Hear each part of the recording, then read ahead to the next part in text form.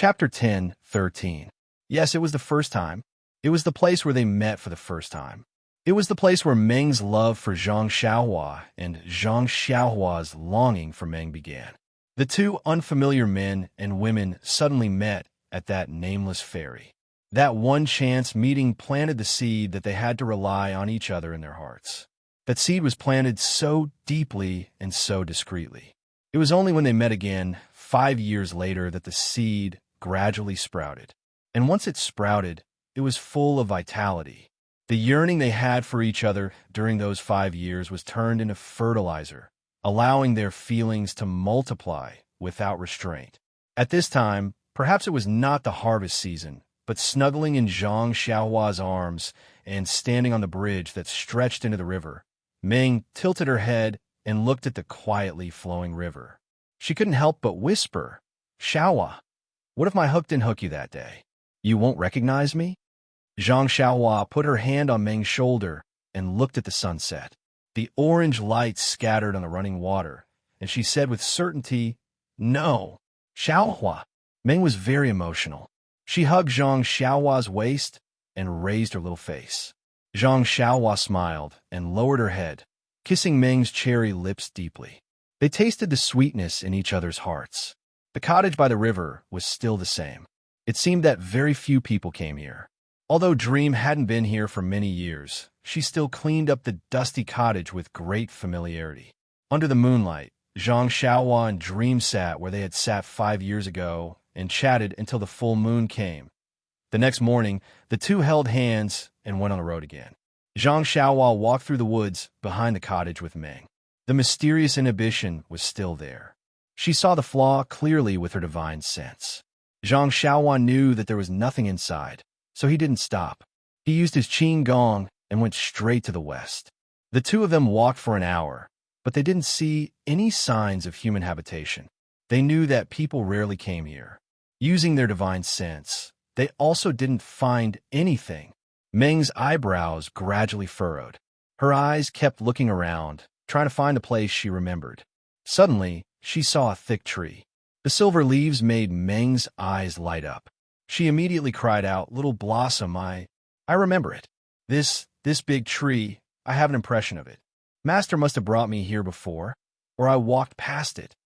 Zhang Xiaohua perked up when he heard that. He asked then, "Which direction did it come from? Do you still remember?" Meng looked for a long time and pointed in a direction. She hesitated and said, "Maybe it's this direction." "Okay, let's go and see," Zhang Xiaohua said happily. Zhang Xiaohua held Meng's hand and used her lightness skill to continue forward. However, the further they went, the more confused Meng became. Her face gradually turned pale. She looked like she was in pain. "Meng, what's wrong with you?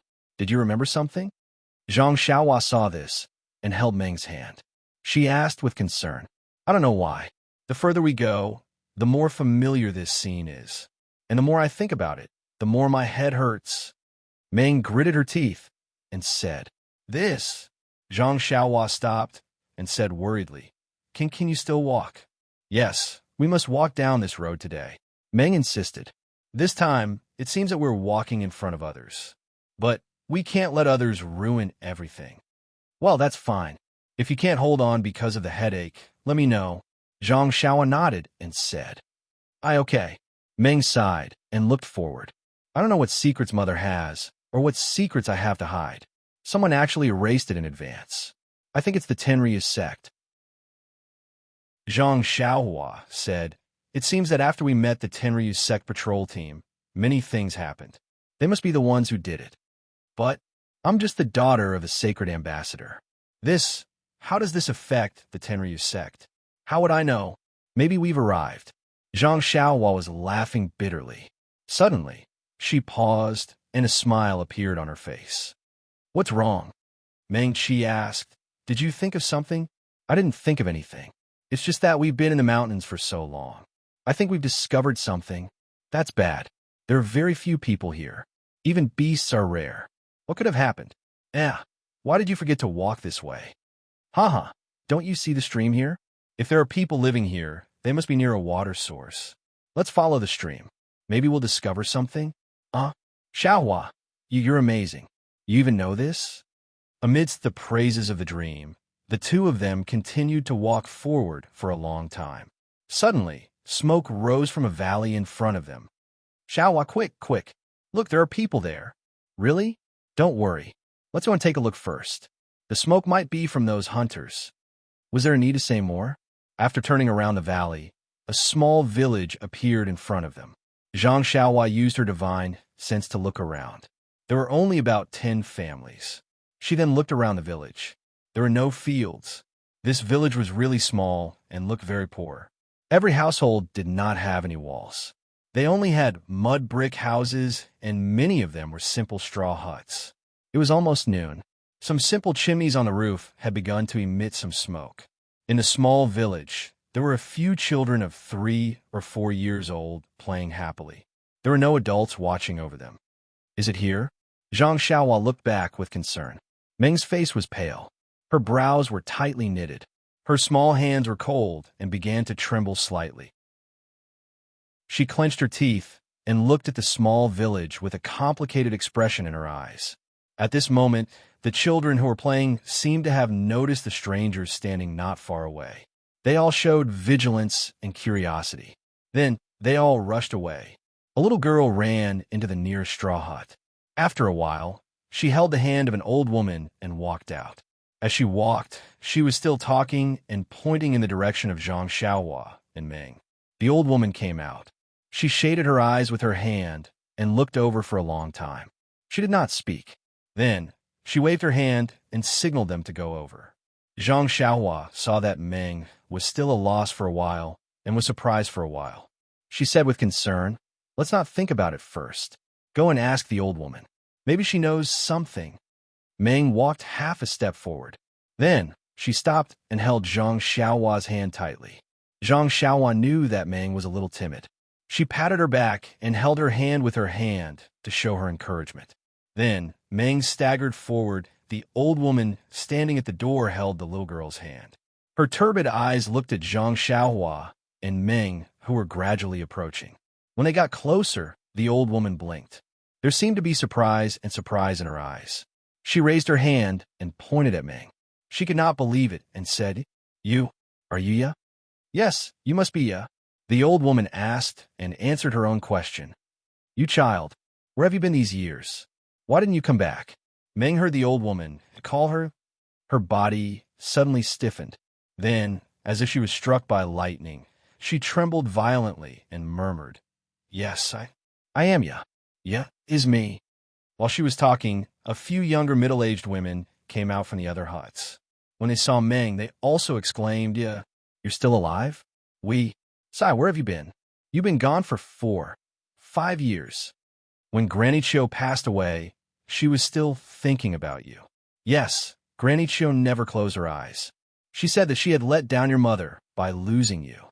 Sai, you child, you're finally back. Go to Granny Cho's grave and kowtow to her. Let her rest in peace." Who is this young man?" They all talked at once. Meng's expression kept changing. Then, she held her forehead and fainted in Zhang Xiaohua's arms. Zhang Xiaohua was shocked. She hurriedly held Meng in her arms. She was a little flustered. "Child, don't worry." Seeing Zhang Xiaohua's panic, the old woman said kindly, "Ya's always been like this. She'll be fine after a while. Granny Chio's hut hasn't been cleaned for many years.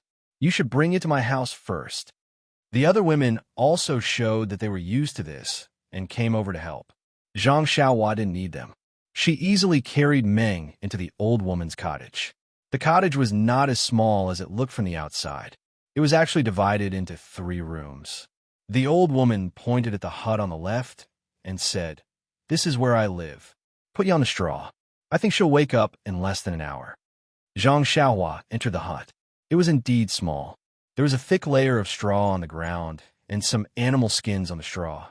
Zhang Xiaohua put Meng on the animal skins and checked her meridians with her true qi. She also checked her pulse. After confirming that there was nothing serious, she walked to the hut in the middle. The hut was not big. It was very crowded when the women came in. Zhang Xiaohua bowed and said, "Aunties, this is Granny. I'm Ren Xiaoyao. I'm Ya's junior brother. junior brother? The granny frowned and said, Where has he been for the past few years? Well, Zhang Xiaohua hesitated. Meng fainted when she came to the village. She wasn't sure if she had anything to do with the village. Therefore, Zhang Xiaohua didn't want to tell anyone about Meng. The granny didn't say anything. The other women laughed and said, Young man, you was born here. She grew up here. We are very familiar with Lady Aya. Lady Aya? Zhang Xiaohua asked curiously, Is she his mother? Chapter 10:14. The women were surprised. Didn't you mention it to you? But then, they showed more sympathy. It seems that Ya's condition has worsened. Zhang Xiaohua frowned. Aunties before Xiao. You came here, everything was normal. It's just that she lost her memory and didn't know where she came from. She didn't faint like today. Although Zhang Xiaohua had studied medicine in Rejuvenation Valley, Meng was obviously a mental problem. Zhang Xiaohua couldn't even figure out Yan's relatively simple illness, let alone Meng's strange illness. Is that so? The old lady nodded slightly. From your expression, you should have recovered. I guess it's because she forgot everything here and suddenly found it today. So she couldn't accept it? Zhang Xiaohua sighed and said, That's what I think too. By the way, old lady, you also watch Meng. You grow up, right? How should I address you? Hee. Young man, just call me Lady Jiu. At this time, the little girl who pulled Lady Jiu out just now came over with a big black bowl. She handed it to Zhang Xiaohua and said, Brother, drink some water. Zhang Xiaohua looked at the little girl's cute appearance and took the big bowl. He smiled and said, Little girl, how old are you? What's your name? Brother, my name is Nyonyo. I'm 5 years old this year. Nyonyo is so obedient. Zhang Xiaohua finished the water in the bowl in one gulp. The water was so sweet that it quenched his thirst very quickly. Young man, tell us, where has you been these years? What has she been doing? How did you know each other? By the way, you're her junior brother. Are you from Lady Aya's sect? Yeah. Did you find her father? The women seemed to have never seen an outsider before, or perhaps they were concerned about Meng Qi. They kept asking questions, which made Zhang Xiaohua not know how to answer. She looked like a village woman in the Guozhuang house. Zhang Xiaohua smiled, touched her nose, and said, Aunties, it's not that I don't want to say it, but it seems to be noon right now. Everyone's home. Before Zhang Xiaohua could finish, one of the village women came to her senses and said, Oh, I still have sweet potatoes on the fire. As she spoke, she hurriedly ran out. The other village women also remembered that they were cooking in their own homes. They were so curious that the food on the fire was going to... Oh no! In an instant, Granny Nine's cottage was empty. A smile appeared in Granny Nine's eyes. Zhang Xiaohua looked at her and said embarrassedly, Lady Jiu, please don't blame me. It's better for Ye to say these things. I'm too embarrassed to say it. Ha ha! Lady Jiu grinned, revealing her few remaining teeth. By the way, Lady Jiu, are you and Nyonyo the only ones at home? Zhang Xiaohua looked at the other room and asked, No, there's also Nyonyo's father. He went hunting with the other men in the village.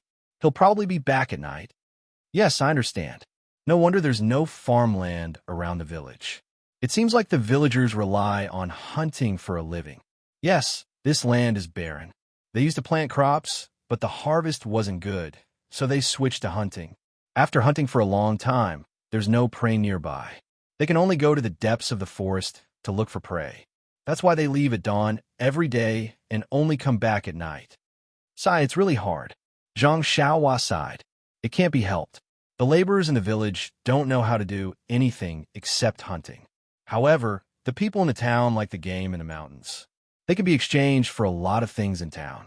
It's more suitable than farming. Oh, speaking of which, I have to thank Ya's mother. Why? Zhang Xiaohua asked curiously. At this moment, Xiaohua's voice suddenly came from inside the house. Xiaohua, save me, save me. Zhang Xiaohua didn't hesitate and immediately rushed into the house like a ghost. Lady Jiu was old and dim-sighted. She accidentally lost sight of Zhang Xiaohua, which scared her. In the house, Meng sat up and looked around. She saw Zhang Xiaohua rushing in. She opened her arms and hugged Zhang Xiaohua. She buried her head deep in his chest. Zhang Xiaohua patted her back and said gently, "I'm here. Don't worry, don't worry." Meng seemed to have a nightmare. The warmth of Zhang Xiaohua's body and the voice that made her feel at ease gradually drove away her fear. After a long time, Meng raised her head and asked, Is this my home?" Zhang Xiaohua nodded and said, "This is the village you lived in, but your home is still next door." "Well, Xiaohua, my mind is in a mess. You must stay with me." Zhang Xiaohua smiled and said, "I can't ask for more." Meng Ran smiled sweetly. Her eyes were a bit more stable. Accompanied by Zhang Xiaohua, Meng came to the cottage. She bowed to Lady Jiao and said, "Granny, I can't remember what happened here. Can you tell me more about it?" Granny Jiao looked at Meng and kindly said, "Of course you can. Actually, as long as you can wake up and not be as muddle-headed and unconscious as before, even if you forget everything that happened in the past, so what?" Meng nodded and said, "I thought so before, but I thought that my parents might be waiting for me here. I had to come back. That's why. I came all the way here. Granny, can you tell me about my parents and my past?" "Alas, your mother came here for the first time, and I was the one who brought her here. Even you could be considered as me helping you give birth. Your matters. How could I not know?"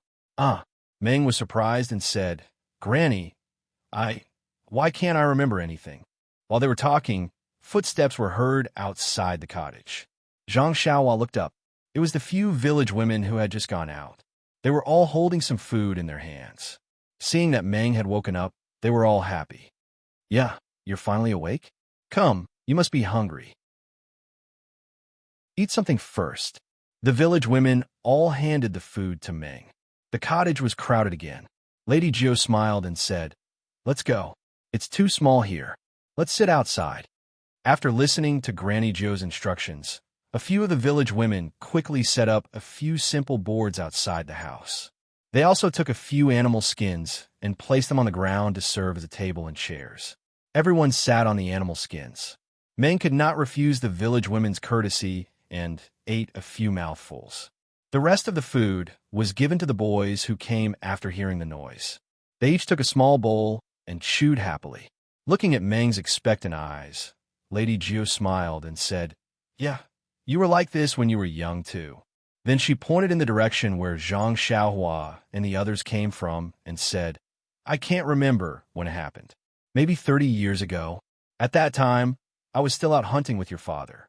In the wee hours of the morning, I was preparing to go hunting outside the village, but after walking for a while, I realized that I didn't bring any anesthetic. I had no choice but to return to the village. When I walked to the river, I saw a woman in white with her left arm covered in blood. She was your mother. Looking at her motionless appearance, she must have fainted.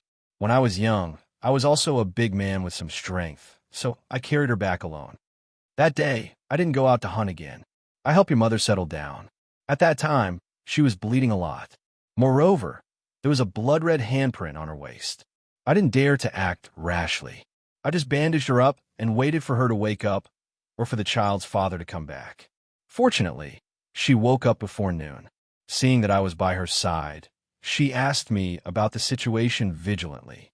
Then, she took out a few types of medicine and told me which ones to apply externally and which ones to take orally.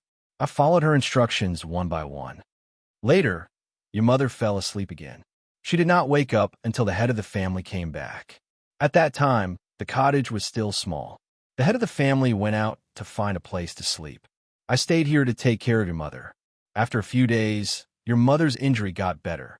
The head of the family and several men in the village discussed and asked for your mother's opinion.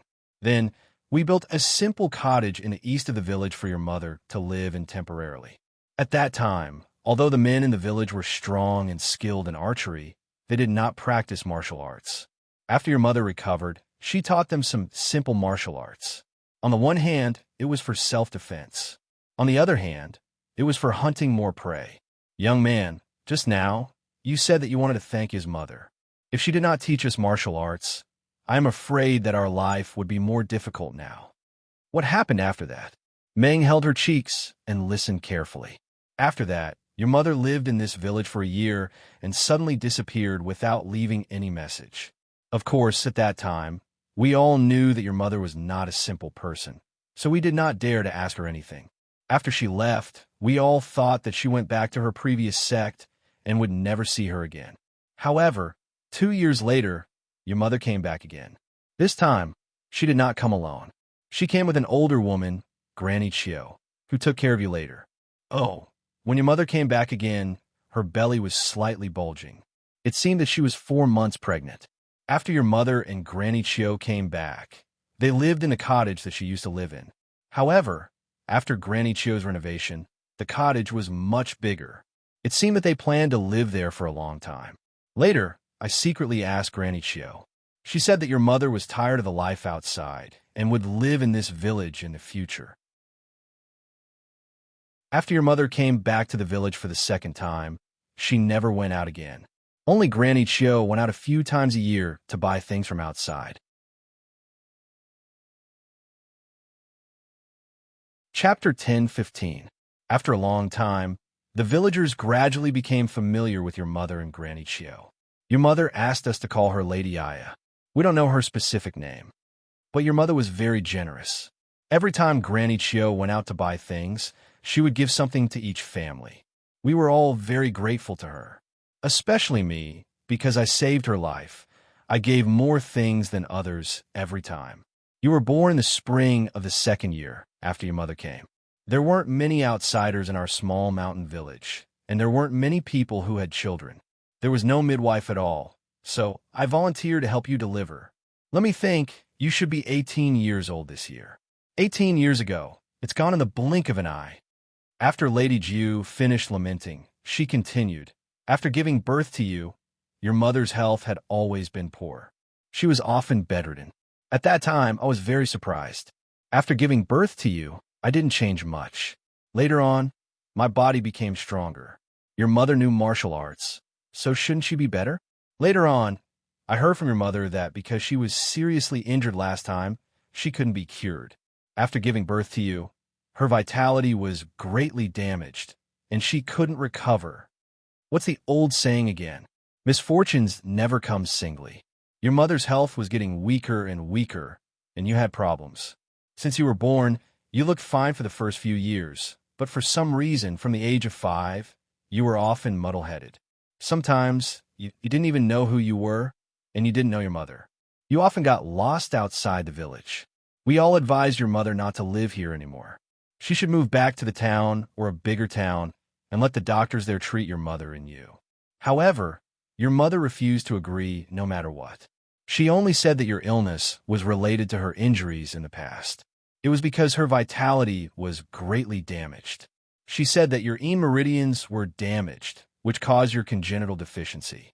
When you grow up, you will slowly recover. Of course, we couldn't do anything about it.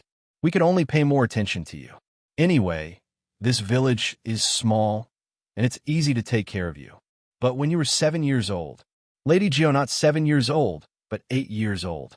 I just came here that year. A village woman corrected her. Oh, then you were 8 years old. You fell ill and didn't know anyone. You even used a small bow and arrow to shoot people. Your mother was also seriously ill. Finally, she couldn't hold on and passed away.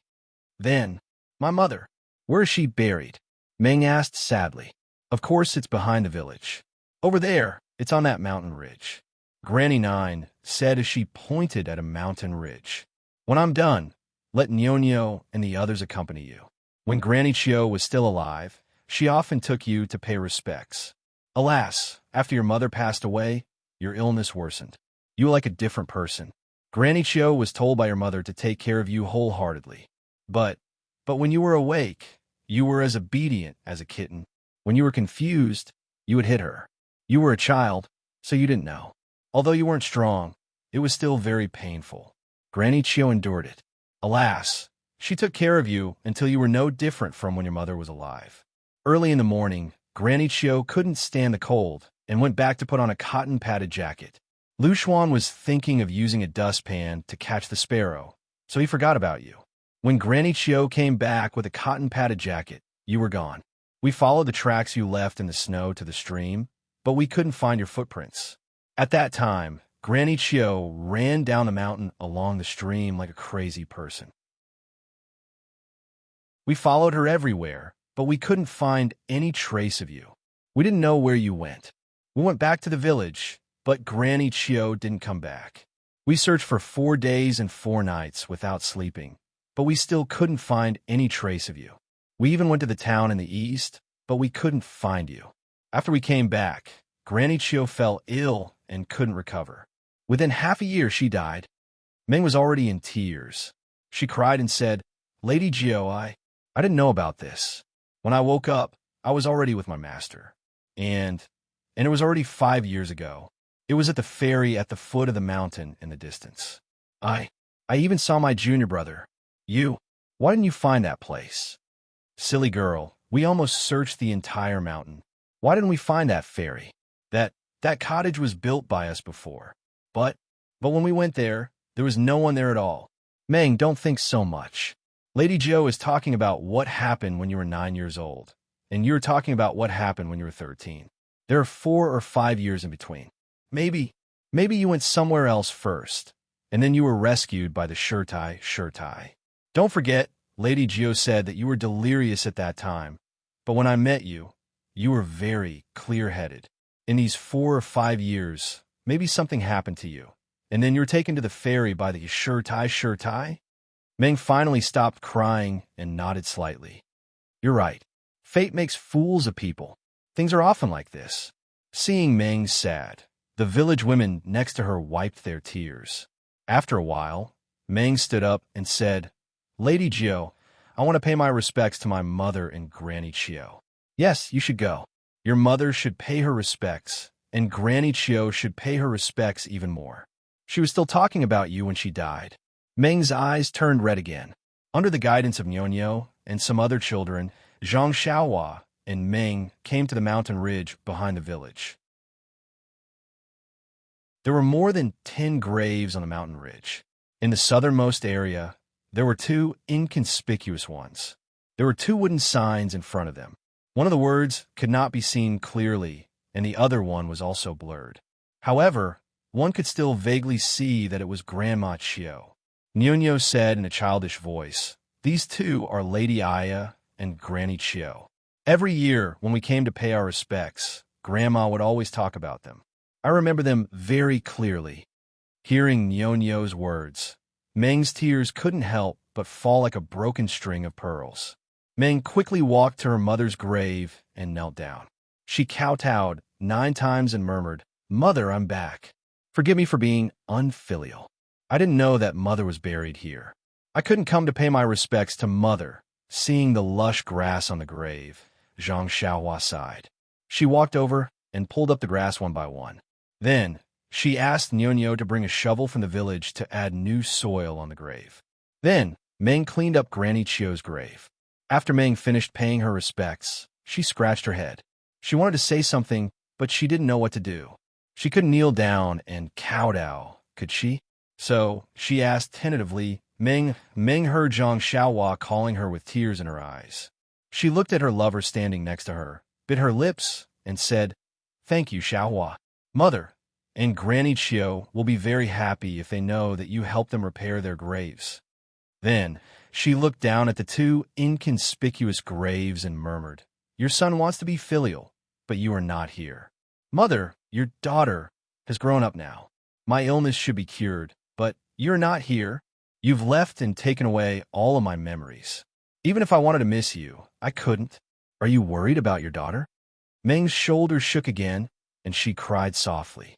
Zhang Xiaohua looked at her, and did not know how to comfort her.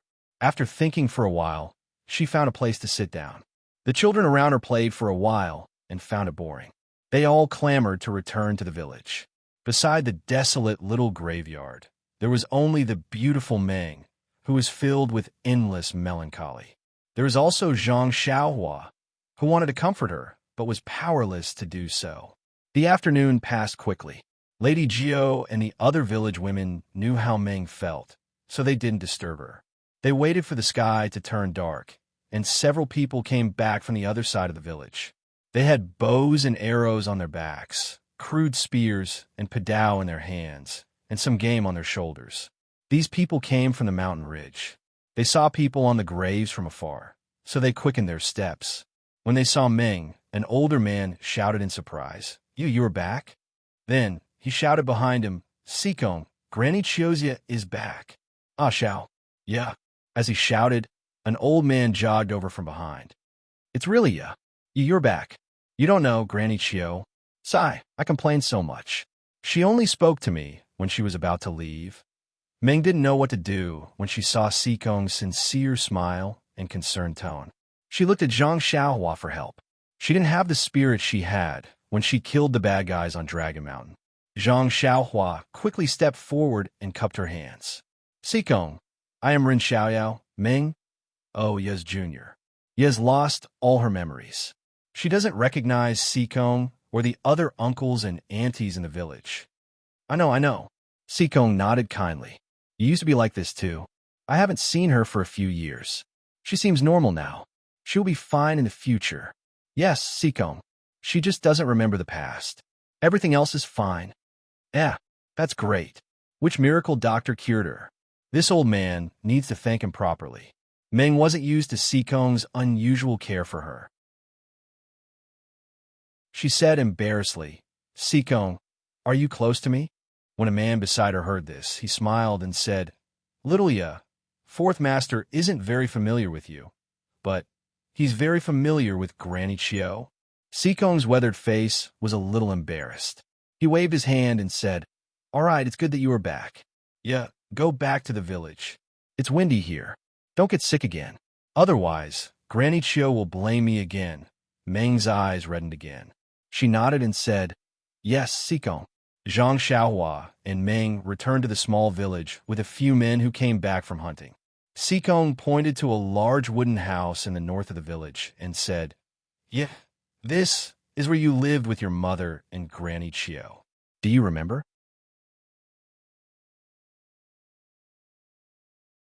Chapter 10:16. It was a very ordinary wooden house. It looked even more dilapidated than Zhang Xiaohua's Guozhuang house. At this moment, the lights in the wooden house were already lit up. The village women must have known that Meng was going to stay in the village tonight. "We're back," a man yelled at the top of his lungs, startling a few birds on a nearby tree. In an instant, the previously quiet village immediately became lively. First, a few children ran out from the small houses, shouting "Daddy," as they scrambled to be the first to pounce on the men. When they arrived in front of the children, the men threw their weapons and prey on the ground. Then they hugged their children and raised them up high. Then they put their unshaven faces close to the children's faces, causing the children to giggle crazily. A few village women also came over at this time and took the weapons and prey that the man had thrown down. They stood beside their men and children and looked at them with smiles. From time to time, they would stretch out their hands and knock away the grass, leaves, branches, and other things on the men's bodies. Then, these men and children slowly walked back to the village and returned to their own houses. Meng and Zhang Xiaohua walked at the back, looking at the happy family. Their hearts were filled with tenderness. At the same time, they also felt a slight pain. Although the pain was different, they secretly held each other's hands.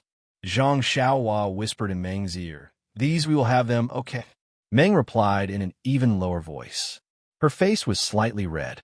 Although Zhang Xiaohua's last sentence disappointed her, it was sweet to hear it. "My parents are also waiting for me at home. My brother and sister-in-law's children have grown up. If you go back with me, you'll be as happy as them. Yeah, you go back to your house first. I will go back and pack up. You haven't been back for a long time. The uncles and aunts in the village will welcome you." After Sikong finished speaking, he smiled and took the things to the house not far away. Zhang Xiaohua and Ming waited in front of the wooden house. They saw Lady Jio coming out. She smiled when she saw them. "I was about to ask the children to call you. Coincidentally, we met Sikong." "Yes, where did Sigong and the rest go hunting? Who knows where they went? They came back early today. I think they had a good harvest." "Yeah, and Xiaoya, you guys going first. The other aunts and I have already tidied up the house. I will go back to see Nyonyo's father and make some delicious food. Meng waved her hand and said, Lady Jiu, don't bother. I don't have any appetite. Alas, child, the dead cannot be brought back to life. You have to live well, so that your mother and Grandma Chio can rest in peace in the underworld. All right, I made your favorite rabbit meat soup. You should drink a few more bowls later. After saying that, Lady Jiu left in a hurry. Looking at Lady Jiu's back, Meng murmured, They're so good to me. Zhang Xiaohua smiled and said, Yes, they watch you grow up. They treat you like their own child. Of course, they like you from the bottom of their hearts. But they have their own lives. I am not their family after all. Zhang Xiaohua held Meng's hand and said, They are not, but I am. Yes, I know. Meng bit her lip and pulled Zhang Xiaohua into the wooden house. The wooden house was very simple. In the middle was a room like a hall. There was a large low wooden table with a few low stools beside it. There was a tea set on the table, which didn't look expensive. There were also some common furnishings in the village. It was similar to the central room of the Guizhuang house. There were 2 wooden walls on both sides of the central room, which separated 2 rooms. Meng hesitated for a moment and walked into the room on the right. Zhang Xiaohua brought a candle to accompany her. This was obviously a woman's boudoir. As soon as they entered, they saw a dressing table with a dusty bronze mirror on it. Next to the mirror was a small box. Next to the dressing table was a maroon wooden cabinet. It wasn't locked. Next to the wooden wall was a rough wooden bed. At this time, there was nothing on the wooden bed, only a bare wooden board. Meng walked to the dressing table and raised her hand to wipe off the dust on the bronze mirror. Then she looked at her face with the candle in Zhang Xiaohua's hand. She was in a daze. It seemed that under the candle, in the bronze mirror, she saw the scene of her mother putting yellow flowers on the mirror more than 10 years ago. After a long while, Meng sighed and raised her hand to open the small box. There were many compartments in the box, but those compartments were already empty. When Meng was about to close the box, her eyes focused. She saw something in a small compartment on the lid. When she reached out and took it out, it was a wooden hairpin. The hairpin was very rough and there were no patterns. It was similar to a chopstick. Meng carefully rubbed it a few times and held it in her hand. Looking up at the wooden cabinet, Meng opened it again. As expected, it was empty. Meng looked at it carefully and then reluctantly put it down. Looking at the empty room, Meng came to the room on the left again. The room on the left was obviously bigger than the one on the right. There were 2 wooden beds, one small and one big. This room was even emptier than the previous one. Except for the wooden bed, there was nothing else. However, Meng still walked over and sat on the small bed. She closed her eyes and seemed to be thinking about something. At this time, footsteps came again. Zhang Xiaohua looked back and saw Sikong. At this time, Sikong had changed into a new set of clothes. His face looked a little energetic. Sikong entered the wooden house. Following Zhang Xiaohua's light, he saw Meng sitting on the bed and said with a smile, That's the bed you've been sleeping on since you were a child. I helped Granny Chio make it. Granny Chio lives here, so it's convenient for her to take care of you at night. Then he looked around the room and said, Before your mother left, she left half of her things to you and Granny Chio. She gave the other half to the villagers. She hoped that the villagers would treat you well. Later, you were lost.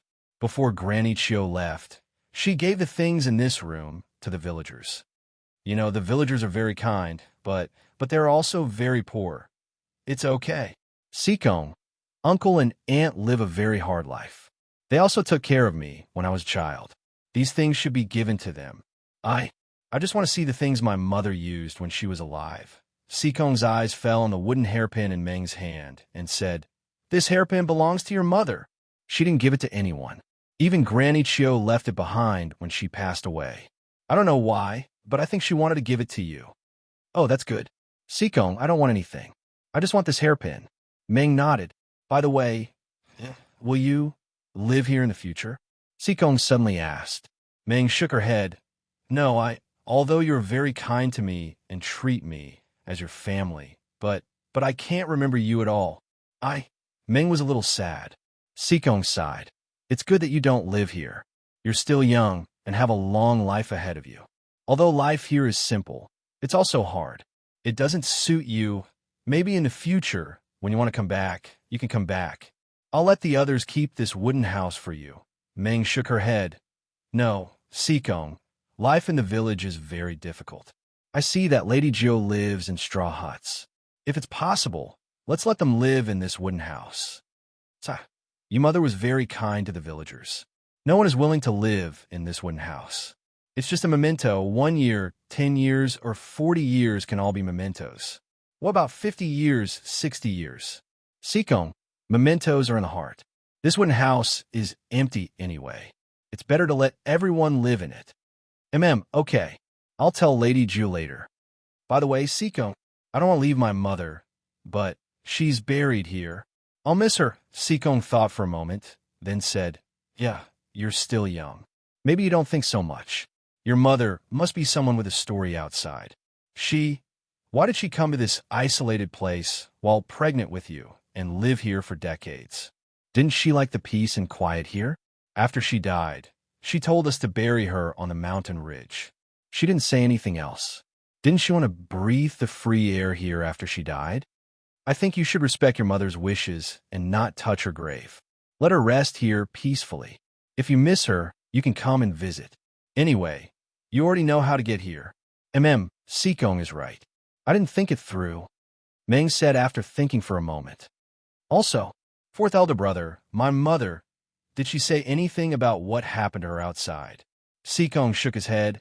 No, we just guessed that your mother was very powerful outside because she taught us martial arts moves. Then, did my mother say anything about my father? Meng's voice trembled when she asked this question. Her eyes flashed with hope. However, Sikong still shook his head.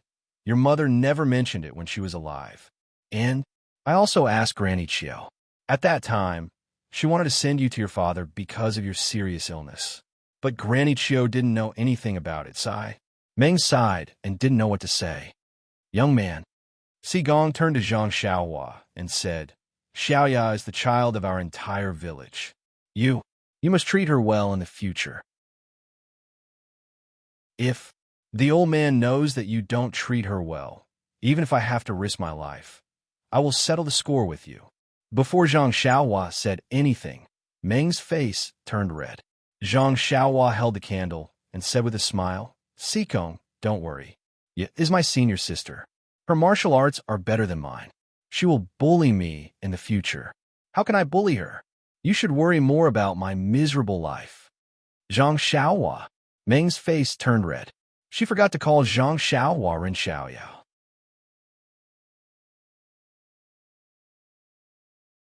Chapter 1017. Sikong saw that Zhang Xiaohua and Dream were so close, and his eyes unconsciously showed a kind smile. Not long after, Granny Nine returned with a large pot of white meat soup in her hands.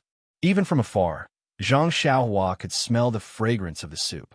Although Zhang Xiaohua had long since abstained from eating, he still couldn't help but move his fingers.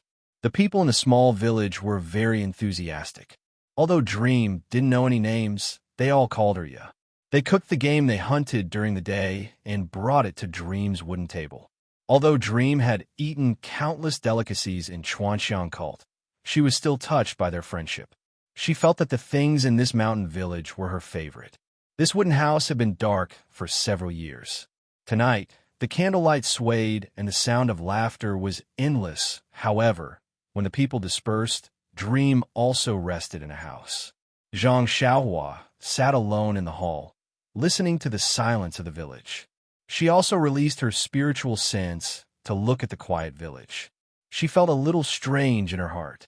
However, Zhang Xiaohua vaguely felt that it was strange, but she couldn't put her finger on it. Is it because that mysterious person didn't come?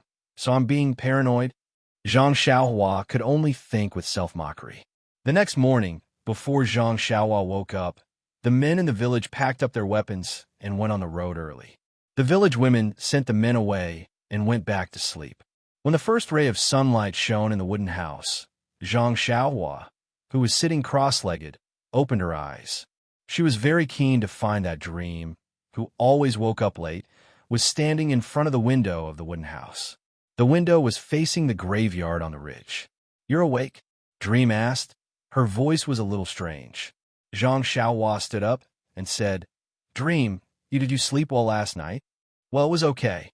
When Zhang Xiaohua went to the window, in the sky, she saw that Dream's eyes were a little red.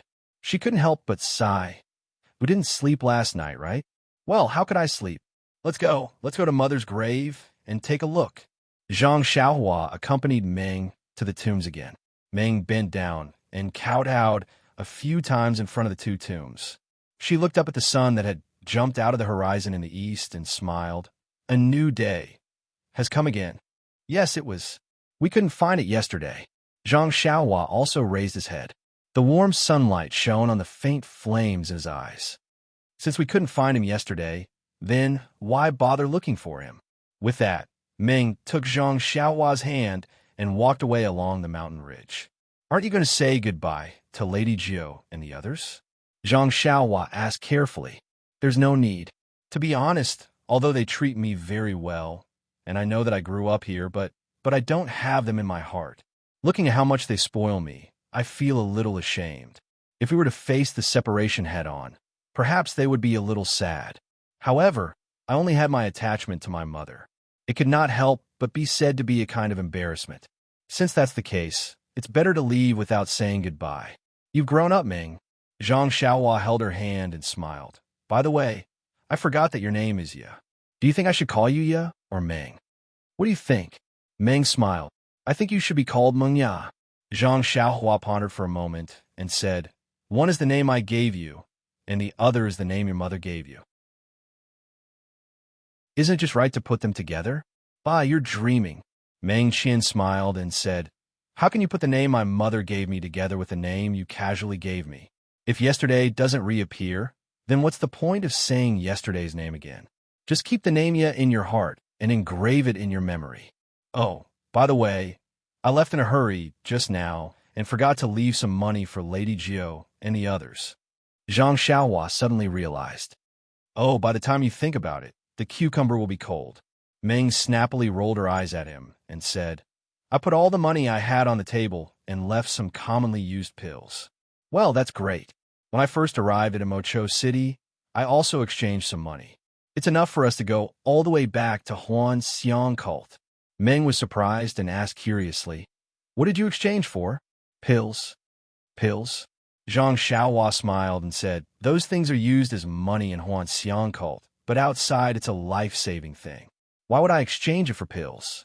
It's just some gold leaves that Niechin you gave me. I went to the bank and exchanged them for money." I thought you would steal it," Meng said with a smile. "No, how can I have such a character in your eyes?" Zhang Xiaohua also rolled her eyes at Meng Qian. "You think?" After speaking, Meng Yao released Zhang Xiaohua's hand and activated his internal energy. Using his Qigong, Meng Yao flew away. His silhouette in the forest that had just woken up in the morning was incomparably. Meng Qian's light laughter was like the sound of a bird crying for the first time. 10 days later, Zhang Xiaohua was riding on the David's deer on a rather secluded official road. Meng was riding on a big white horse. Both of them had a smile on their faces. They didn't talk much and only turned their heads occasionally. They looked at each other with a smile in their eyes. There was a kind of tacit understanding between them. It was as if their hearts were connected. But after a while, Meng Qian looked at the scenery beside her and unconsciously said, "Xiaohua, what kind of road are you leading us on? This doesn't seem like a road we've been on before." Zhang Xiaohua mysteriously said, "Of course not. We went to Yixia Town and Poyang Town. We didn't have enough time, so I found a shortcut." Then she proudly said, "You can follow me. I guarantee that you will be able to see the light in front of your eyes. You will have the feeling of at the end of the road." "Really? I don't dare to believe it." Meng pursed her lips and said, "You don't know how many times you got lost along the way. How dare you boast today? A scholar who has been away for 3 days must be looked at with new eyes. How long have we been out?" I'm a brand new me." "Ha ha." Meng Qian laughed and pointed at Zhang Xiaohua. "Aren't you still a pair of small eyes and a flat nose?" Zhang Xiaohua touched her nose and felt a little wronged. When she was about to speak, she suddenly frowned slightly. After a while, a strange expression appeared on her face. She patted her bald head and slowed down. When Meng Qian walked side by side with her, she said with a smile, "Meng, I have something to tell you." "What?" Meng Qian said. "Why are you so mysterious?" Then she blushed and said vigilantly, "You don't think too much." Zhang Xiaowa blushed and said, "I really didn't think too much." While they were talking, the sound of horse hooves suddenly came from behind. The official road was straight, so they could see very far at a glance. When Zhang Xiaowa and Meng looked back, they saw dozens of horses chasing from a distance. "Oh no, what's wrong?" Meng Qian was shocked. The official road was very remote. They had been walking for a long time and had not met anyone. Now that someone was chasing after them, they were in trouble. Zhang Xiaowa's eyes were sharp. She saw that the person in front was Liang Sangshu, who ambushed Peacock. And the person behind him was one of the people who set up the tripartite formation. "Oh no," Zhang Xiaowa shouted. "Meng, something bad is going to happen." Meng Qian panicked. "What's wrong? You know all these people? Which sect are they from? How dare they go against the fragrant sect?" Zhang Xiaowa nodded. "Yes. Do you remember when Peacock was returning to the fragrant sect from Rejuvenation Valley? She was ambushed." "Yes, I do." "You are these people?" "Yes, I followed Peacock back to the fragrant sect. So I've seen them before. The first one is the one." "Then why don't we run?" "I'm afraid that won't work." Zhang Xiaowa looked around and said, "Even though we can't be sure that these people are coming for us, we still need to be prepared. How about this? You don't need to be afraid. We're the emissaries of the fragrant sect. In the future, the fragrant sect will go out into the world. If we don't go back, not only will the hierarch be angry, even the Dawn Temple will be angry. They won't be able to bear the consequences." "But," Meng Qian was at a loss. "Were you afraid of?" "Meng Qian, don't forget, besides the fragrant sect and the Dawn Temple, you have the Tenryu sect as your backing. Tell me, how dare they?" Meng Qian nodded. Her mother was the sacred ambassador of the Tenryu sect. There was no doubt about it. Even the great master Chang'eng could see some clues. How could the leader of this mysterious sect not see it? "Then what do you mean?" Meng Qian looked at the approaching crowd and felt a surge of courage. "It's nothing. They're just here to capture us or cause us trouble. I have an idea. Since the two of us aren't a match for them, why don't we go with them and see which sect this mysterious force is from? What do you think?" Zhang Xiaohua said in a relaxed manner. I thought it was a good idea. It's a bad idea." Meng Qian said helplessly. "It's okay, Meng. I promise you that you'll be fine. Besides, if you don't want to play with them, we'll leave immediately. What do you think?" Zhang Xiaohua said, patting her chest. "Leave? That's easy for you to say. My Qinggong isn't as good as Senior Kong's. If she can't run, how can I?" Meng Qian said disdainfully. "No, it's not that Peacock can't run. She can't run." Zhang Xiaohua explained. "Rejuvenation Valley's caravan. Cough, cough. Don't say any more. They're already in front of us." Meng Qian glared at her. The two of them rode to the side of the official road. The one in front was Liang Sangshu. He held a long knife in his hand. When he saw Zhang Xiaohua and Meng Qian hiding on the side of the official road, he couldn't help but smile. He whispered to the disciple next to him, "Sect leader is really good. He knows that this pair of man and woman are inexperienced. That's why he ordered us to capture them. Look, they still think they're on a scenic tour. Brother Liang is right. However, these two are still young. We have more than enough manpower. Asking Brother Liang to do this is like using a butcher's knife to kill a chicken." "Knife!" Liang Sangshu waved the knife slightly. There was a sound of the knife. He then said seriously, "The cult of incense is not to be underestimated. 2 years ago, we went to Rejuvenation Valley to kill Peacock. Although we arranged it well, didn't we still return in defeat?"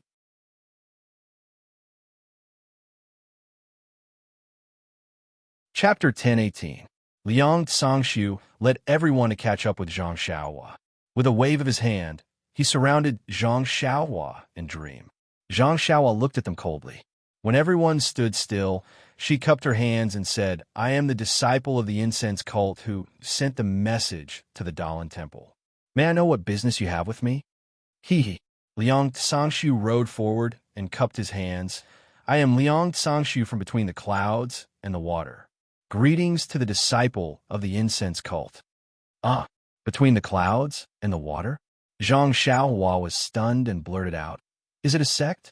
Between the clouds and the water? Liang Sangshu smiled. Yes, our sect is called Between the Clouds and the Water. We have not made a name for ourselves in Jianghu yet. We have embarrassed Run Xiaoxia. He, Brother Liang, since you know that my surname is Run and that I am the disciple of the incense cult, it seems that you have come prepared. What business do you have with me? Liang Sangshu nodded and said, I'm looking for young hero Ren and Miss Xixia. Of course I have something to discuss with you, but it's not convenient to talk here. Can you follow me to the other sect? Where is between the clouds and the water? Zhang Xiaohua asked curiously. Ren Xiaoxia is really muddle-headed. Between the clouds and the water has not made a name for itself in Jianghu yet. Of course, this place cannot be told to him. Zhang Xiaohua shook her head. Then it will be difficult. I have to rush back to the incense cult to report to the cult leader. It is not up to Ren Xiaoxia to decide whether to go or not. Don't you think so, Miss Xixia? Meng looked at him coldly and said, I'll listen to junior brother Ren. Zhang Xiaohua said proudly, See? Before he could finish his sentence, the saber in Liang Sangshu's hand trembled slightly and hummed continuously. A disciple next to him said angrily, You brat, Brother Liang is giving you face and advising you nicely. If you refuse a toast only to be forced to drink a forfeit, then don't blame us for being ruthless. Noisy. Zhang Xiaohua scolded. I'm talking to your brother Liang. When did you open your mouth? As soon as the word open your mouth was said, Zhang Xiaohua's figure floated up from the David's deer and used the ethereal steps to get closer. The disciple only saw a flash, and a figure appeared in front of him. Without waiting for the disciple to make a move, a voice angrily said, You dare! Unfortunately, as soon as the word dare was said, a light paw sound was heard. The disciple felt a burning sensation on his face and a pain in his mouth. Just as he was about to spit out blood, a saber light flashed in front of him again. However, when the blade reached the disciple's eyes, it stopped. This was because Zhang Xiaohua was already laughing. He turned around and flew back to the back of the David's deer. Ha, I dare. Zhang Xiaohua threw this sentence in front of the saber light. When Zhang Xiaohua sat on the David's deer's back, the disciple spat out a mouthful of blood and 2 teeth. The disciple placed his hand on the saber at his waist, but in the end, he was unable to pull it out. Liang Sangshu's relaxed expression was now serious. He took the saber back from the disciple's eyes and stared at Zhang Xiaohua, saying, Ren Xiaoxia is actually good at Qinggong. Along the way, he hid it and didn't reveal it. This is really unexpected for Liang. Then he coldly said, What's the reason for Ren Xiaoxia's move? Making a move in front of Liang. Does he think that Liang is blind? There's no reason. It's just that Ren doesn't like other people telling him what to do. If Ren wants to do something, even if you stop him, Ren will still do it. If Ren doesn't want to do it, even if you beg him, Ren won't do it. Moreover, Ren is just a disciple of the fragrant religion. Mo Qinggong senior sisters are all better than me in Qinggong. There's no need to be so proud.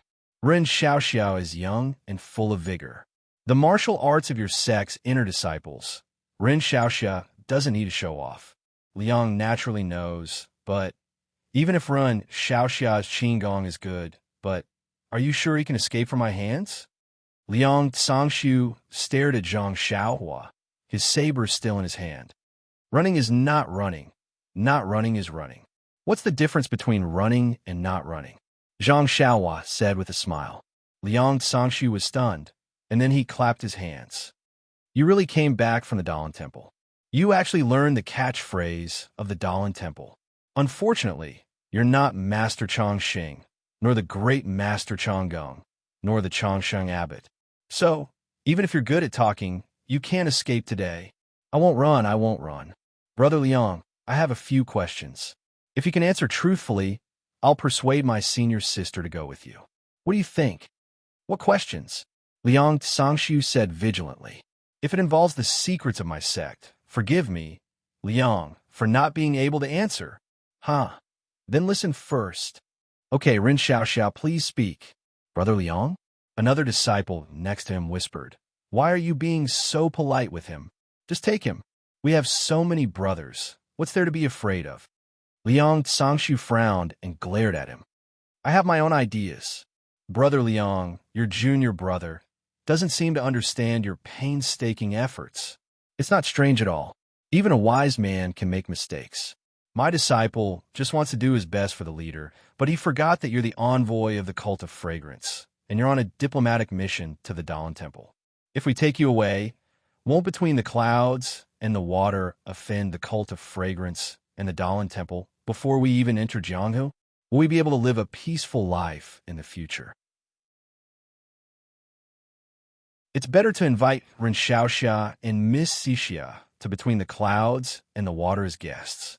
It'll be easy to come and easy to send. It'll be good for everyone.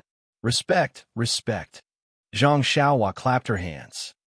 Brother Liang, with your level, you should be sent to the cult of fragrance as awakening jellyfish. Awakening jellyfish. Liang Sangshu frowned slightly, then smiled. Ren Xiaoxia, is this the first question? Zhang Xiaohua shrugged. If you think so, then so be it. Well, since Ren Xiaoxia said it clearly, then Liang will tell you the truth. Awakening jellyfish was sent to your sect by between the clouds and the water. It's just that there hasn't been any news of awakening jellyfish for a long time. Moreover, Ren Xiaoxia also knows about it. I'm afraid that he's most likely dead, right? Well, it's impolite to keep in touch. I'll also answer Brother Liang's question. I only found out about it from the mouths of your sect's other spies. As for who it is, whether it's dead or alive, I really don't know. However, before I left the valley, something big happened in the sect. In a fit of anger, the sect leader captured all the spies from the various sections. I'm afraid that Lord Awakening Jellyfish is among them. Oh, so that's how it is. Liang Sangshu nodded. Is the master the sect leader of Between the Clouds and the Water? Zhang Xiaohua asked again. Yes, that's right. There's no need to hide this. Ren Xiaoxia came from the cult of fragrance and appeared in Macho City.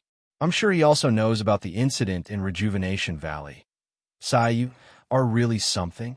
You even know that Ren and senior sister went to Macho City? I don't deserve such praise. Ren Xiaoxia and Miss Xixia went to the Dalan Temple without anyone knowing. That's what I call amazing. The people of Jianghu were all kept in the dark by you. If it weren't for the disciples of the other sects, Liang wouldn't have known that these two unremarkable disciples were actually the emissaries of the cult of fragrance. Zhang Xiaohua chuckled. I'm afraid it was your sect spies in the Dalan Temple who told you. Haha. Is this the third question? Of course not. Zhang Xiaohua rolled his eyes. Do you think I'm the one asking such an idiotic question? Anyone with a brain can think of the answer. She then looked at Meng and asked in a low voice, Did you guys do the shirtai shirtai? Shirtai shirtai? Liang Sangshu was stunned and immediately shook his head like a rattle drum. Is Ren Xiaoxia joking? Ren Xiaoxia knows the martial arts of the shirtai better than I do. If I want to send someone from between the clouds and the water, what kind of person should I send? How did this person sneak into the cult of fragrance? Ren Xiaoxia. You can think of it with your brain. Why bother asking? Zhang Xiaohua pursed her lips and laughed. I'm just casually asking for confirmation. You don't have to be so sarcastic, do you? Then what other questions does Ren Xiaoxia have? Liang Sangshu seemed to be tirelessly teaching. Nothing. Let's wait for Ren to think of it and ask him then. Zhang Xiaohua scratched her head. Wait. Meng stopped them. I have a question. Miss Xixia, please ask. Who is the sacred ambassador of the Tenryu sect? Sacred ambassador? Liang Sangshu was stunned and shook his head. This question? Forget it. Since you asked, Liang should answer. Liang has never heard of the sacred ambassador of the Tenryu sect. Zhang Xiaohua and Dream looked at each other, their eyes full of surprise. However, Liang has heard that the Tenryu sect has a mysterious saintess. This saintess has a noble status in the sect. She is second only to one person and above everyone else. Other than the sect leader, Sakura, everyone has to be respectful to her and listen to her every word. Of course, this is only what Liang has heard. This Tenryu sect saintess has always been mysterious. Not to mention outsiders. Even in the Tenryu sect, very few people have seen her true face except for the demigods and semi-devils. Men, Meng asked again, is Grand Elder Jingang? Grand Elder Jingang? Liang Sangshu was stunned and asked curiously, what about Grand Elder Jingang? Forget it. Just pretend I didn't say anything. Meng shook her head. Liang Sangshu fell in a deep thought. Zhang Xiaohua looked at Meng. Meng nodded slightly, seemingly satisfied with the answer. Also, is there an old man wearing a bronze mask between the clouds and the water? He calls himself a banner lord or something. Banner lord? Liang Sangshu said without hesitation. Between the clouds and the water doesn't have a banner lord. This old man isn't from between the clouds and the water. Then he said impatiently, all right, Liang has already answered your questions. Will the two of you follow Liang? Zhang Xiaohua smiled and said, a gentleman keeps his word. Since I said it, I won't go back on my words. Good. Straightforward. Liang Sangshu didn't expect the matter to be resolved so smoothly. He laughed and said, I hope the two of you don't mind if I seal your acupoints.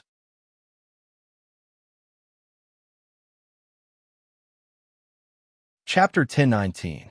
Nonsense, of course I mind. Zhang Xiaohua said, do you think we're fools? If you hit our acupoints, won't we be at your mercy? That's not very good. Liang can't let you know where between the clouds and the water is. Zhang Xiaohua smiled and said, that's your problem. Anyway, we can't let you hit our acupoints. Forget it. Since Ren Xiaoxia doesn't agree to hit our acupoints, then we won't hit them. Liang Sangshu smiled and said, then what should we do? Zhang Xiaohua had an ominous feeling. You'll know when the time comes. Liang Sangshu also smiled and didn't answer. The three of them chatted for a long time, and it was as if they were friends who hadn't seen each other for a long time. No matter how you looked at it, they didn't look like they were hostile to each other. Then Zhang Xiaohua and Dream followed beside Liang Sangshu, and Liang Sangshu walked in the middle of the Aqua Cloud disciples. They found another official road and headed southeast. After a few days, Liang Sangshu got a carriage from somewhere and took out 2 pieces of black cloth. He said apologetically, Ren Xiaoxia, Miss Zixia, if you go any further, you'll reach between the clouds and the water.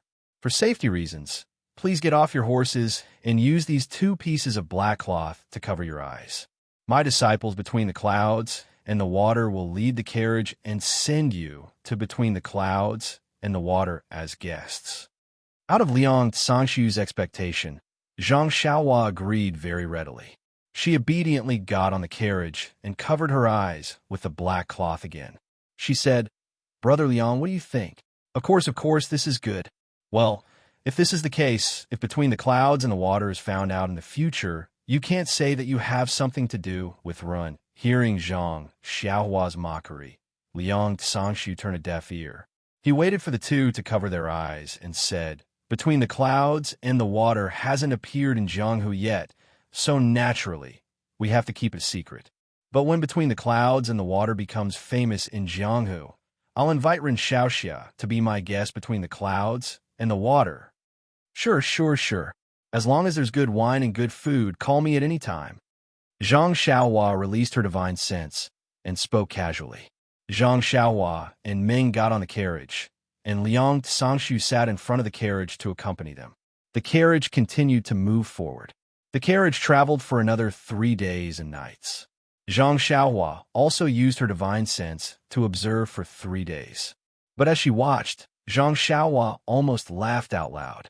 Except for the first day, when the carriage went in a straight line, the rest of the days were curved. Even though Zhang Xiaohua was a road idiot, she naturally knew the same scenery after seeing so many times. Zhang Xiaohua didn't speak. She sat quietly in the carriage and only looked outside occasionally. Most of the time, she was comprehending the way of heaven and comprehending the new dragon and tiger talisman. As for the heaven-reaching staff technique, she had already memorized it in her mind. She was just waiting for a suitable weapon to practice it properly. Meng Yi sat close to Zhang Xiaohua in the carriage. A few days ago, when she found out about her background, she was both sad and happy. Later, under Zhang Xiaohua's guidance, she gradually figured it out. Now, according to Zhang Xiaohua's arrangement, they were going to the nest between the clouds and the water to have a look. She took advantage of these few days of peace to think about the future and straighten out her thoughts. Therefore, in the carriage, there was silence. The three of them didn't speak anymore. On the fourth day, the carriage no longer curved and sped forward. After traveling for half a day, they came to the front of a continuous mountain range.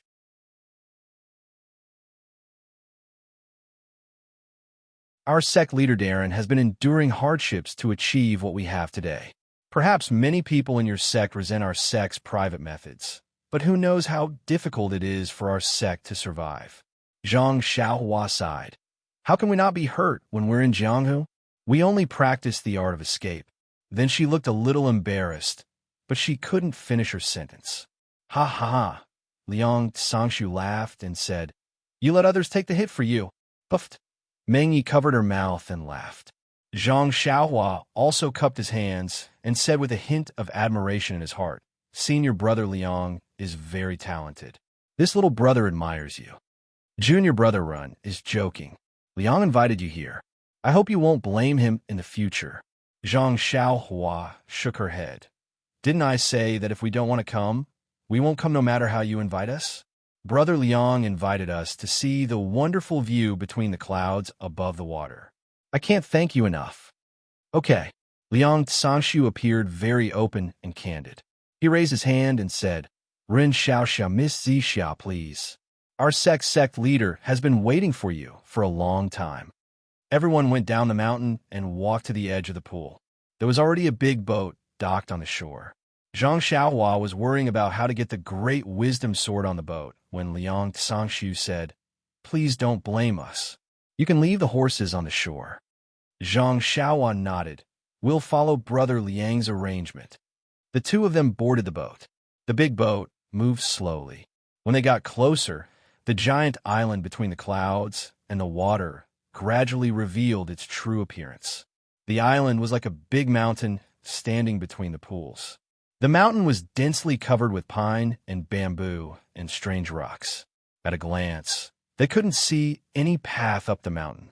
About 10 feet above the water, there was a thick fog that shrouded the mountain. Everything couldn't be seen clearly. Even when the big boat arrived in front of the island and looked up, the thick fog still couldn't be seen. It was as if it was attached to the island. Brother Liang, this fog is quite strange. It's different from normal? Zhang Xiaohua couldn't help but ask. You're really a disciple of a famous sect. Liang Sangshu almost gave her a thumbs up. He said proudly, This is our sect's method of immortality. It's the foundation of protecting between the clouds and the water. Meng snorted and said in a low voice, It's just SOSO. Compared to my fragrant sect protective formation, the peak protection formation, it's still a bit weaker. Miss Zixia is right, but your sect's formation, Meng rolled her eyes at him and didn't argue with him anymore. When the big boat got closer, it stopped moving forward. Instead, it waited for the disciple who was controlling the boat to walk to the bow of the boat. Then, he raised 2 scarlet triangular flags and waved them left and right. No one knew what the flags meant. After half a cup of tea's worth of time, the big boat moved on its own and slowly drifted along the water island. When one looked carefully at the water below the boat, one could see that the water was divided into different parts. Some were moving forward, some were moving backward, and some were moving straight toward the water island. Only Zhang Xiaohua's boat seemed to be on a fixed course. It went in one direction and kept moving forward. When Zhang Xiaohua arrived, she hid her divine sense and true energy. She didn't release her divine sense and couldn't see the abnormality of the water flow. However, Zhang Xiaohua still praised. Brother Liang, this entrance method is quite similar to my sect's formation. Liang Sangshu's face was filled with curiosity as he asked, How does one enter your sect? Suddenly, Zhang Xiaohua thought of Chong Chong and the magical bead he buried beside Jinghai Lake. She smiled bitterly and said, "Your sect has been searching for a long time. Until now, you still haven't found the secret of our sect?" Liang Tsangshu smiled faintly and said, "Who says we haven't? Liang just wants to hear Junior Brother Ren's opinion." "Don't." Zhang Xiaohua waved her hand and said, "I won't embarrass myself." As they were talking, the big boat tilted and shook violently as if it was about to flip over. Then, it rushed toward the moss-stained stone wall of the island. "Ouch!" Ming couldn't help but cry out. Zhang Xiaohua was shocked too. However, when she saw Liang Sangshu's calm expression and the disciple at the front of the boat using the 1,000-kilogram drop to stabilize himself, she immediately understood. She reached out her left hand and held Meng's small hand. Meng held Zhang Xiaohua's hand and felt at ease. At this moment, the big boat was about to crash into the stone wall. However, the strange thing was that there was no sound at all. It was as if the stone wall did not exist. The big boat sank into the wall. After that, everyone's eyes lit up. An extremely wide waterway appeared in front of them. On both sides of the waterway, there were a few rows of short peach trees. At this moment, the peach blossoms were in full bloom. Wherever the breeze passed, countless petals would drift and fall on the water surface of the waterway. It was a poetic and picturesque scene. Zhang Xiaohua clapped her hands and said, "What a good place to go. Your sect leader seems to be a cultured person." Junior Brother Ren is right. Our sect leader has great talent and bold vision.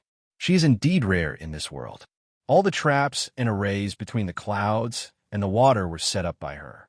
She is truly admirable.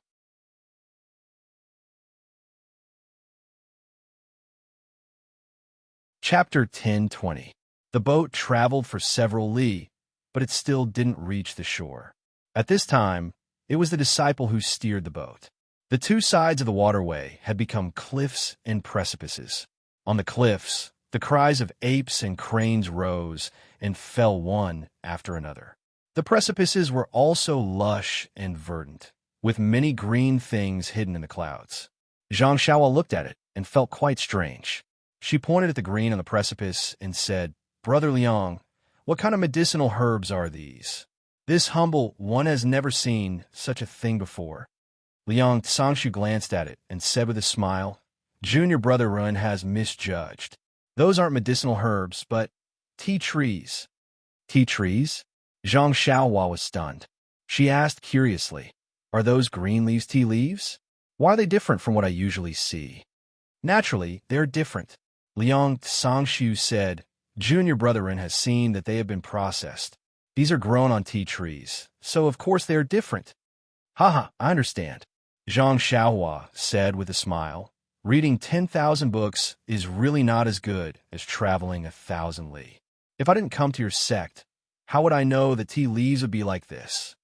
While chatting and laughing, the big boat went against the current and entered a small pool. When it docked on the shore, Zhang Xiaohua couldn't help but sigh.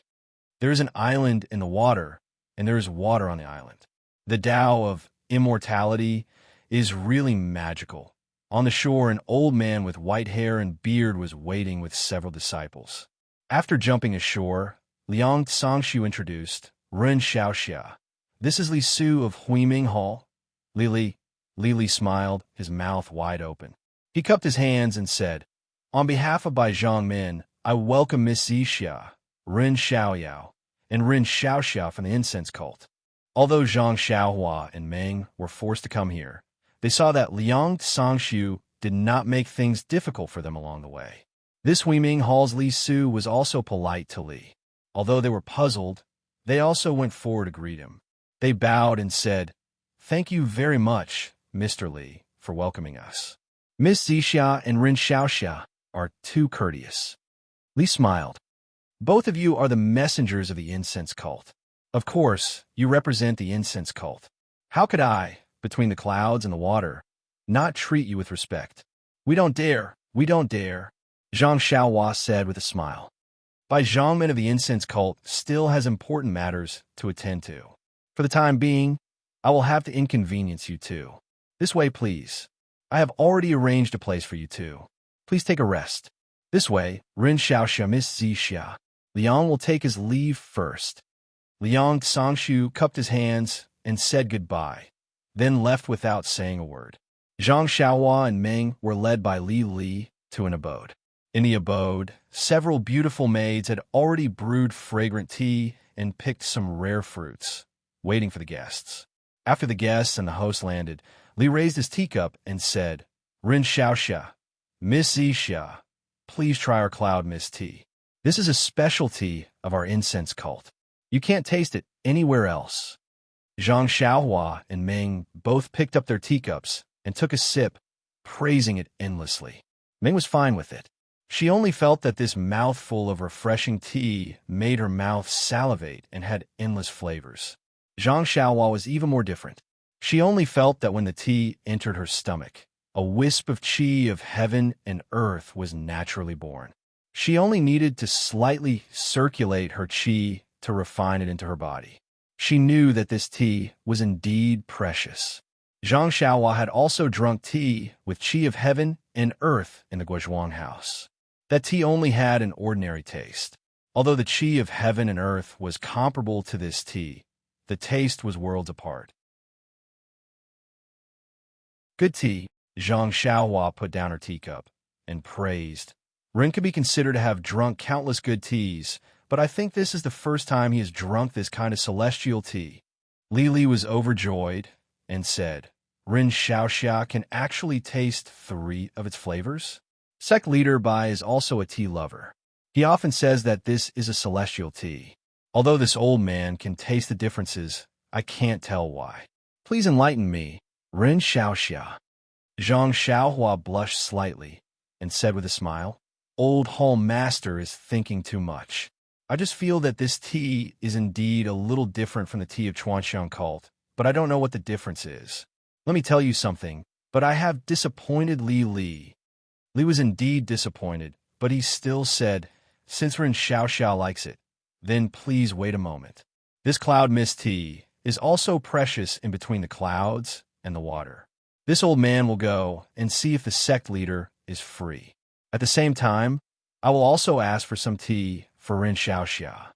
Zhang Xiaohua was overjoyed and cupped her hands and said, Thank you very much.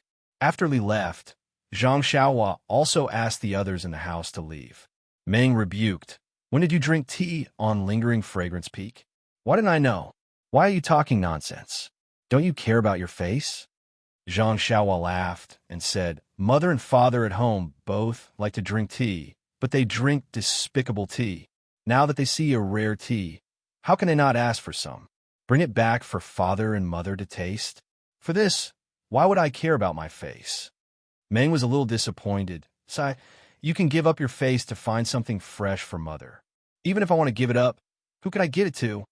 He, Zhang Xiaohua patted Meng's shoulder and said, Don't you still have my father and mother? If you have to give it up, then give it up. Meng's face flushed red, and she spat. They're your father and mother. What does it have to do with me?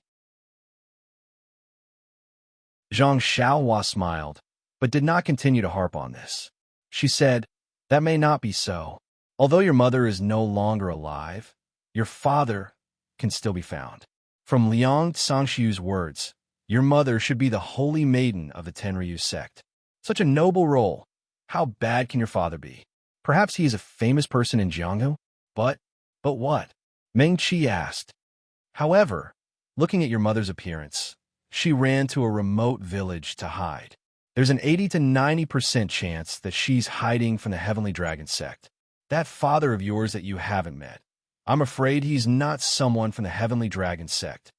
Sai, yes, I think so too. But my father is still my father. No matter what, I have to know who he is. Meng was melancholy. She then looked outside and frowned. Xiaohua, I have been thinking along the way. Why is Liang Sangshu so polite and insisted that we come between the clouds and the water? If it was my decision, even Yu Sui would not agree. I listened to your idea and followed you here. You, how confident are you that you can escape from here? Why do we have to escape? Zhang Xiaohua asked curiously. Although I don't quite understand the intentions of that by Zhang Men between the clouds and the water. Just looking at Liang Sangshu and Li Su here, they do not seem to have any ill intentions. Perhaps that Bai Zhang Min has something to ask us personally? I have a feeling that things are not so simple. Didn't you ask Liang Sangshu a few questions earlier? You also told me on the way here. They have been working hard in Jianghu for so many years and have always maintained a mysterious appearance. Why are they being so polite to us? Don't forget that great elder Jing Gang was killed by them. They have been at odds with our fragrant cult for so many years. It would be easy for them to kill us now. Hee, you don't have to worry about this. Since this Xiaoxia dared to bring you here, I naturally have 100% confidence. If I had a 99% confidence, why would I be willing to let you take the risk? Let's not talk about other things, just you. Can't you talk about something else? Why do you always talk about my appearance? Isn't it just because my mother is the sacred ambassador of the Tenryu sect? As for whether or not she is the sacred lady, I don't know if she will give face. Meng was a little annoyed by Zhang Xiaohua's weak explanation. Zhang Xiaohua knew that Meng was a little upset. She was brought to a strange place by between the clouds and the water and walked blindfolded for a long time. He couldn't help but feel a little apologetic. He held Meng's hand and chatted with her. Meng's expression gradually eased. After the time it took to eat a meal, the old hall master returned with 2 jade bottles in his hand. He had a smile on his face. He entered the door and said, "I am really sorry for making you two wait." Then he handed over the jade bottles and said, "This is between the clouds and the water specialty, cloud mist tea. Please keep it well." Zhang Xiaohua took the bottles and opened the cork.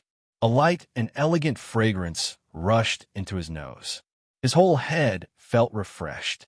He used his divine sense to scan the jade bottles and found that there was a rich vitality in them. Zhang Xiaohua kept 1 bottle for herself and handed the other to Meng. Meng looked at him and said, "You keep it for me." After Zhang Xiaohua put it away, Li said with a smile, Bai Zhangmen of the Bai sect invited Ren Xiaoxia to the White Cloud Hall for a chat. Me? Zhang Xiaohua frowned and said, "Why aren't there 2 people? The old hall master said, "This is the sect leader's order." I don't know. I see. Zhang Xiaohua thought for a moment and nodded. She said, "Please lead the way for me, Mr. Li." Then he turned his head and said, "Senior Sister Zixia, please wait here. I will be back soon." "Okay, you be careful," Meng replied with concern. Zhang Xiaohua followed Li Su to a simple and unadorned hall. At this time, there were more than 10 people sitting on both sides of the hall. There were men and women, fat and thin. Liang Sangshu sat on the right side, slightly above. The 3 people who set up the 3 talents formation were also next to him, sitting below. Young Master Peng Yiyu was also among them. When Peng Yiyu saw Zhang Xiaohua, his face changed greatly. When he returned to between the clouds and the water, he only told her about the immortal Dao people in Emocho City. How could he tell her about him in Huangchang? Although he knew that there were disciples of the fragrant religion in Jianghu, they were all male disciples of the Ruijin Palace. Sometimes he faintly felt that Meng's words were somewhat credible, but he had always been secretly denying himself. When he saw Zhang Xiaohua, he knew that the unremarkable young man and woman were telling the truth. They were really disciples of the fragrant religion. Zhang Xiaohua looked at the people in the hall, and her eyes fell on the beautiful woman who was nearing 40 years old. She saw that the beautiful woman's black hair was like clouds, her eyebrows were like black, her nose was high, and her face was sparkling like jade. She had a dignified face. Zhang Xiaohua just looked at the beautiful woman when a divine sense swept over her body. It went back and forth a few times. People of the immortal Dao. Zhang Xiaohua frowned slightly and thought to herself, "What Liang Sangshu said before, I thought it was an exaggeration. The immortal Dao in this world, other than the fragrant religion, the Dalan Temple, and the Tenryu sect, even the Misty School, the so-called inheritance of a large sect, does not have any experts of the immortal Dao, and the Righteous Alliance may not have any immortal Dao people. Between the clouds and the water, how could there be an immortal Dao cultivator?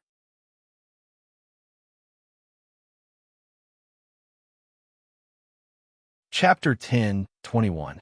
Reporting to Sect Master, Fragrant Religion Disciple Ren Xiaoyao is here. After Li reported, he sat on a chair on the left. Ren Xiaoyao from Fragrant Religion greets by Zhang Min. Zhang Xiaohua bowed. And please rise. A gentle force appeared in front of Zhang Xiaohua and lifted her up. Thank you, by Zhang Min. Zhang Xiaohua said, then turned to look at Peng Yiyu and cupped her hands. So Brother Peng is a disciple of Between the Clouds and the Water. I'm sorry for my rudeness. When Peng Yiyu heard this, his originally gloomy face became even redder. He stole a glance at his sect master and cupped his hands. So Ren Xiaoxia is really a disciple of Fragrant Religion. I'm sorry for my rudeness. Night Rain, you know Ren Xiaoxia? Bai Zhangmin asked with a little surprise. This.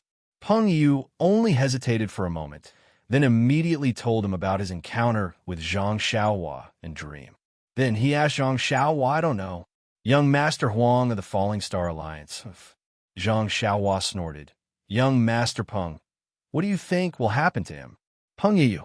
Bai Zhangmin sneered. This sect master asked you to go to the Falling Star Alliance to inquire about Fragrant Religion. Yiyu and Huang Chang, let's not talk about it, but Ren Xiaoxia already told you that they are disciples of Fragrant Religion. Why didn't you say anything when you came back? Sect master, please don't blame me. Disciple just thought that they were just talking nonsense. How can a disciple of Fragrant Religion really say that they are disciples of Fragrant Religion? They just want to scare us away. Who would have thought? Zhang Xiaohua laughed and said, we are gentlemen. Of course we are magnanimous. Peng Yiyu, go to the law enforcement hall to receive your punishment. Bai Zhangmin ordered without any explanation. When Peng Yiyu walked out of the main hall with an ashen face, Zhang Xiaohua was elated. This bastard actually dared to have ideas about my dreams. Letting you receive your punishment is really a gift from this Xiaoxia. Ren Xiaoxia, please take a seat, Bai Zhangmin said with a smile. A disciple brought a chair over. Zhang Xiaohua sat down and said with a smile, Bai Zhangmin is too courteous. I wonder why Bai Zhangmin invited me and Senior Marshal's sister Between the Clouds and the Water.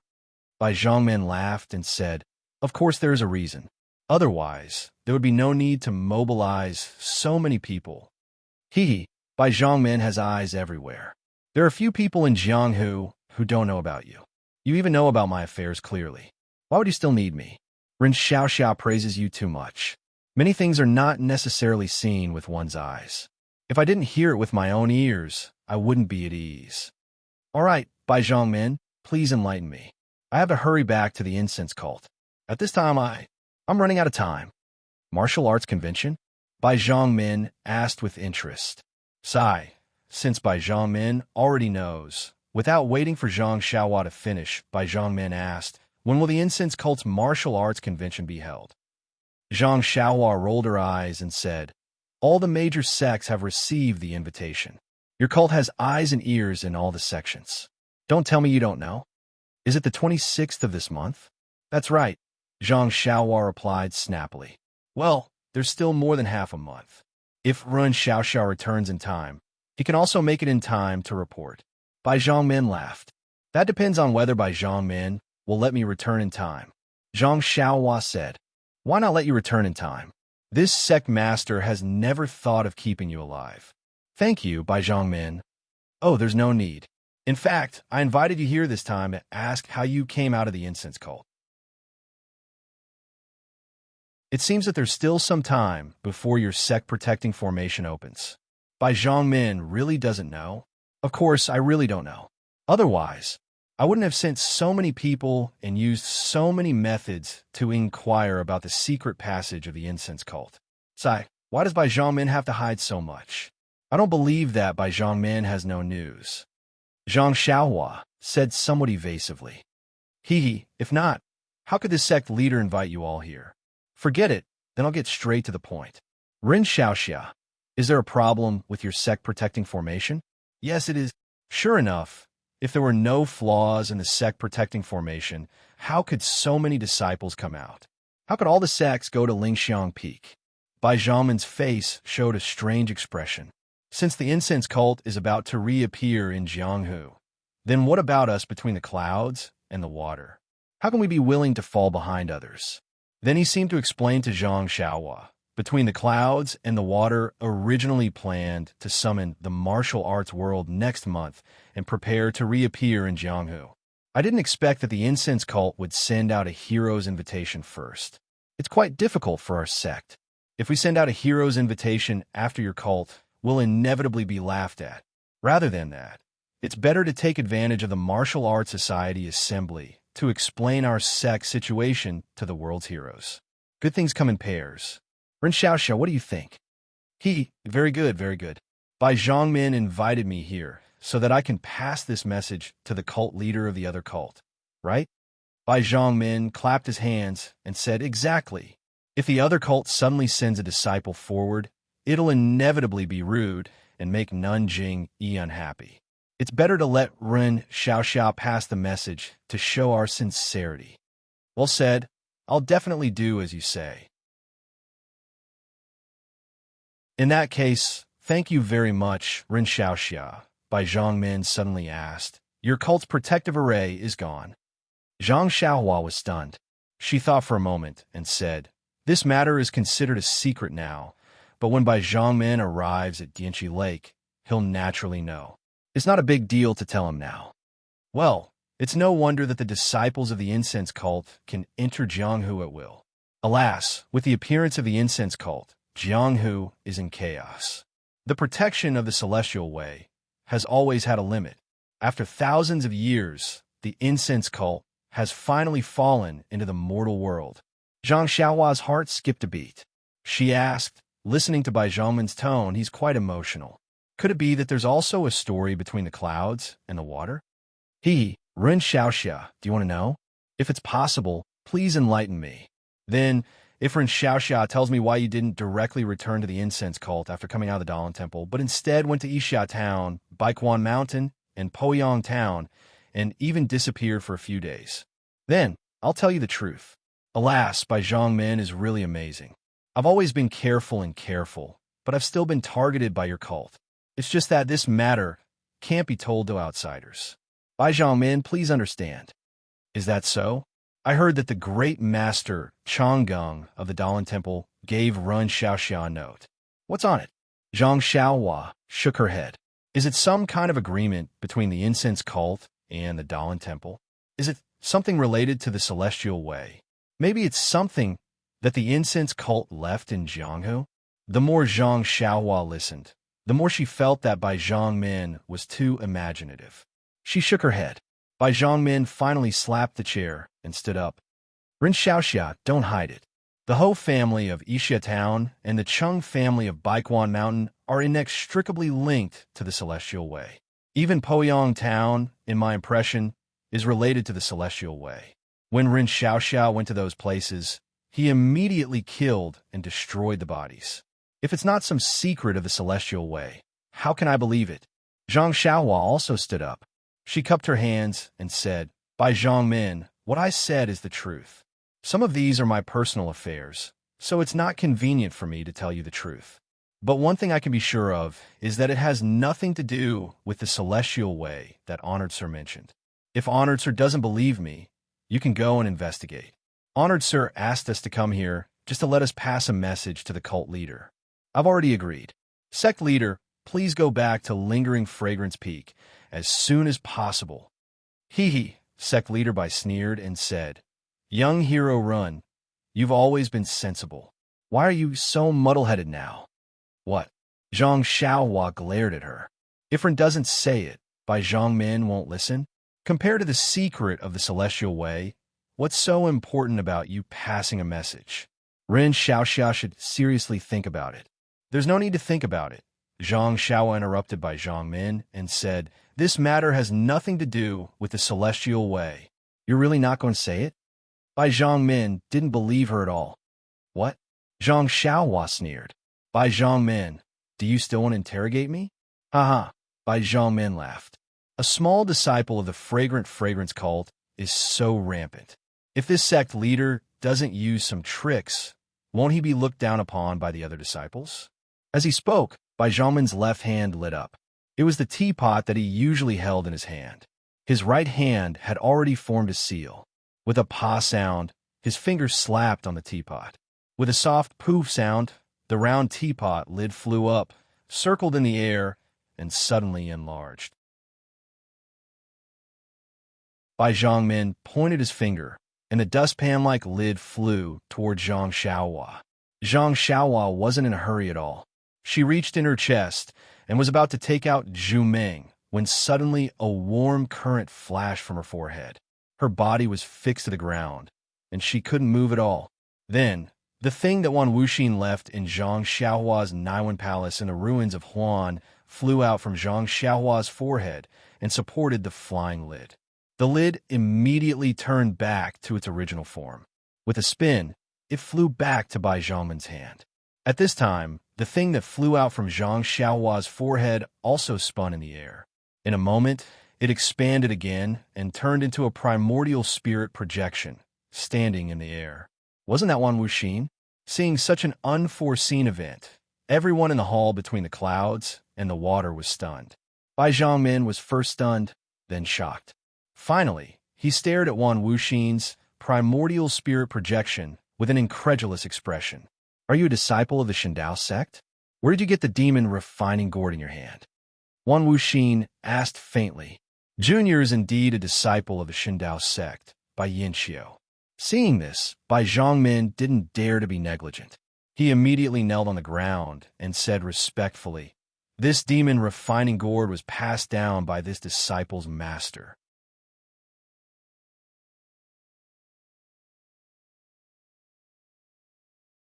Chapter 1022. Well, the Lian Yao flask was not refined properly, and your cultivation of the Shindao sect's mantra is not up to par. Why is the Lian Yao flask controlled by a disciple with a weak cultivation like you? This. Bai Yinxiu was speechless. Is there anyone else here? Ask them to leave.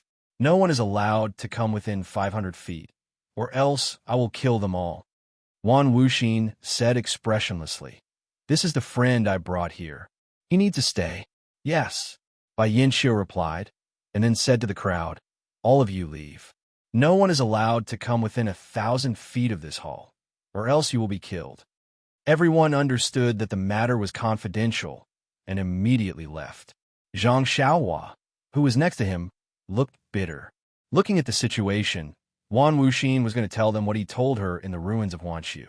This matter was unusual, and the fewer people who knew about it, the better. Now that her body was fixed by Wan Wuxin and she could not move, she had to listen even if she did not want to. Sure enough, Wan Wuxin said, as the disciple who controls the treasure of the Shindao sect, you must be a disciple with a high status in the sect. Do you know who I am? Bai Yinxiu said respectfully, I have seen the portrait of the founder of the Shindao sect in the secret chamber, so I naturally know who you are. Well, it's good that you know I. However, your cultivation is so weak, I think the Shindao sect has declined. Yes, good master. You know that our Shindao sect has been destroyed by the incense cult, the Misty School, the Dalan Temple, and other sects thousands of years ago. The remaining disciples of the Shindao sect have never dared to show up in Jianghu, and only carefully passed down the orthodoxy of the Shindao sect. Since a few hundred years ago, a genius disciple appeared in the sect and found the remains of the immortal Tao, and carried forward the orthodoxy of the Shindao sect.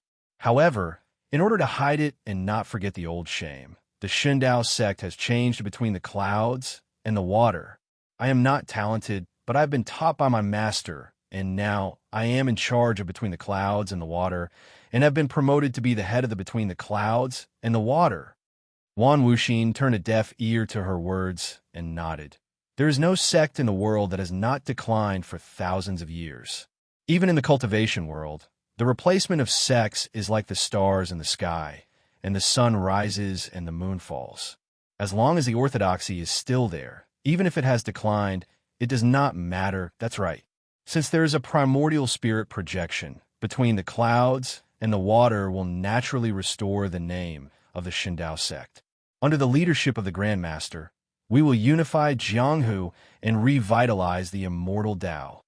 Bai Yinxiu's face flushed red, and she was obviously very excited. However, although Wan Wuxin could not hear her, He seemed to have seen through her thoughts. He smiled and said, "Silly child, it is better to teach a man to fish than to give him a fish. I have left all the orthodoxy in the Shindao sect, so how can I help you again? Moreover, I am only a primordial spirit projection, which is not even a primordial spirit. Other than being able to speak, I can only judge the situation based on some mana. What are you talking about? Whether you're a man or a woman, I don't even know. How can I help you?" Bayancio almost covered her mouth in surprise. Her face was full of disappointment, but there was also a trace of relief in her eyes. "Okay, I won't say any more. I have limited mana. It is already very rare for you to bring me here and meet the descendants of the Shindao sect. The Taoist who brought I here is not a disciple of the big sect. He seems to be from an unorthodox, small sect. You all take a good look at him. I have already promised him that I will leave some benefits for him. Later, give him a copy of the jade slip that I left behind." Then, Wan Wuxin cupped his hands toward Zhang Xiaohua and said, "Taoist, thank you for bringing I to the Shindao sect. It must have been a bumpy journey. Thank you for your hard work. I have already told my disciples that I will give you some things in a while. In addition, if what I said happens in your lifetime, my disciples will definitely reward you handsomely. In addition, I have some important things to tell my disciples in private. I hope you can understand." With that, she waved her hand. Zhang Xiaohua felt that there was no movement around Wan Wuxin and Bayancio. Their mouths were moving, and even their hands were sometimes pointing to other places, but she couldn't hear a single word. Mute restriction, Zhang Xiaohua suddenly realized.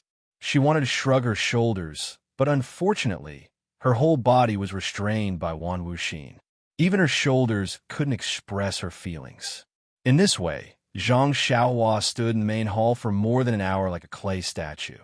Within the restriction, Wan Wuxin's primordial spirit projection gradually dimmed and finally turned into specks of brilliance. Like fireflies scattering in all directions, they finally turned into dust and disappeared between heaven and earth. The mute restriction also dissipated. However, just as Zhang Xiaohua felt the restriction loosening and was about to move, Bayancio, who was still frowning and thinking hard, suddenly moved. It was the Immortal Way's levitation technique. He came directly in front of Zhang Xiaohua. Without waiting for Zhang Xiaohua to react, Bayancio's two fingers pointed at Zhang Xiaohua's major acupoints. Zhang Xiaohua understood, and unconsciously her face changed. Bayancio's series of acupoints sealed her whole body's power. Moreover, the technique used to seal her acupoints was Immortal Way technique. Bewitching finger? Zhang Xiaohua was stunned, but immediately understood that this was not some bewitching finger, but another Immortal Way technique in martial arts. Seeing Zhang Xiaohua's face change, Bayancio let out a long sigh. Without explaining anything, he turned back to sit on the chair and looked around the main hall in a daze. He seemed to be digesting Wan Wuxin's appearance and the shocking news that Wan Wuxin brought. The entire main hall was dead silent. Except for Zhang Xiaohua and Bayancio, no one would have thought that just a moment ago, the founder of the Immortal Way, the founder of the Shindao sect, had appeared here. By Zhang Min. Zhang Xiaohua waited for a moment and made up her mind. She asked angrily, "What's the matter with you? Just now, didn't you say that as long as I answered some questions and brought the matter of your sect's visit to my sect leader, you would let me go back to the fragrant way? What? Are you going back on your words?" Bayancio was pulled back from his contemplation by Zhang Xiaohua. Hearing Zhang Xiaohua's question, he smiled faintly and asked softly, "Ren Xiaoxia, please don't blame me. What my founder said, I'm sure you know. This is a great opportunity for the revival of the Immortal Way. If my Shindao sect, no, between the clouds and the water can seize this opportunity, wouldn't we be able to suppress the Tenryu sect and become the #1 Immortal Way sect? We can also wash away the shame of my Shindao sect's previous extermination. For such an important matter, do you think I can learn Xiaoxia Go? By the way, how did Ren Xiaoxia meet Senior Wan? Can you tell me?" By Zhang Min, by treating me like this, You have completely violated the promise made to me by Senior Wan Wuxin. Tell me, do you think I could tell you anything? Rin Xiaoxia, you worry too much. I will definitely fulfill Senior Huan's promise to you. I'm just considering the consequences and want to keep Rin Xiaoxia for a few more days. Well, I forgot to tell Xiaoxia that the technique I used to seal his acupoints was left behind by the immortal Tao. If I didn't do it myself, only Nanjing Yi and Nun Jinggang of your sect, or Elder Changsheng of the Dalan Temple and Di Tian of the Tenryu sect can undo it. If Xiaoxia doesn't want to suffer and wants what Senior Huan promised, then answer my questions honestly. I like obedient children very much. Zhang Xiaohua felt a chill run down her spine. She seemed to think for a moment and then told him about her trip to Huanshu.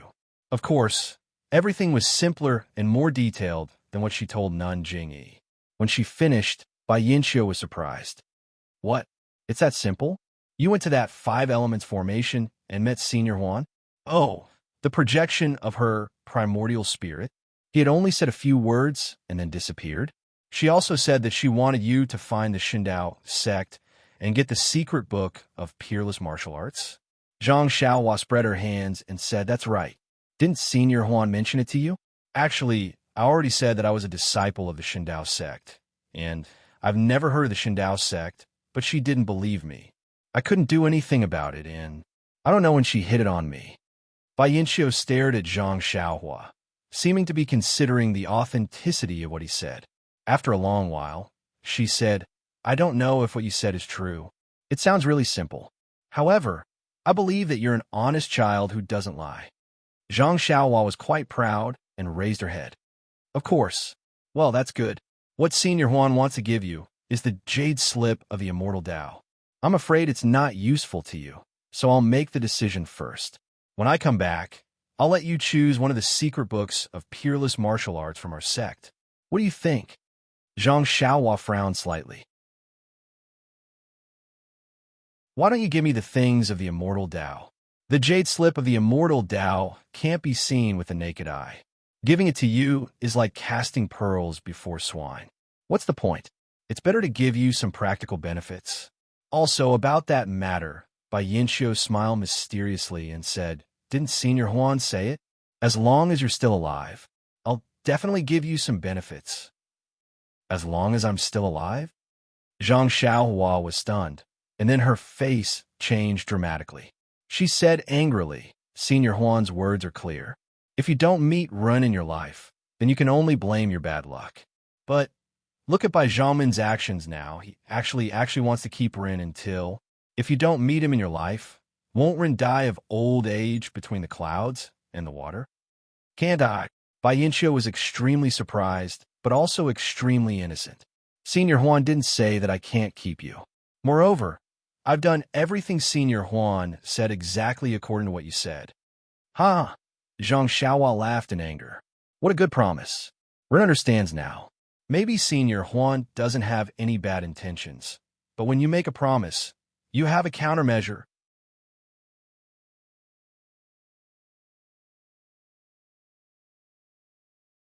Chapter 1023. Since Ren Xiaoxia understands, I don't have to explain too much. Bai Yinxiu sneered. I heard that you have a good relationship with your senior sister Zixia. If I preach the incense cult here, I'm afraid that Jingyi won't allow it. Since you've come to between the clouds and the water, I'll leave her here. You two can live here peacefully for the rest of your lives. Won't that be great? Good plan, good plan. Zhang Xiaohua almost wanted to clap her hands. All right, Ren Xiaoxia has contributed a lot to Between the Clouds and the Water. I'll definitely treat him well. If Between the Clouds and the Water can become famous in Jianghu and become the first celestial sect, half of the credit will belong to me and half to Ren Xiaoxia. When that time comes, I'll definitely. Bai Yinxiu gave her a flirtatious look. Do I still need to say it? Zhang Xiaohua had goosebumps all over her body. She almost shivered on the spot. Bai Yinxiu floated in the air and came to the outside of the main hall. Sure enough, there was no one within 1,000 feet of the main hall. Men, gather the troops from the heroes' gathering palace. I have something important to do between the clouds and the water. Immediately, there were a few drumbeats. Many disciples, old and young, male and female, came out of nowhere and swarmed into the main hall. Before everyone arrived, Bai Yinqiu asked the disciple to lead Zhang Xiaohua out. Zhang Xiaohua followed the disciple and walked slowly out of the main hall. She turned back to look at Bai Yinqiu, who looked hesitant, and the disciples who were in a hurry. She couldn't help but smile mockingly. This matter really needs to be considered carefully, not only for Between the Clouds and the Water, but also for my Beidou school. Isn't this an opportunity? When Zhang Xiaohua returned to the abode, Meng was already waiting for her. She asked anxiously, "What took you so long? What did the sect leader ask about? When are we going back?" Zhang Xiaohua naturally wouldn't let Meng worry. She smiled and said, "It's nothing. This so-called Bai Zhangmin is very interested in our incense cult. He even inquired about our senior sisters and sect leaders' daily life. You think about it, how would I know? But I was also afraid that she would come and disturb you, so I made up some nonsense." She was so confused that she thought highly of me.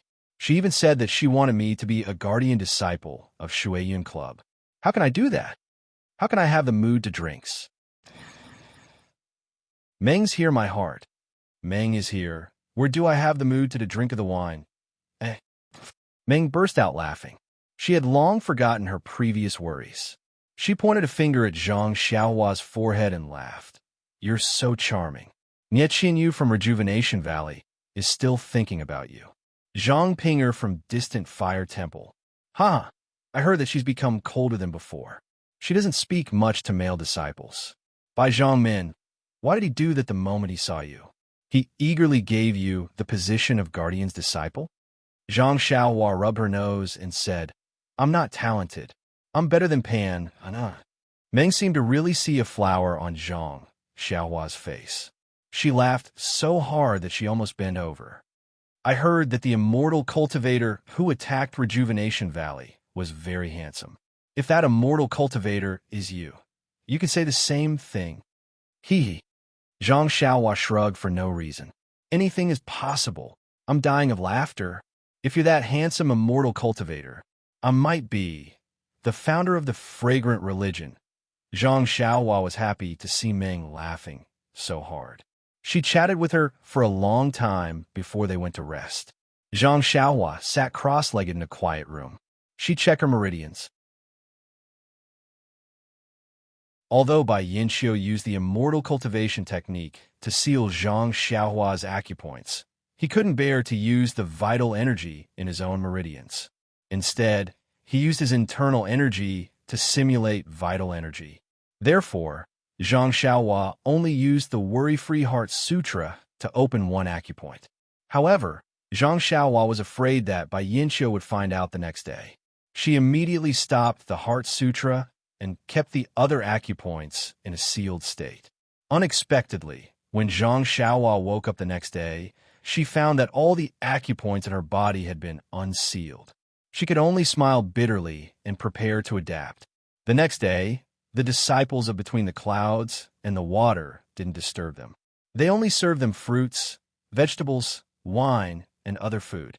Meng Bai didn't ask anything because he and Zhang Xiaohua were by his side. Zhang Xiaohua wanted to go out and see what Bai Yinqiu was doing. However, she was afraid that there was a powerful restriction between the clouds and the water, or that Bai Yinqiu had some secret magic. Therefore, she suppressed her anxiety and found some excuses to use the bewitching pointers on the disciples who served her. She got some information from them about Between the Clouds and the Water.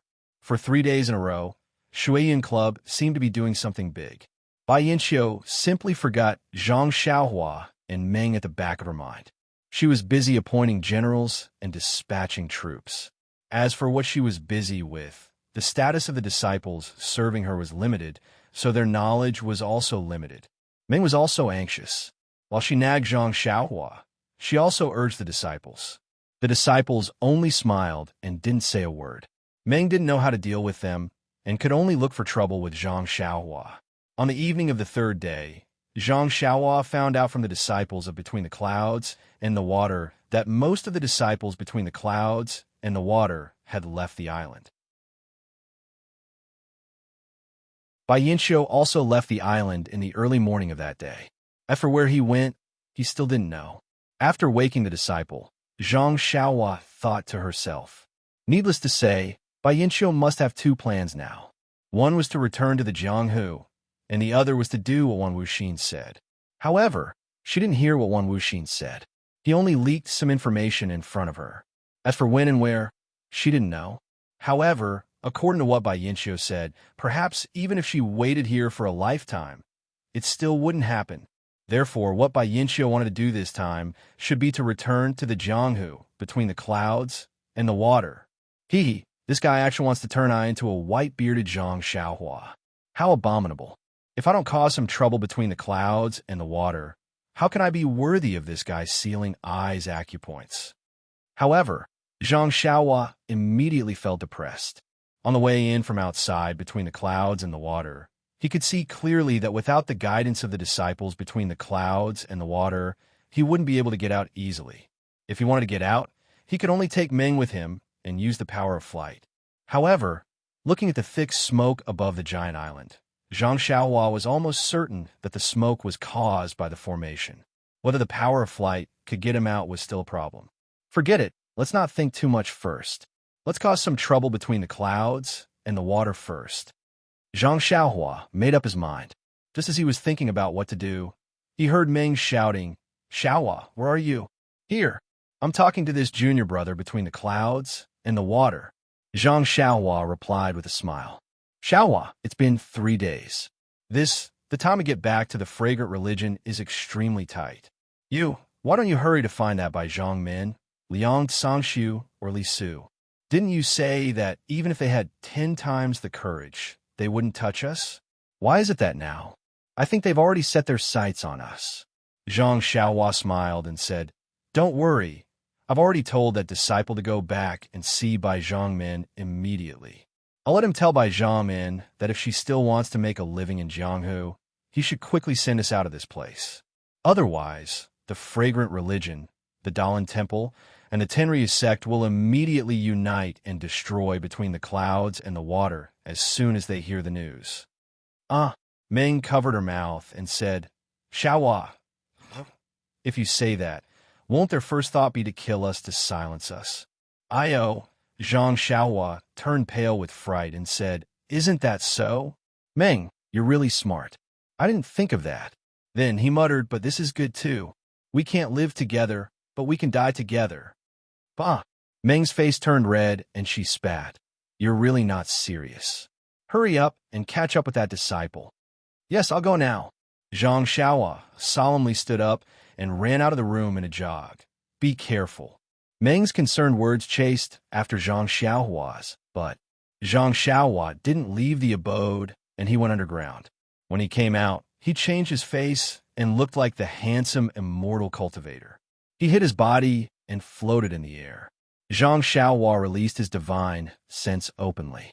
There was a faint white fog in the air above the giant island. It was thicker than the daytime. Zhang Xiaohua's divine sense was bounced back the moment it touched the fog. He couldn't leave the island.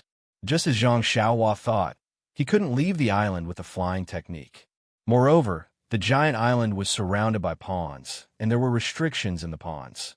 Zhang Xiaohua knew only the earth and fire escape techniques. He had only heard of the water escape technique. How could he escape from the water? It seems like I have to break the restriction in the sky. Zhang Xiaohua muttered to himself for a moment before he released his divine sense to examine the origin of the smoke. Who knew that after looking at it for a long time, he only felt that the smoke was seamless without any flaws. Zhang Xiaohua also couldn't see what kind of array this smoke was, so he couldn't help but scratch his head. At this moment, in the distant lights, there was a faint sound of clappers. It seemed to be the sound of a night watch. Zhang Xiaohua's heart suddenly moved. He pinched a spell and went to the light. The light was in the main hall where Bai Yanqiu asked Zhang Xiaohua about the matter. There were many rooms and pavilions behind it. There was a large area of darkness in the brightly lit area. It was a palace with carved beams and painted pillars. However, there were very few rooms with lights. According to Zhang Xiaohua's guess, this must be Bai Yanqiu's residence. If he wanted to find out the secret of the fog array, he would have to start from Bai Yanqiu's residence. Please vote for me. Please add me to your collection. Please tip me.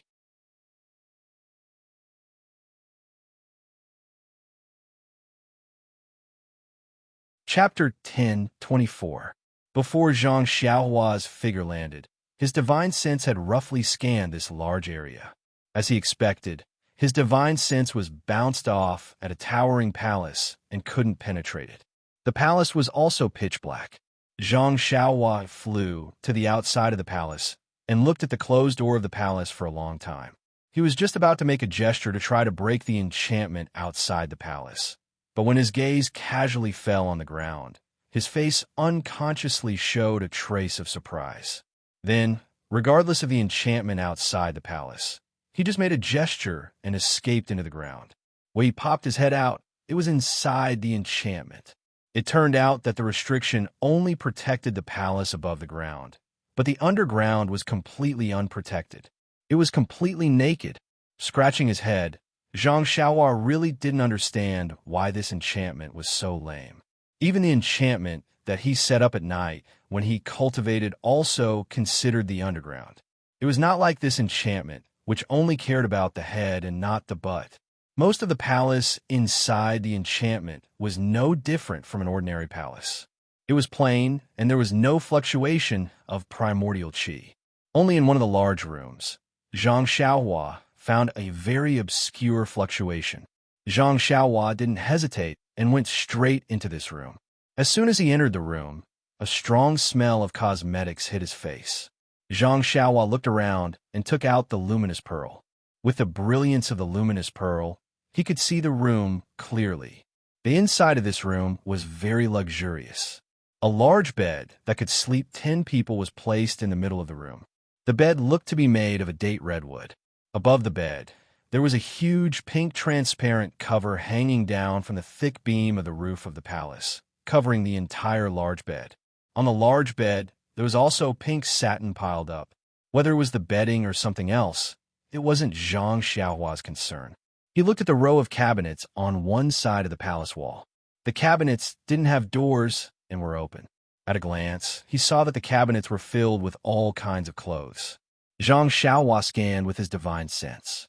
There was no fluctuation of primordial qi, so he turned his gaze away.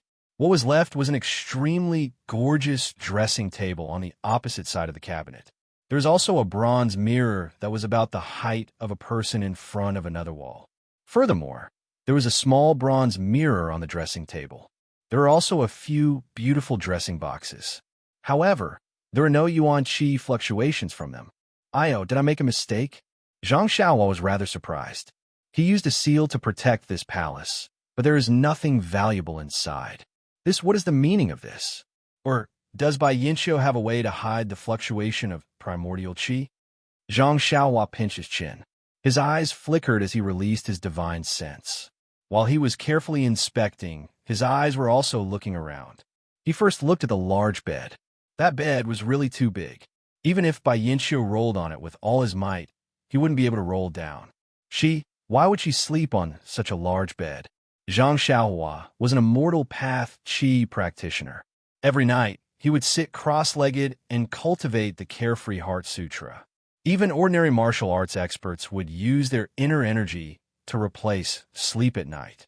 For an expert like Bai Yinxiu, who had stepped into the ranks of qi practitioners, there was no way he would make such a large bed just to sleep. However, when Zhang Xiaohua once again focused his attention on this somewhat overly large bed, he really did see some differences. This large bed was somewhat similar to the Kong bed in Zhang Xiaohua's Guizhuang house. The entire bed was supported by large stones. Zhang Xiaohua's face was filled with confusion. He walked to the bed, and a delicate fragrance assailed his nostrils. Zhang Xiaohua let out a laugh. He reached out and lifted the silk bedding on the bed, revealing a pitch-black stone slab that was more than 3 fingers thick under the bedding. This stone slab was different from the stones supporting it. It was a complete piece. When the brilliance of the luminous pearl shone on the pitch-black stone slab, there was no reflection at all. The light seemed to have been absorbed by the stone slab. Zhang Xiaohua reached out and touched the stone slab. The stone slab was a little rough, and it did not match the smooth surface. After Zhang Xiaohua focused his eyes on it for a moment, he vaguely saw some unfathomable flashes of light within the stone slab. It was somewhat similar to the starlight in the night sky, but in a flash, it was similar to lightning. This, Zhang Xiaohua touched the strange stone slab, not knowing what to say. In his divine sense, this stone slab was no different from the stones below. There was not even the slightest fluctuation of yuan qi. How could it be so different when seen with the naked eye? Whatever. Anyway, it's here to harm Bai Yinxiu. She slept under this thing every day. Needless to say, it must be something good. I'll just accept it. It's just that this stone slab is too big. In my belt. Zhang Xiaohua thought for a moment, and his divine sense entered his belt. He had collected too much 5 elements chalcedony in his belt, and there was indeed less space to store things. Fortunately, the stone slab was flat, and Zhang Xiaohua only needed to tidy it up slightly to free up the space. However, just as Zhang Xiaohua placed the mysterious stone slab into his belt, another problem occurred. The stone slab was like the great wisdom sword and could not be controlled with his divine sense. How should it be said? The great wisdom sword could not be controlled with his divine sense at all. This stone slab could be grasped by his divine sense, but it gave Zhang Xiaohua the feeling of using both hands to catch a small loach in the river. It was slippery, and there was no strength at all. However, it was still almost, and not completely impossible to control. Zhang Xiaohua exerted enough patience, and expended more than half of his divine sense, and paid the price with sweat beading on his forehead. Only then did he manage to store the mysterious stone slab into his belt. It's painful but happy. Zhang Xiaohua wiped the sweat from his forehead and smiled happily. He did not know the origin of the stone slab, and did not know its use, but to be able to take away something that Bai Yinxiu slept under, Zhang Xiaohua would wake up smiling even in his dreams. Hee, you actually dare to turn on a white beard, Zhang Xiaohua. Even if you think about it, that won't do. I must teach you a lesson. Cough, cough. It seems to be a dream to grow old together here and not care about the affairs of the world. Hee, it's also a happy thing. Zhang Xiaohua sat cross-legged and carefully operated God's guidance, gradually replenishing his divine sense. His eyes looked around the bedroom again. Bai Yinxiu was a descendant of the Shindao sect, and if it was said that there were no relics of the immortal Tao in her bedroom, and that there were no rubbish that Zhang Xiaohua liked to pick up, even if Zhang Xiaohua's head was cracked open, he would not believe it. But were those things kept? Zhang Xiaohua's eyes looked around the bedroom again and again, and his divine sense swept again and again, but he did not find anything out of the ordinary. After Zhang Xiaohua looked through everything one by one, and even the undergarments and outerwear in the wardrobe, his gaze landed on the huge mirror placed at the head of the bed. According to Zhang Xiaohua's idea, there was already a bronze mirror on the dressing table, and Bai Yinxiu could already put on makeup in front of it, so there was no need to place a huge mirror at the head of the bed. Since this huge mirror was superfluous, and it was even placed at the head of the bed, what was the use of it? Needless to say, if there was something out of the ordinary, there must be something wrong with this huge mirror. However, Zhang Xiaohua stood in front of the mirror, and the light from the luminous pearl shone on the bronze mirror, and even the silk on the huge bed could be seen clearly. It was obviously a bronze mirror, right? How different could it be? Looking closer, he did not find anything. Zhang Xiaohua turned over and landed on the bed and danced around on the bed for a while. The reflection on the bronze mirror was the same, very normal.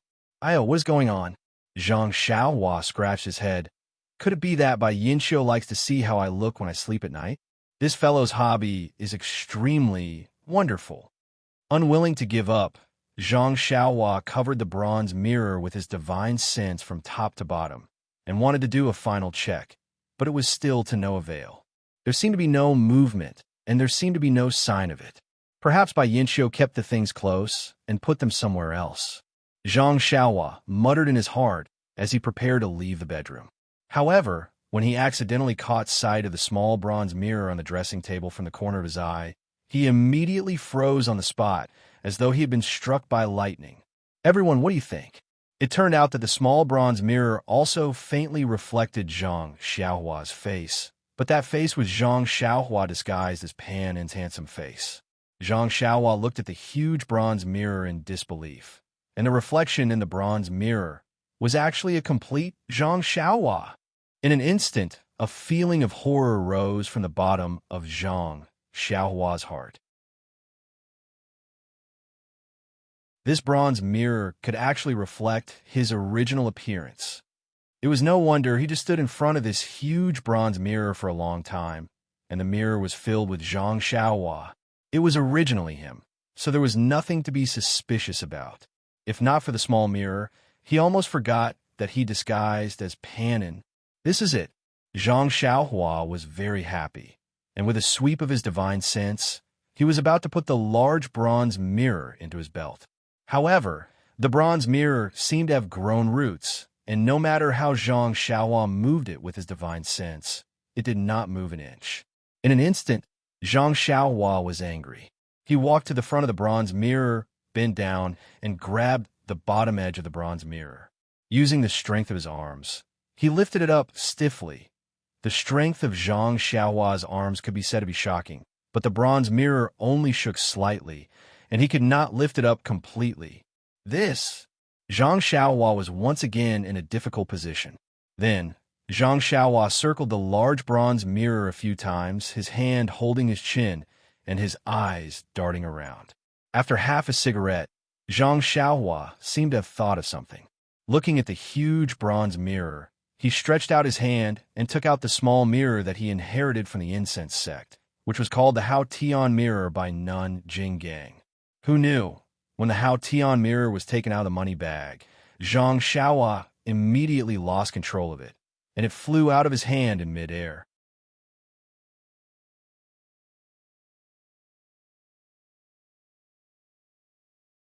Chapter 1025. After Zhang Xiaohua took out the clear sky mirror from her purse, it immediately flew out of Zhang Xiaohua's hand and hovered in midair. The clear sky mirror slowly floated in midair and stopped in the middle of the large copper mirror. Then, the surface of the clear sky mirror faced upwards and gradually emitted a silvery white brilliance. This brilliance became increasingly resplendent and bright. When the brilliance gathered to a certain extent, it formed a weak light pillar. The light pillar slowly dimmed and elongated, shining towards the ceiling of the bedroom.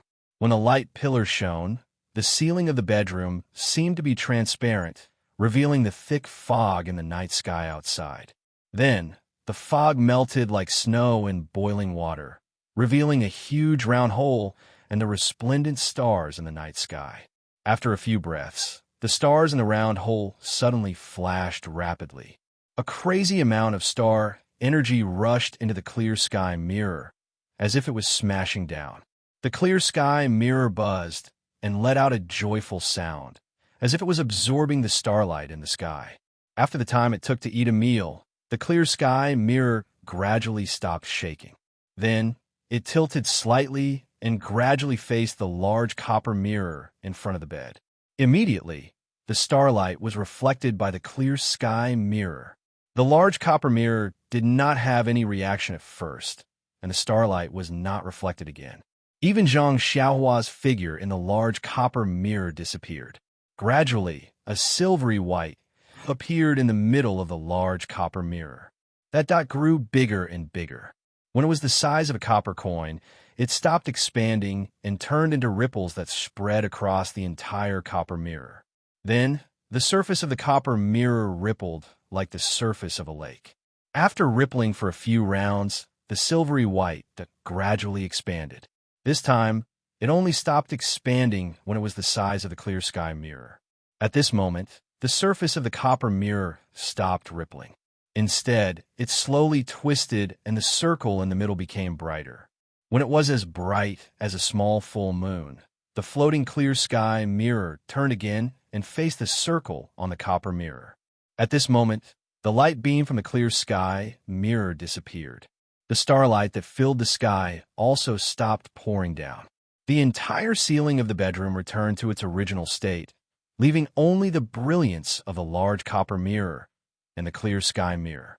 The brilliance of the two mirrors illuminated the entire bedroom, as if it was daytime. Zhang Xiaohua squinted her eyes and carefully observed the silver brilliance of the clear sky mirror and the circle on the copper mirror. The two lights reflected on each other, as if they were communicating. After a few breaths, the brilliance of the two mirrors suddenly became so bright that it dazzled Zhang Xiaohua's eyes. She closed her eyes naturally. The moment Zhang Xiaohua closed her eyes, the clear sky mirror moved forward silently. In an instant, it crossed the distance between the two mirrors and disappeared into the large copper mirror. When Zhang Xiaohua opened her eyes again, the clear sky mirror had already disappeared. The silvery white brilliance of the large copper mirror gradually dimmed. Even the circle in the middle gradually shrank. "Io, where's my small mirror?" Zhang Xiaohua shouted and flew to the front of the copper mirror. Did it get eaten by the large mirror? "Shit, I went for wool, but came home shorn. I've suffered a huge loss this time." Just as Zhang Xiaohua was feeling regretful, the circle on the copper mirror disappeared. With a clear chi sound, the large copper mirror swayed slightly. Then, there was a chi sound. The entire chamber was shaking. The large copper mirror in front of Zhang Xiaohua slowly shrank. When it shrank to a certain extent, there was a hole that was about the height of a person in the wall that was previously covered by the copper mirror. Zhang Xiaohua didn't have time to look at the hole. Instead, she focused on the shrinking copper mirror. The copper mirror looked different from before. There were some decorations on the round surface of the mirror that were made of an unknown material. It surrounded the entire supreme sky mirror, forming a rectangle. There were mysterious patterns carved on the surrounding materials. The patterns formed extremely profound talismans. Between the patterns, there were countless tiny tadpole-like carvings. On the top of the circular mirror, there were 3 tadpole-like words. However, these 3 words weren't the ancient words that Zhang Xiaohua was familiar with. She couldn't understand the meaning of these words. Supreme Sky Mirror? Zhang Xiaohua pursed her lips and read it out loud. The clear sky mirror continued to shrink until it was 30 centimeters in size. Then, a purple light flashed again, and an extremely desolate aura was emitted from the clear sky mirror. After a flash, the clear sky mirror floated in the air again. Looking at the supreme sky mirror that had returned to its original state, Zhang Xiaohua reached out her hand without hesitation. She grabbed the supreme sky mirror and flipped it around. Then, she immersed her divine sense into it. It had the same reaction as the small mirror in the past. It didn't seem to have any reaction. Zhang Xiaohua in the supreme sky mirror had returned to her original appearance as Zhang Xiaohua. Scratching her head, Zhang Xiaohua kept the supreme sky mirror in her coin pouch. Then, she looked at the hole that was covered by the large mirror. Needless to say, the large mirror was a part of the supreme sky mirror and was used as a restriction on the hole. Now that the large mirror and the small mirror had combined to form the supreme sky mirror, the hole was naturally exposed. Furthermore, the hole was definitely the place that Zhang Xiaohua had been looking for. Using her divine sense to probe the hole, Zhang Xiaohua frowned. Her divine sense could only see 3 feet in front of her. There must be a restriction on her divine sense. Zhang Xiaohua reached out her hand and took out Chasing Dream. Then, she flew into the hole. The hole was similar to the tunnels that Zhang Xiaohua had seen before. They all led downwards. However, this tunnel was made of green bricks. It seemed to be man-made. There were burning torches in the passageway, illuminating the entire passageway. However, after walking for a while, Zhang Xiaohua found that the entire passageway was quiet, without the slightest movement. Soon after, there were forks in the tunnel. There were small huts on both sides of the tunnel. Zhang Xiaohua carefully pushed open one of the huts. There was only a simple praying mat inside. There was nothing else. Zhang Xiaohua walked along the passageway and only picked up the things that could go down. After the time it took to eat a meal, he arrived at a place that looked a little run down. It was only run down that the green bricks were gone, and the passageway had turned into stone walls and mud. Moreover, there were fewer torches here, making it look very dark. After turning a corner, a small space appeared in front of Zhang Xiaohua. There were no more tunnels in this space. There were only 3 small doors on the left, right, and front. Each door looked exactly the same. There was a torch hanging on the wall in front of each door. Zhang Xiaohua used her divine sense to scan the area 3 feet around her. She didn't find anything special. The small doors also blocked her divine sense. Hence, she hesitated for a moment. Then, she cautiously pushed open the small door on her left hand. The small door opened silently. Zhang Xiaohua held Chasing Dream in her hand and quickly scanned the interior. She didn't see anyone. Then, she jumped in and closed the door behind her. The interior of the door wasn't spacious. It was only 2 feet square. At this moment, there were no torches hanging on the wall. Instead, there were fist-sized luminous pearls embedded on the wall. There were so many of them that the entire room was brightly lit. Zhang Xiaohua stood at the door and looked around. There were 3 rows and 4 rows of jade tables in the entire room. There were jade scrolls, magic tools, and jade bottles on each table. They were placed neatly. Ha ha ha! Zhang Xiaohua almost wanted to cover her mouth and laugh. I finally found the place. Zhang Xiaohua had picked up a lot of trash. She wanted to enter the secret room of a large immortal sect and find so many treasures. This was the first time in history. How could she not be happy? Rubbing her hands, Zhang Xiaohua walked to the jade table closest to her. There was a half-moon-shaped jade pendant here. The luster was a little dim, but the edges of the half-moon shape faintly flashed with a silver luster. It should be a magic tool with some history. However, when Zhang Xiaohua reached out to take it, she was blocked by a layer of restriction on the outside of the magic tool. Ouch! Zhang Xiaohua patted her head and said secretly, "Extreme joy begets sorrow. How did I forget about divine sense?" When she released her divine sense, she realized that there was no restriction on divine sense in the entire room. On each of the 12 jade tables, there was a different layer of restriction that firmly protected the things on the table. These restrictions were different from what Zhang Xiaohua had seen before. What was the difference? It was very simple. In the past, Zhang Xiaohua had seen that most of the restrictions were weak in primordial qi, which weakened the power of the restrictions a lot. Sometimes, Zhang Xiaohua could break the restrictions almost effortlessly, but the restrictions here had abundant primordial qi fluctuations. They were not affected by the lack of primordial qi of heaven and earth at all. Alas, Zhang Xiaohua sighed and checked the 12 different restrictions one by one. She sighed in her heart and felt very regretful. Since she came into contact with the immortal Tao, the history of breaking the old restrictions casually was probably gone forever. In the future, she really had to rely on her own strength to really break the restrictions. After thinking for a while, Zhang Xiaohua waved her left hand and stabbed out with a nameless sword move. Sure enough, there was no primordial qi flow. Presumably, the primordial qi flow had already been consumed when she broke the restriction of the dragon vein. However, looking at so many things, she couldn't take any of them. It really made Zhang Xiaohua feel unreconciled in her heart. Therefore, Zhang Xiaohua did a little comparison and walked to a stone table on the right side of one of the stone tables. There was a lonely jade slip on it. The restriction on it emitted a faint blue light. Her divine sense felt that this restriction was a little familiar, and the primordial qi fluctuation inside was a little weaker than the other restrictions. Presumably, it was not important. Rubbing her chin and pondering for a while, Zhang Xiaohua took out a fire talisman from her arms and threw it on the table. The flame produced by the fire talisman was extinguished immediately after it ignited slightly.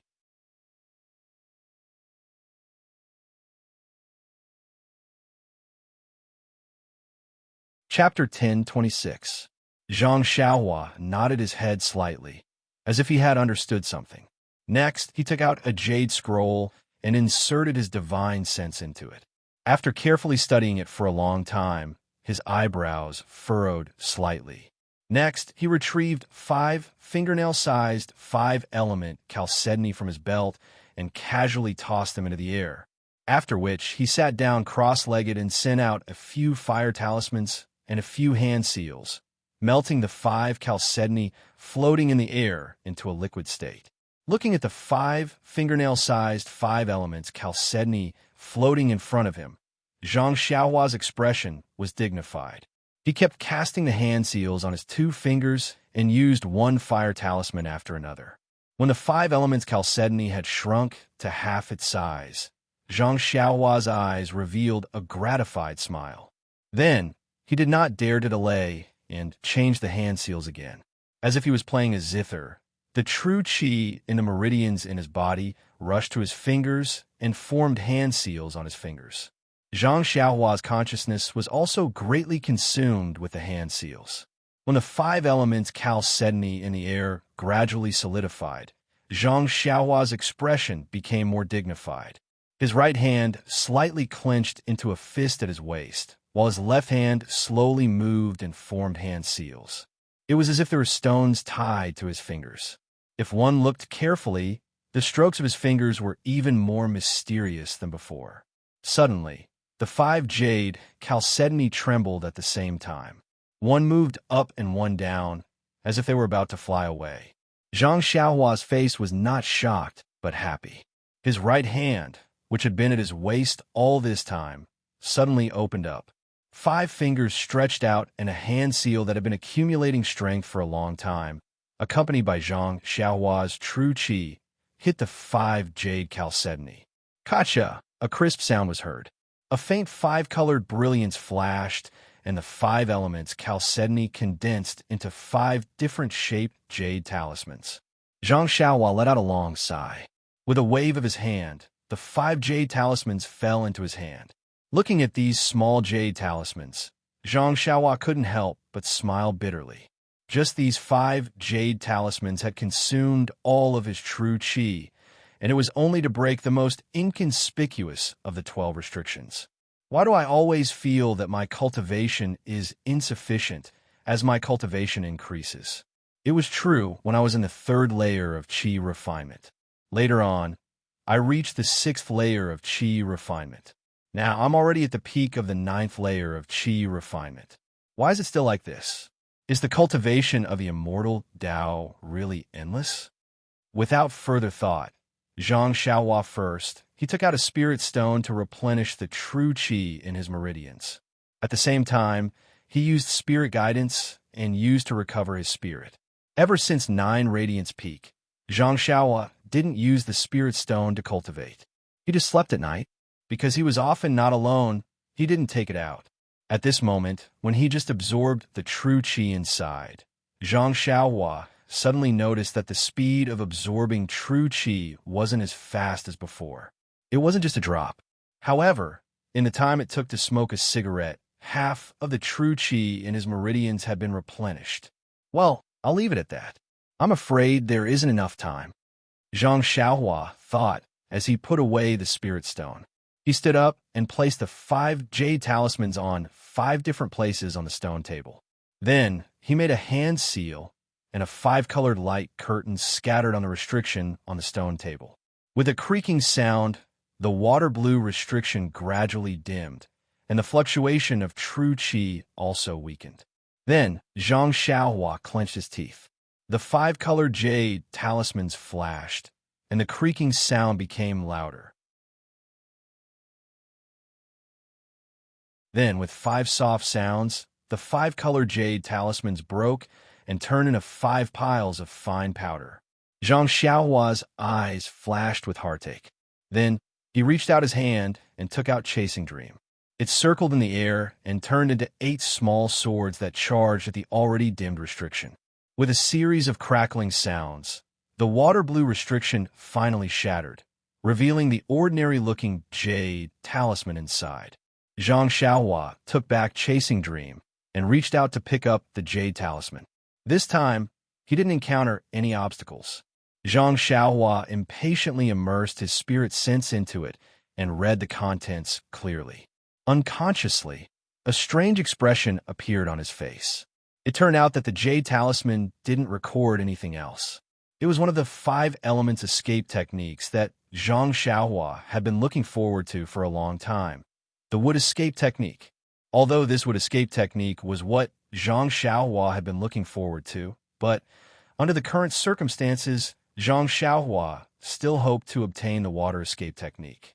Perhaps he could use his previous experience in cultivating the water escape technique before Bai Yanxiu returned. Then, he would be able to make some progress in cultivating the water escape technique and escape from this giant island surrounded by the deep lake. So I forget it. Zhang Xiaohua sighed and kept the Jade Talisman into his money bag. Then he looked at the other 11 stone tables and shook his head. The restriction on the wood escape technique was the weakest, and he had already spent a lot of effort on it. Needless to say, he didn't have the ability to break the other restrictions at the moment. However, at this moment, Zhang Xiaohua was also a little puzzled. The other restrictions were all dim, but why was the restriction in the secret room between the clouds and the water so strong? With this question in mind, Zhang Xiaohua quietly left the secret room. He stood at the door and looked at the other 2 small doors. Zhang Xiaohua was a little hesitant. He only had half of his essential qi left, and his divine sense was insufficient. It seemed that the restrictions in the other 2 secret rooms were no small matter. Even if he went in, it would be useless. He might as well go back earlier and think about it. Just as Zhang Xiaohua thought of this, the small door on the right was pushed open silently. It was pushed open from the inside. Zhang Xiaohua was still thinking about whether he should push the door open or not. He didn't expect that the door would be pushed open from his side. He was stunned on the spot. As for the person who pushed the door open, he didn't expect that there would be someone in this space.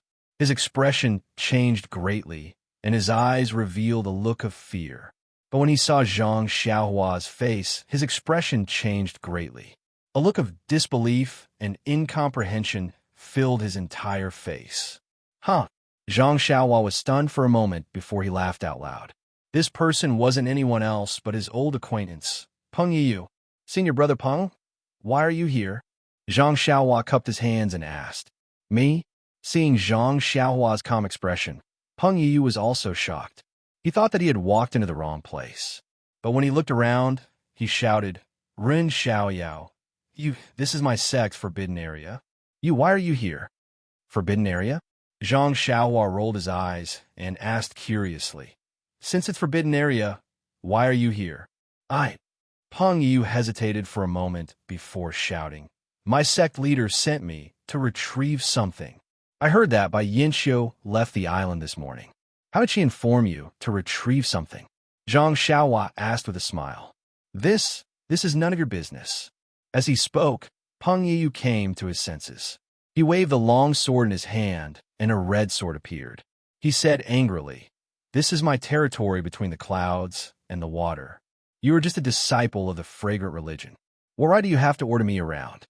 Seeing that Zhang Xiaohua was silent, Peng Yiyu sneered. Since you are here, this is exactly what I wanted.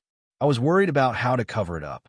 Now that I have killed you on the spot, I will say that I saw you sneaking into the forbidden area at night. I followed you and entered the forbidden area. This is perfect. He rubbed his chin and nodded. Senior brother Peng's words are reasonable. If Ren killed you and said the same thing, what do you think would happen? Peng Yiyu heard this and felt that it was very funny. He waved his long sword and said, Junior brother Ren, good idea. However, even if you came back from the Dalan Temple and received the teachings of the elders, I don't think it will work. Will my sect leader believe you? Why not? If he didn't believe Ren, why would he let you go to the Huiming Hall to receive your punishment? Zhang Xiaohua said with a smile. After hearing Zhang Xiaohua's words, Peng Yiyu's face turned red. He said angrily, I'm not unkind to you and Miss Xixia. I didn't kill you on the spot. Even if Alliance Master Huang of the Falling Stars Alliance wanted to kill you, I stopped him. Why do you have to hit me when I'm down? Zhang Xiaohua picked her ears and said with a smile, When did Ren hit me when I'm down? You can't blindly accuse me of something like this. Peng Yiyu said with a sinister smile. Why would I talk to you? Of course, The sect leader wants you to stay in the sect for some reason. However, this is exactly what I want. If I kill you in this forbidden area, how can the sect leader not reward me? As for Zixia, she is just an inner disciple of the fragrant cult. Since she is already here, the sect leader won't let her out of the water island. Since you don't have the fortune to enjoy her, why don't you leave her to me? Peng Yiyu's pretense of being gentle was finally exposed at this moment. He raised his hand, and the red long sword stretched out more than 3 inches. He waved the sword towards Zhang Xiaohua. Sword Qi. Zhang Xiaohua shouted.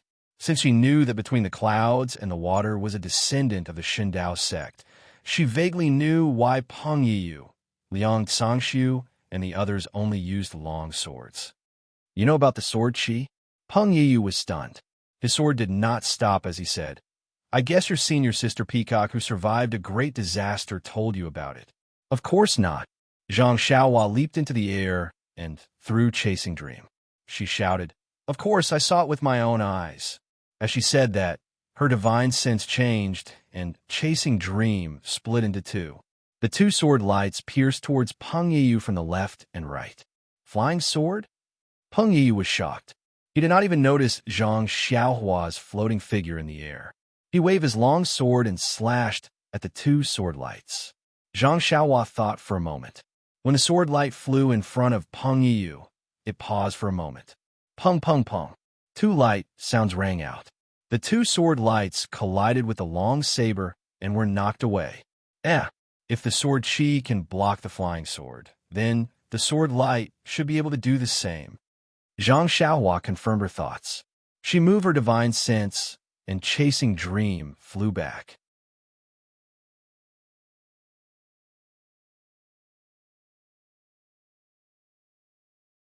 Chapter 10:27.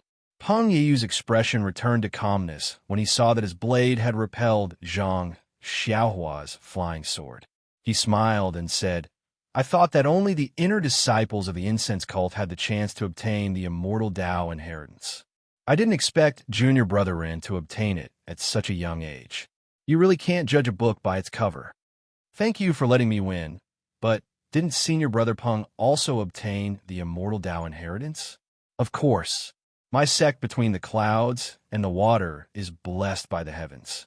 How can your incense cult compare? I heard that your incense cult hasn't had a disciple for many years. Oh, right, Junior Brother Ren. Since there hasn't been a disciple for many years, how did you obtain the immortal Tao inheritance? Could it be your abbess Jingyi's? Peng Yiyu's face revealed a lewd smile as he spoke. This bastard. Zhang Xiaohua was speechless. His initial impression of Peng Yiyu was not bad. Back in Aqua Cloud Club's main hall, he only saw the way Peng Yiyu stare at Meng Yiyu unhappily. That was why he exposed Peng Yiyu. Now that he heard Peng Yiyu's filthy words, how could he not know that Peng Yiyu was also a hooligan dressed in human clothing? However, all of this is fleeting clouds. Junior Brother Ren, when Junior Brother Liang and the others were fighting the incense cult's disciples on Lingering Fragrance Peak, I've already cut off your head. No one else can compare to this merit. Bah, keep dreaming. Zhang Xiaohua spat at him.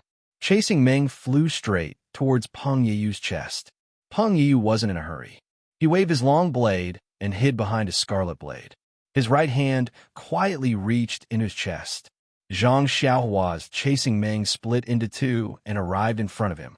Peng Yiyu used his blade technique, wanting to repel the 2 flying swords like before. However, the moment his blade touched Chasing Meng trembled and split into 2 again. 4 sword shadows appeared. Upon seeing this, Peng Yiyu's expression changed greatly. He quickly took out his right hand from his chest. Before Zhang Xiaohua could see what was in his hand, Peng Yiyu immediately circulated his qi. A crimson-red light screen quickly extended from Peng Yiyu's right hand. At the same time, Peng Yiyu also used the momentum to jump to the side. Peng! The 2 sword lights from Zhang Xiaohua's flying sword pierced the red defensive light shield on Peng Yiyu's right hand. The light shield rippled a few times before it slowly closed. The other 2 sword lights struck Peng Yiyu's saber aura. The impact made Peng Yiyu's left hand numb, and he almost threw his saber to the ground. Io, junior brother Run, I didn't expect your cultivation of the immortal Tao to be so profound. To actually reach this level?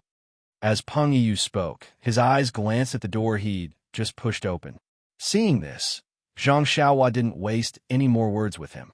With a push of her divine perception, Chasing Ming once again flew back and transformed into 8 sword lights. One in front and one behind. They pierced Peng Yiyu's crimson defensive light shield. You're Rejuvenation Valley Senior of the Immortal Tao? Upon seeing Zhang Xiaohua's 8 flying swords, Peng Yiyu abruptly thought of the rumors of Rejuvenation Valley's Immortal Tao. Didn't the senior who used the flying art use 8 sword lights? At this moment, Peng Yiyu finally noticed that Zhang Xiaohua was about half a foot off the ground. She'd been floating in the air for a long time. Peng Yiyu was terrified. How could he remain calm? How could he wield the long saber as freely as he did that day? Peng, peng, peng, peng. For consecutive explosions rang out. 4 sword lights pierced the same spot on the defensive light shield. Peng Yiyu didn't dare to delay any longer. His figure flew over, intending to use his Qinggong to escape towards that small door. Pong, pong, pong, pu. First, there were 3 explosions, followed by a muffled sound. The chasing Meng Yeyu's small sword pierced Peng Yeyu's defensive light shield 7 times. The last sword pierced Peng Yeyu's heart. Peng Yeyu screamed tragically and fell to the ground. Io. Seeing this, Zhang Xiaohua's eyes turned. She shot over like an arrow and didn't wait for Peng Yeyu's figure to land on the ground.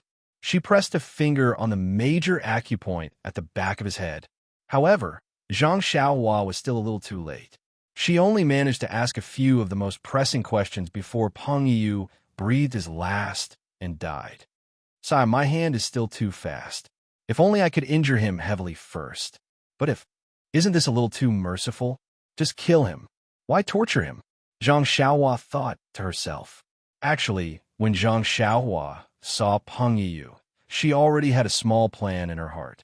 A plan to escape between the clouds and the water. And after Peng Yiyu's questions before he died, it confirmed the feasibility of her plan. She took out a fire talisman and burned Peng Yiyu's body. There wasn't anything special left on the ground. Even the long saber had turned into nothingness. Then, Zhang Xiaohua held Zhu Ming in her hands and walked to the door in the middle without hesitation. She pushed the door open and entered. Because according to Peng Yiyu, this was the forbidden area between the clouds and the water. Unless Bai Yinxiu gave permission, no one could enter easily. And at this time, Bai Yinxiu had brought most of the people between the clouds and the water away from the island. The strength of the sect was weak. Other than Peng Yiyu, a disciple who had been punished for no reason, he was angry. Tonight, he had rushed into this forbidden area recklessly and died unjustly.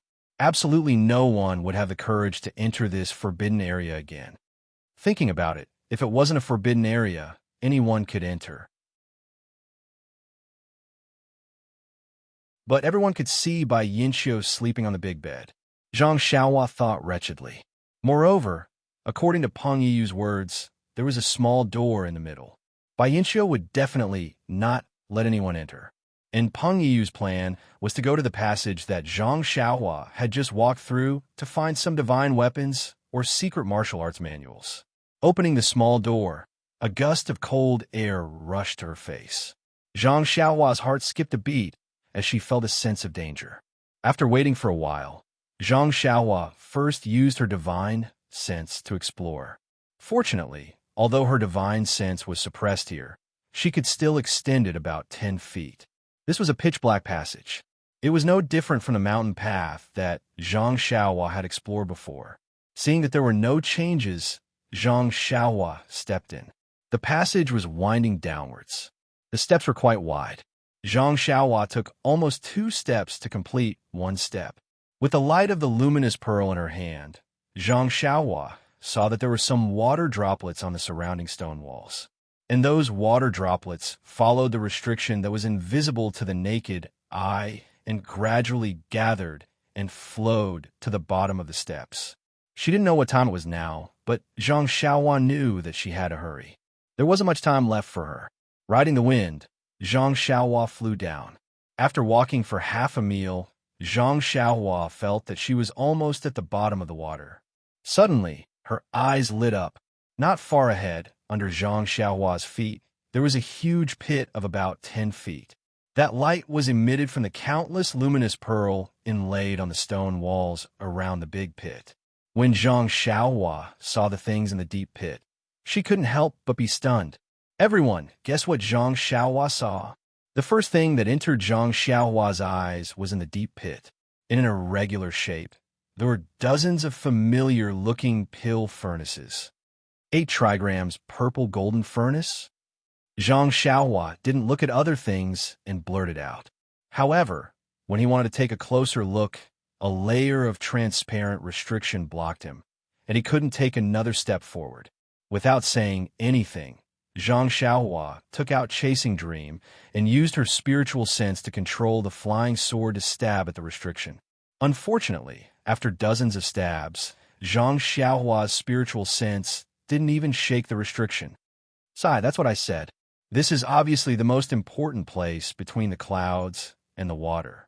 Why aren't there any strange restrictions along the way? So, it's waiting for us here. Looking at the restriction, it should be similar to the array that protects the dragon's vein in the incense cult. It's definitely not something that a chi refining stage cultivator can break. No wonder Bai Yanxiu was so relaxed and didn't put up any defenses. Zhang Xiaohua sighed and thought. At the same time, she looked at the deep pit again. After counting carefully the 8 trigrams purple golden furnace in the deep pit, temporarily called the 8 trigrams purple golden furnace, there were a total of 25 furnaces. These 25 furnaces were arranged in 7 different places, and each place should have 7 pill furnaces. But now, in these 7 places, there wasn't a single spot with 7 pill furnaces. They were more or less missing. In the place with the most missing furnaces, there was only 1 pill furnace placed in the innermost place. And in the middle of these 25 pill furnaces, there was an empty space. There was only a foggy thing floating in the air. From afar, she couldn't see clearly what it was. I'm envious. Zhang Xiaohua looked at the pill furnaces and felt like she wanted to reach out and tear the restriction. But Zhang Xiaohua didn't give up and looked at the restriction again with her divine sense. Then, she angrily comforted herself. Needless to say, what kind of array is this? The pill furnaces that are missing are in my hands. If I don't go in, this array will never be complete. That's not right. There should be a total of 49 pill furnaces. There are 24 empty spots. There are only 18 pill furnaces in my belt. Doesn't that mean there are still 6 pill furnaces that are missing? Forget it. This array has no fate with me. Zhang Xiaohua endured the pain and turned to leave. But she couldn't help but look back again. Looking at the ground, she made a gesture and directly went underground. She still wanted to see if this array was like the restriction in Bai Yanxiu's bedroom, with a strong start but weak finish. At first, the more Zhang Xiaohua looked, the more disappointed she was. The light purple restriction underground was still intact and protected the big pit on the ground. Just when Zhang Xiaohua was about to give up, she suddenly found that there was a well-developed underground passage in one part of the array. But this passage wasn't used by humans, but rats. Zhang Xiaohua knew from the Guozhuang house that rats in the fields were the most abominable. They always dragged unripe and ripe rice and other things into their underground caves. And the caves of rats were extremely complicated. Even if they could find the entrance, it was unlikely that they could find the hiding place of the rice. But at this time, when Zhang Xiaohua saw the rat's cave, she almost wanted to thank the rats. Because on the side of the rat's cave, there was a cave entrance facing the restriction.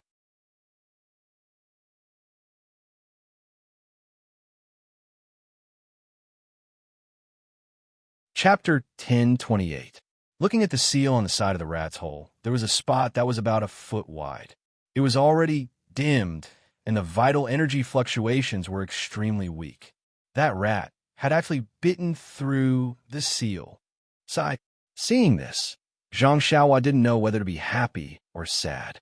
Such a powerful seal was something that even a mid-stage qi refining cultivator like him couldn't do anything about. That ordinary rat was actually able to bite through the seal.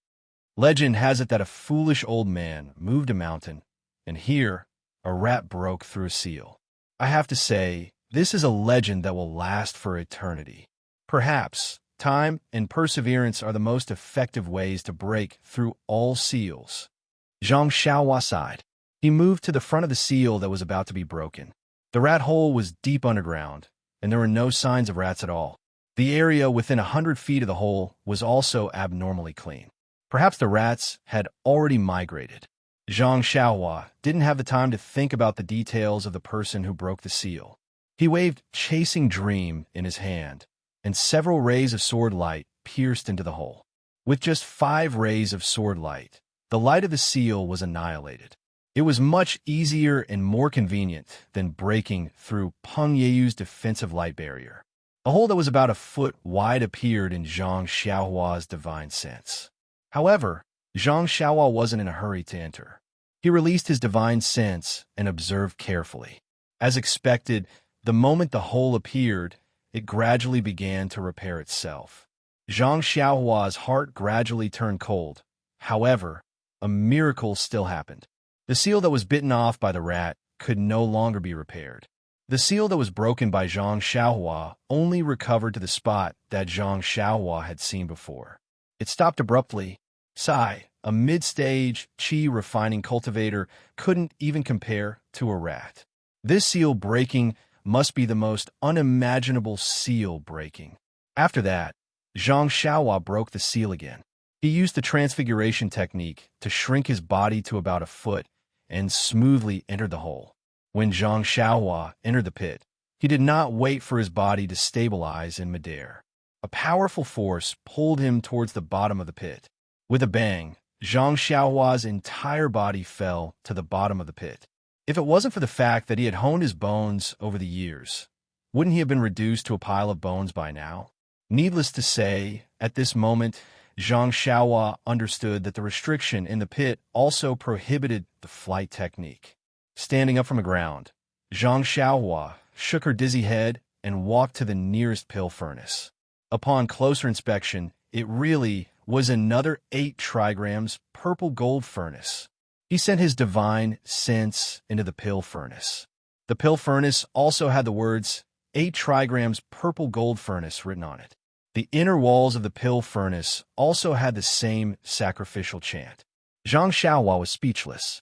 Who would be so bored as to actually refine 49 identical pill furnaces and arrange them into an array formation?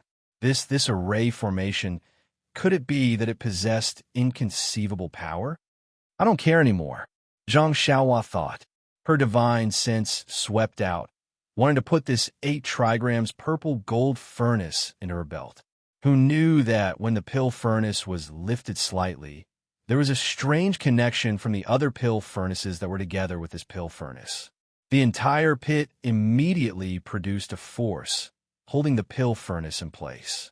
No matter how much strength Zhang Xiaohua used, she couldn't put the pill furnace away. This is bad. Could it be that this is a fixed array formation? Zhang Xiaohua thought. She walked forward and raised her arms, wanting to use the most barbaric method to move the pill furnace away from its original position. But just like before, just as the pill furnace left the ground, it was pulled by a powerful force. As the strength of Zhang Xiaohua's arms increased, the force also increased.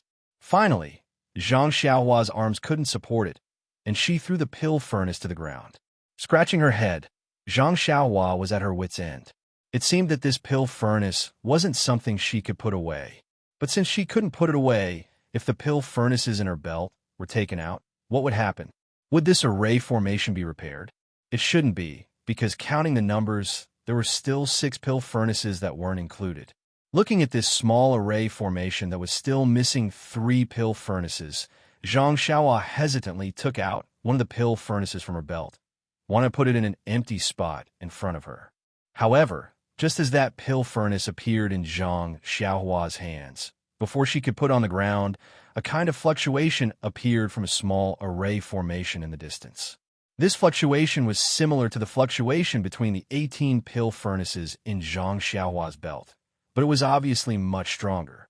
Once this fluctuation appeared, a suction force appeared from the array formation in the distance, instantly sucking that pill furnace horizontally into the array formation in the distance. This is bad. Zhang Xiaohua's divine sense swept over and found that there was only one empty spot in the array formation that sucked the pill furnace over. In other words, as long as this pill furnace fell to the ground, this small array formation would immediately be repaired. However, within this large pit, flying was prohibited. Zhang Xiaohua could only use the ethereal steps to rush over there.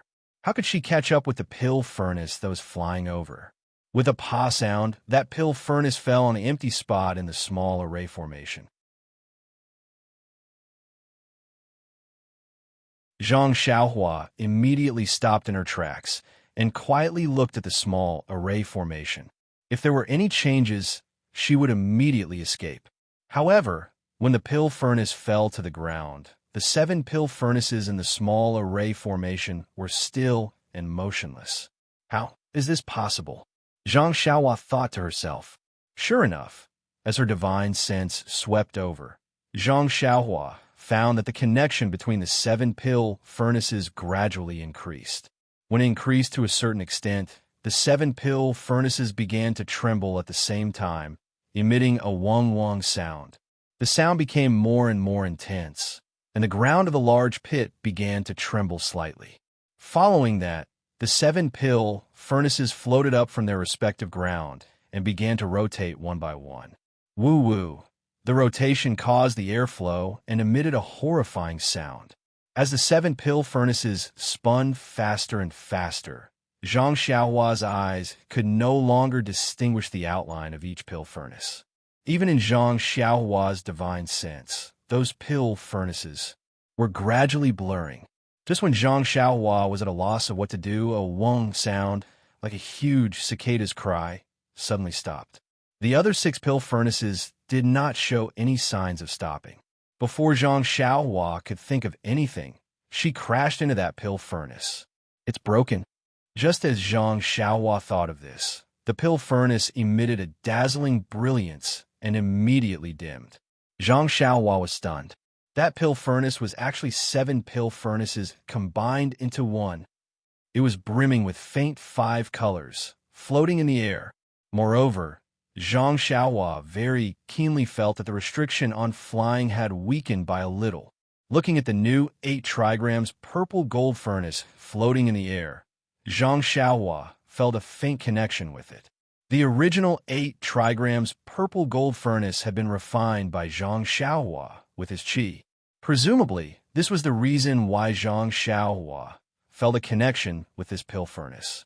Zhang Xiaohua waved his hand, and the pill furnace immediately flew from not far away. Zhang Xiaohua carefully looked at it with his naked eyes. This pill furnace was obviously different from the one he had taken out just now. Not to mention the weight, and not to mention the faint 5 colors on the surface. Just the spirit coming from the pill furnace was enough to show that this pill furnace was more than 1 level stronger than all of his previous ones. The refining technique on the inner wall of this pill furnace was the same, and the words of the 8 trigrams purple gold furnace had not changed. Presumably, if it was used to refine pills, it should have an even more shocking effect. With a move of his divine sense, Zhang Xiaohua easily put this synthesized 8 trigrams purple gold furnace into his belt. Then, Zhang Xiaohua had a plan in his heart. One by one, he took out the refined pill furnaces that had not been synthesized. Then, he put them in groups of 7 and waited for them to rotate and combine. Until he took out the 18 pill furnaces he had obtained from the incense sect, he filled up the 6 small arrays. Then, he put away the 6 new 8 trigrams purple gold furnaces without any surprise. In the end, only the innermost small array with 6 empty spots was left. The same 8 trigrams purple gold furnace stood there all by itself. Using his divine sense, he looked at the 6 8 trigrams purple gold furnaces in his belt. These 6 were the same as the previous ones. When they saw each other, there was still a faint connection between them. However, this connection was more obscure, and the fluctuations between them were more mysterious. Zhang Xiaohua withdrew his divine sense and hovered over the last remaining pill furnace. He originally wanted to give it a try. He did not have any wishful thinking. However, when he took it, it was beyond his expectations. The last pill furnace only trembled slightly. It was as if it was trying to resist. Immediately, it was put into Zhang Xiaohua's money bag. Zhang Xiaohua was speechless. Why did this pill furnace suddenly lose its integrity? All the pill furnaces were put into Zhang Xiaohua's belt. Zhang Xiaohua suddenly felt his body lighten. He pinched a spell and flew into the air above the big pit. The prohibition that restricted his flight must have been broken. Flying into the air, Zhang Xiaohua came in front of the fog-like thing that was surrounded by the pill furnaces just now. That thing was as big as a bucket. Outside, it was a cloud of white, silky fog. Above that thing, a thin thread of white, flocculating gas extended in the air. It passed through the prohibition and the stone wall outside the prohibition. Could it be that the white fog that shrouded the water island is the fog on this celestial device? Zhang Xiaohua was deep in thought. Then, he waved his hand and cast a few spells. The white fog only tilted slightly and then gathered again. Zhang Xiaohua frowned slightly. He waved his hand again, and that thing actually flew in front of Zhang Xiaohua. Huh? Zhang Xiaohua laughed. He hurriedly took out a rather big jade box from his arms. He pointed his finger, and that big thing flew into the jade box. Zhang Xiaohua cast prohibition spells on the 4 walls of the jade box. He closed the lid and cast a few more prohibition spells. Then, he carefully put the jade box into his money bag. At this moment, the whole big pit was empty. Only the faint fog line from just now still led to the outside of the prohibition. But at the bottom of the fog line, the thing that produced the fog had disappeared. Please cast a monthly vote, a recommendation vote, a collection, a tip.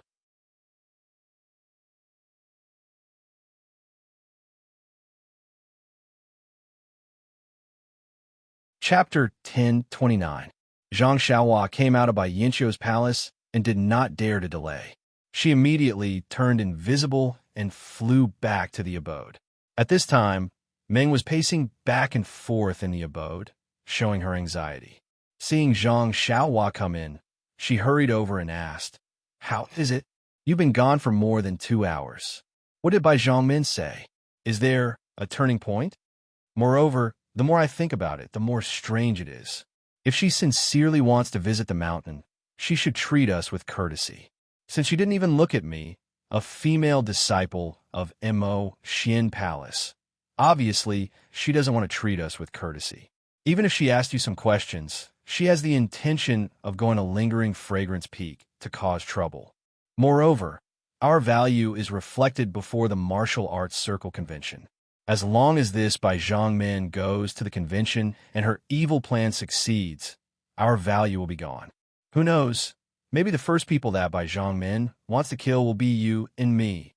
Yes, and even if Bai Zhongmin comes back with us to the incense sect, we didn't send the message between the clouds and the water to the hierarch in advance. This is not a small crime. Meng was anxious and told her everything that she had just considered. Hearing this, Zhang Xiaohua nodded. So he looked at the sky, walked forward, and took Meng's hand. He smiled and said, "You're right. I also thought a lot. Actually, I didn't see Bai Zhongmin just now. I heard that she left the island early. What should we say? She can't have gone to Lingering Fragrance Peak. I don't know where she went. What we need to do now is to escape from here as soon as possible." Escape? How? It's not like you didn't see it when we came in. With so many immortal methods and so many troubles, how could the 2 of us fool the eyes of Aqua, Cloud Room's disciples? Meng, you don't have to worry about this. I just want to look for Senior Pengyu. Pengyu? Dream frowned slightly. I don't like the way he looks at me. Why are you looking for him? I know you don't like it, but there's no other way. Other than him, there's only Liang Cangshu.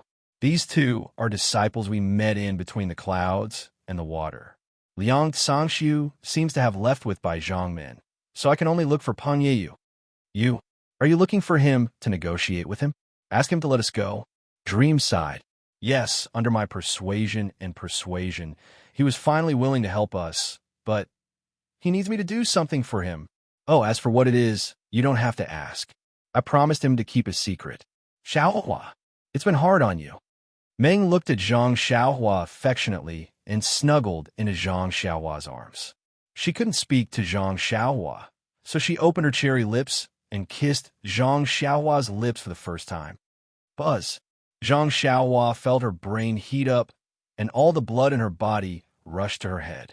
It was as if Meng's figure was the only thing left in the world, and the only thing left in the world was the moisture and warmth on her lips. After a long while, both of them were panting and reluctantly parted their lips. Meng's face was flushed red, and she said, "Then, why aren't we leaving? Isn't it convenient to go out in the dark?" "Yes, I wanted to tell you, but you kept pestering me. I forgot," Zhang Xiaohua said with a shy face. "Then," he explained, "I have already discussed with Peng Yeyu. He will come over in a while. You just need to follow him. He will send you out of the mountain first. Then you quickly find a big white horse and go out in the middle of the night. I will go and help Peng Yeyu, and when I finish tomorrow, I will go and catch up with you. What do you think?" "I don't think so." Meng shook her head. "If we are going, we will go together."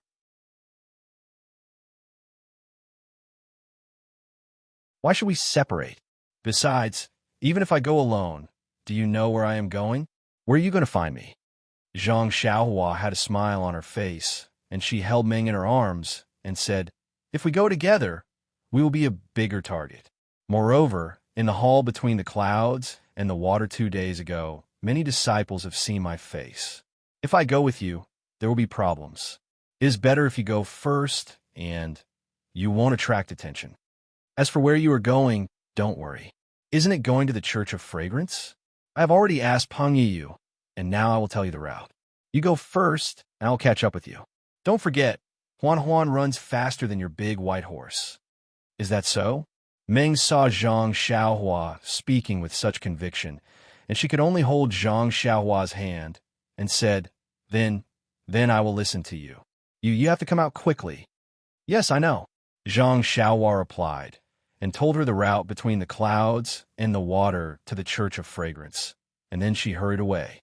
Not long after, Peng Yeyu came from outside the house. "Brother, Peng, your throat." Meng did not like this Peng Yeyu, but after all, he wanted to send her out. After walking with Peng Yeyu for a while, Meng could not help but ask out of politeness, "It's nothing's just a few days ago. Because of you, I was punished by the sect leader, and my meridians were injured," Peng Yeyu said unhappily, and his words were short and to the point. He was a man of few words. Meng had heard Zhang Xiaohua talk about this before, and she snorted coldly and said, "I don't know how Brother Peng plans to deal with my family. Ren Xiaoyao, if anything happens to him, even if you let me go, I will not accept your kindness. If I return to the Church of Fragrance and don't see him, I swear I will destroy between the clouds and the water without leaving a single chicken or dog." Meng's tone was cold, but in Peng Yeyu's ears, it was like the sound of nature.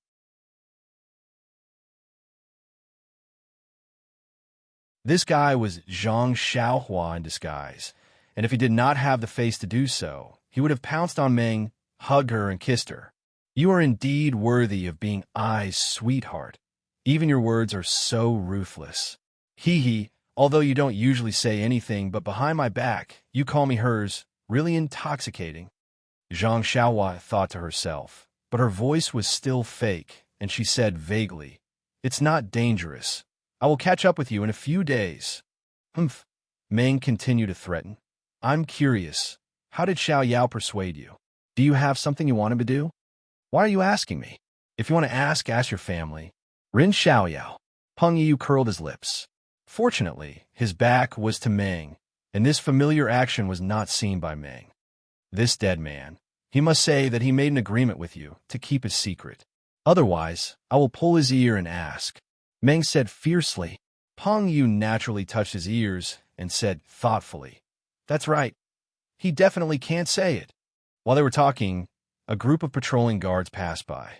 Under the light of the torches, they saw Peng Yu leading a woman. They couldn't help but be startled. Immediately, the person in the lead went forward and cupped his hands. "External envoy Peng, you are..." Peng Yu was slightly stunned and looked at him. "Do I need to tell you what I am doing?" That person was also taken aback. He smiled apologetically and said, "Of course I can't interfere in external emissary Peng's matters." "Haha, now that sect leader has left, you must be relieved." "TSK, TSK. I was too talkative. Please." Peng Yu nodded and was about to leave. "Oh, right, external envoy Peng, there are rules, please. Your password tonight is..." "Please don't blame me. This is..." "Yu Xiao Xiao?" Peng Yu said in a bad mood. That person suddenly thought of something, and a strange expression appeared on his face, as if he wanted to laugh but did not dare to.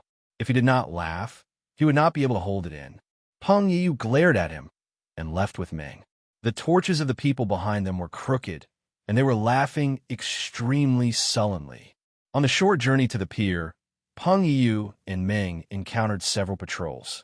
It could be seen that between the clouds and the water was heavily guarded after by Yinxiu left. But who was Peng Yu? He was one of the few external envoys, and he always had the right to freely enter and exit between the clouds and the water. Tonight's password, ahem, although it was a little inappropriate, he'd said it clearly. So who could stop him? On the pier, several large boats were docked, and one of them was lit. Peng Yu walked to the bow and shouted, "Who's on duty tonight?" "Who is it?" A burly man shouted, and quickly ran out of the cabin with a small bone in his hand. When he saw that it was Peng Yu, he immediately threw the bone into the water and rubbed his greasy hands on his lapel a few times. He cupped his hands and said, "So, it is external envoy Peng. This little one did not hear you. So sorry for the delay. Are you allowed to drink when you're on duty?" Peng Yu frowned and asked when he smelled the smell of alcohol in the man's mouth. "This." The man scratched his head and murmured, "It is already late. This little one thinks that there is nothing wrong." "Who told you that there is nothing wrong? Didn't I already have something to do?" Peng Yu said impatiently. Yes, this little one will immediately tidy up." The man answered and quickly went into the cabin. Not long after, several other men came out with food and wine in their hands. They all timidly looked at Peng Yu, who was coldly facing the pool, and hurried to the next boat. Meng looked on from the side with interest, but her heart was also a little uneasy. At this moment, a voice came, "External envoy Peng, what are you going to do with this disciple of the fragrant religion?" Meng's heart thumped. She turned around and saw that it was Li Su and Li from Huiming Hall who had greeted them earlier. Peng Yu's expression also changed. He turned around and cupped his hands, saying, "Oh, so is Li. I just received a message from the sect leader asking me to bring this female disciple out." "Oh, is that so?" Li Su frowned and looked at Peng Yu, and then looked at Meng, who was standing quietly next to him. He asked curiously, "What? The sect leader sent a message? Why didn't this old man know? When did external envoy Peng receive news more timely than my Huiming Hall?" "Oh, right, external envoy Peng. What happened to your throat tonight? Please vote monthly. Please vote recommendation. Please collect. Please tip. If you like this work, you're welcome to come to Chidian. Com to vote recommendation or monthly."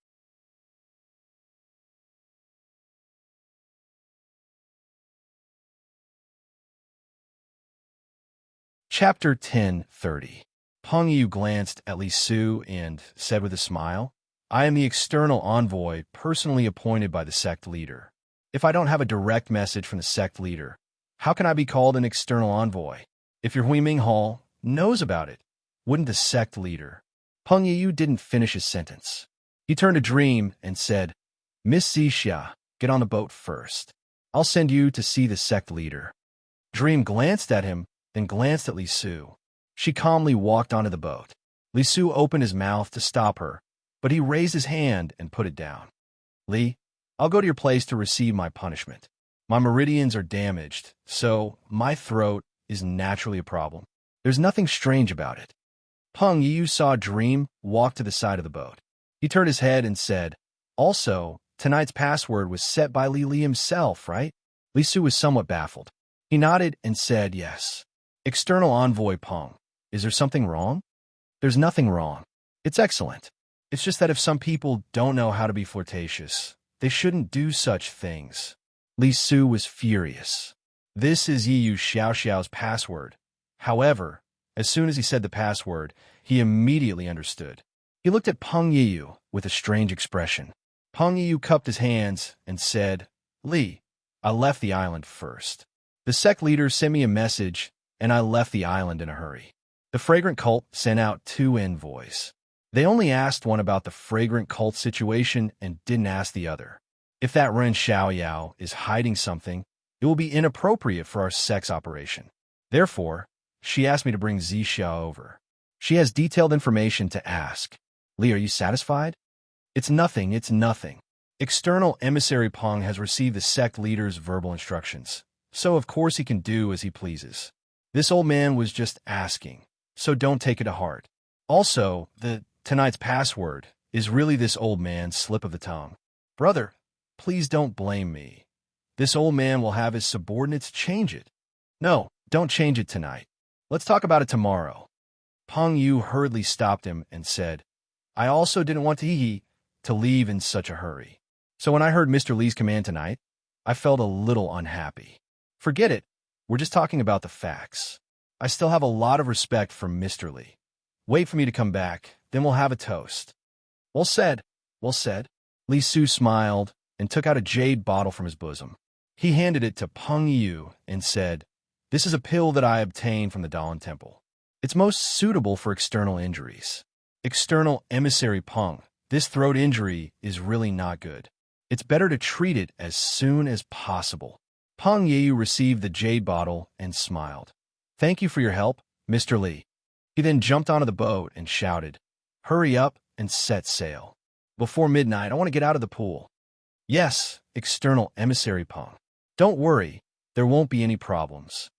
The man controlling the boat saw that even Mr. Li was letting them go. How could he not quickly redeem himself? When the boat was out of the water, Peng Yu clasped his hands and said, "Mr. Li, rest early. When I come back, I'll thank you again. External Emissary Peng, be careful on the road. Leave early and come back early." Li Su returned the gesture. His words were very warm. It made people feel that Shui Yuping's old and new disciples were getting along well. Looking at the boat leaving, Li Su stopped smiling and scolded, "Look at all of you. What do you want me to say to all of you? Tonight's password? Why didn't you remind me? You already used his name as the password. How could you not make him angry? Go, hurry up. Sai, forget it."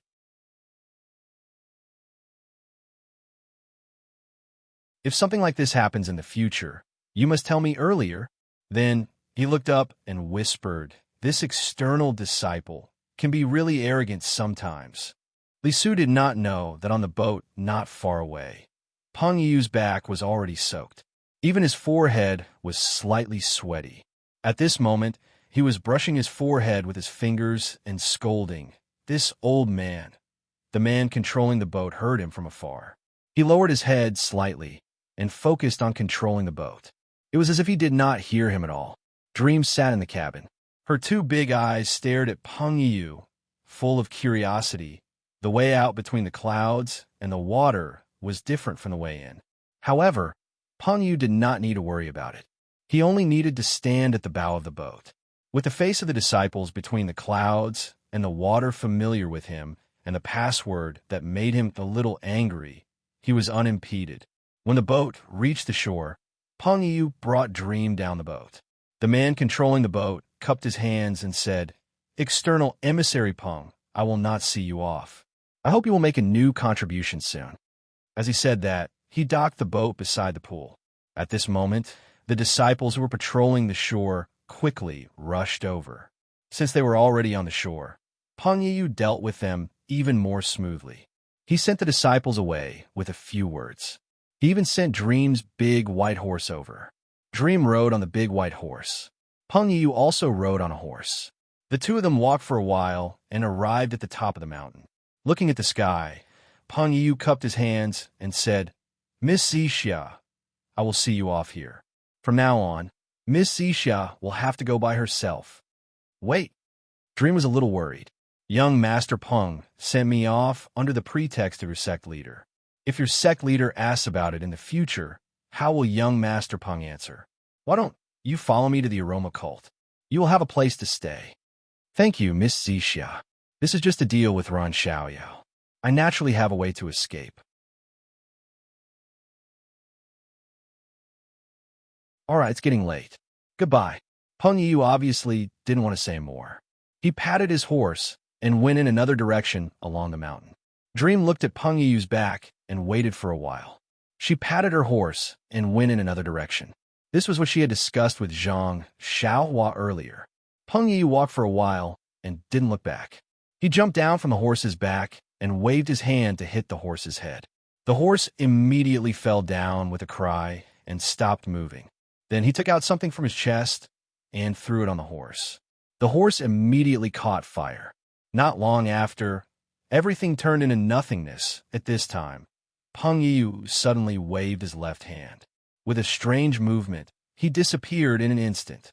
In the early morning of the next day, the sun had just risen. In the mountain range between the clouds and the water, in a cave, Zhang Xiaohua opened his eyes. Thinking about what he had done to Peng Yu last night, the corners of his mouth unconsciously curled into a smile. He released his divine sense and found that Dream had disappeared. Peng Yu had also disappeared. Everything would be impossible to investigate. However, the stone inn by Yinchio's bedroom palace, the jade slip underground, and the pill furnace that had turned into 6-8 trigrams purple gold furnace had to be explained. For this, Zhang Xiaohua had planned it out last night. He stood up, changed his clothes, and changed into Pan An's appearance. He made a gesture and went to the mountain range. At this time, between the clouds and the water was still shrouded in thick fog. But the mountain wind above the pool was gradually getting stronger. It had already blown away the fog at the outermost part of the island. It was no longer as thick as before. Zhang Xiaohua took out Chasing Dream, and it turned into 8 sword lights like swimming fish. They swam around his body. He used the flying technique to hide himself and went to the pool. When he reached the side of the island, his divine sense had found that there was a layer of array around the island. He didn't go in, but showed himself first and shouted, "Where is the girl from the Shindao sect?" He shouted 3 times in a row. These 3 sounds contained Zhang Xiaohua's genuine qi. The whole pool shook slightly. Between the clouds and the water, whether it was those who had not woken up yet or those who were on duty in the morning, were all alarmed. Everyone looked at the immortal flying in the sky in horror. The girl from the Shindao sect, she's not here? Then that's easy. I came here to take away what belongs to I. You just have to tell her. Before his voice died away, Zhang Xiaohua flew out of the mountain. Not long after, he disappeared into the horizon. Standing on the giant island, the people who had been woken up from their sweet dreams finally woke up. It turned out that the other party had already infiltrated deep into the enemy's territory and taken away what belonged to them. What an immortal! There were so many of them, and they had such a tight defense, but they didn't even know when the other party left. Just when everyone was panicking, someone with sharp eyes saw the rising sun and shouted, "Look, look, the fog between the clouds and the water. Where did it go?" Of course, the thick fog yesterday had been blown away by the mountain wind. The true face of the giant island between the clouds and the water was revealed. Not good. Li Su, who was hiding among the people, changed his expression and shouted, "Don't panic. The immortal has already left. Besides, he didn't come to find trouble with you. What are you afraid of? You quickly go and see if the array inside and outside the island is still there." A man with a pale gold face ran to the shore. Not long after, he came back happily and reported, "Li, the great formation on the island is still there. The formation in the pool outside the island is also unchanged." Good. Li Su breathed a sigh of relief. He nodded and said, "Brothers, take care of the house. The immortal must have something to discuss with our faction leader. Since our faction leader is not here, and he has no intention of staying, let's all go about our business." Everyone thought about it and agreed. Gradually, they regained their calmness. Although they were not used to the disappearance of the clouds, after a short while, they began to bask in the sun lazily and enjoyed it, causing them to forget about the unforeseen event. Of course, Li Su could not conceal the fact that such a great change had occurred on the water island. He immediately sent the disciples of the Huiming Hall to leave the island by boat and report to Bai Yinxiu at full speed. Zhang Xiaohua fooled the people from between the clouds and the water. She hid herself as she walked, making it seem like she had disappeared into the sky. In fact, she landed on the ground after walking for a short distance. With a sweep of her divine perception, she had already found the location of the odd beasts. She used the earth escape technique and secretly pulled Huan Huan out. Then, she jumped up and chased after Meng, who had been walking for a whole night.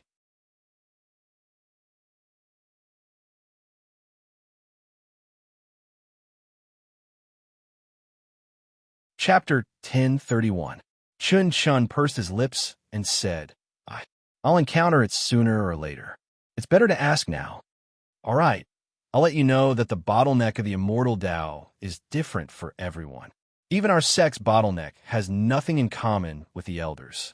Perhaps my experience can be used as a reference for the elder, but for you, it's like playing the lute to a cow. So be it. If you want to tell me, I'll listen. If I can't comprehend it, I'll just treat it as a story. Chin Chun said with a smile. Alas, it's not that I don't want to tell you. Immortality is different from martial arts. If you don't reach the bottleneck, you won't understand it at all. Instead, it may lead you astray. Nanjing shook her head and said, However, if you want to hear a story, I'll tell it to you. Hearing this, Chin Chin's eyes brightened, and he almost clapped his hands in praise.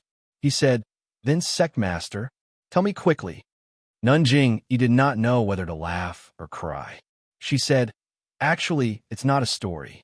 It's just that a disciple of Ruijin Palace, Missouri Qingshan, picked a Chao Huandan for my sect, and this Chao Huandan was obtained by the current disciple of the Guardian, Ren Xiaoyao.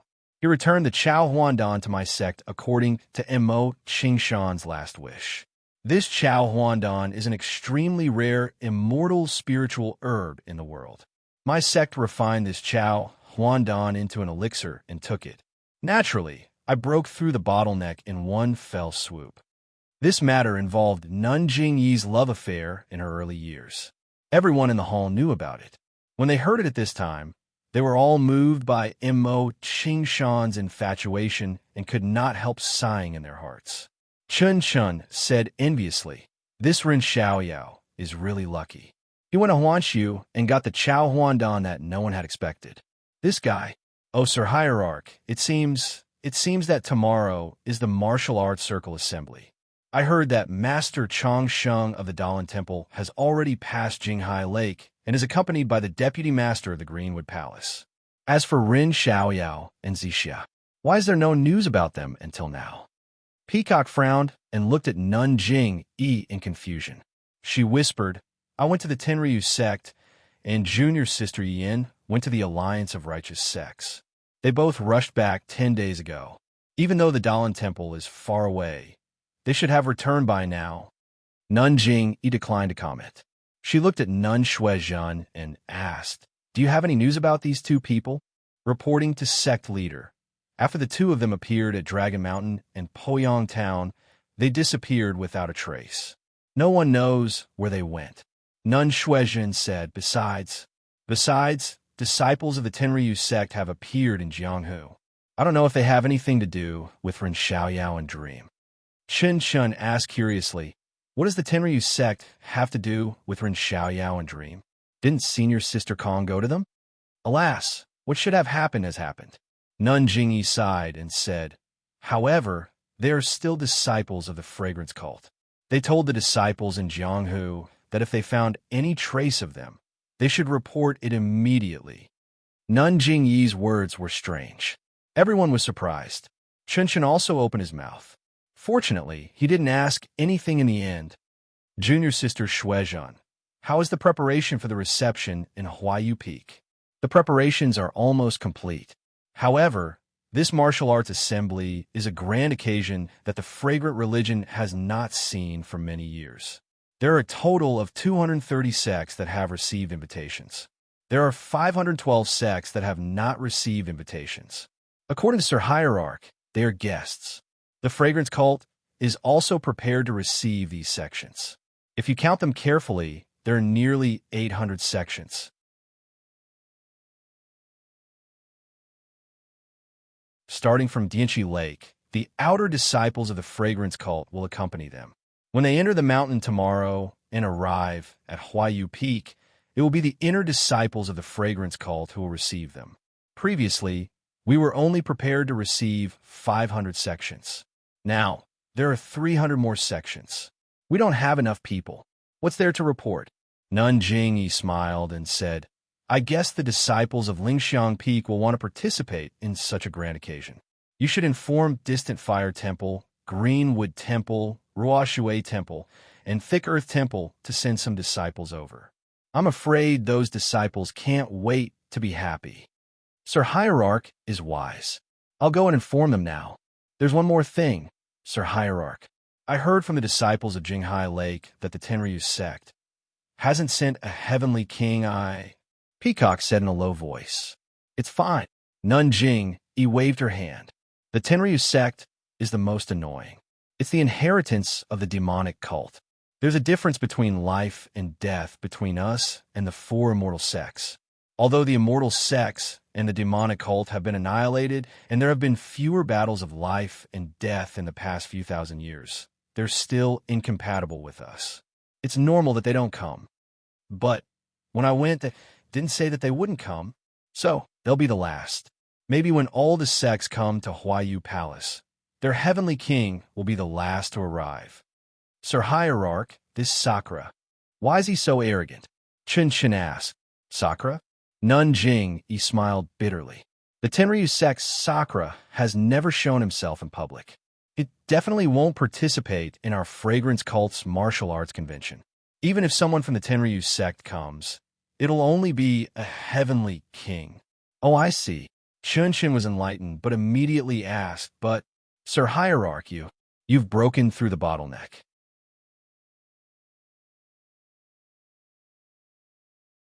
Between the immortal sects and the Sakura, who's more powerful? Everyone's expression changed. Nun Jing Fan and Peacock almost glared at Chun. Nun Jing, he seemed to have been asked. She stared at the clear sky outside the window. After a while, she said, the Sakura is the best in martial arts in the world. He's also the best in the immortal sects. Ever since, the 4 immortal sects, Fragrance Cult, Dalan Temple, Misty School, and Shindao sect were founded, he's been the best. Even now, he's still the best. Silly girl, do you think our sect can compare to the Sakura? What? Chun was dumbfounded. How is that possible? Could it be that the Sakura of every generation is the best in martial arts? Sai, we had our suspicions back then, but this is the truth, an indisputable truth. No one doubts this fact, and no one dares to refute this fact. But the immortal sects have been destroyed.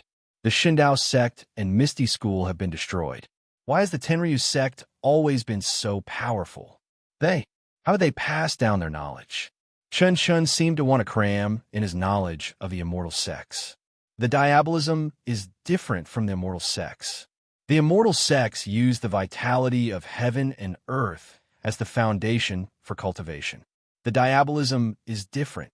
As for what kind of inheritance they use, we don't know.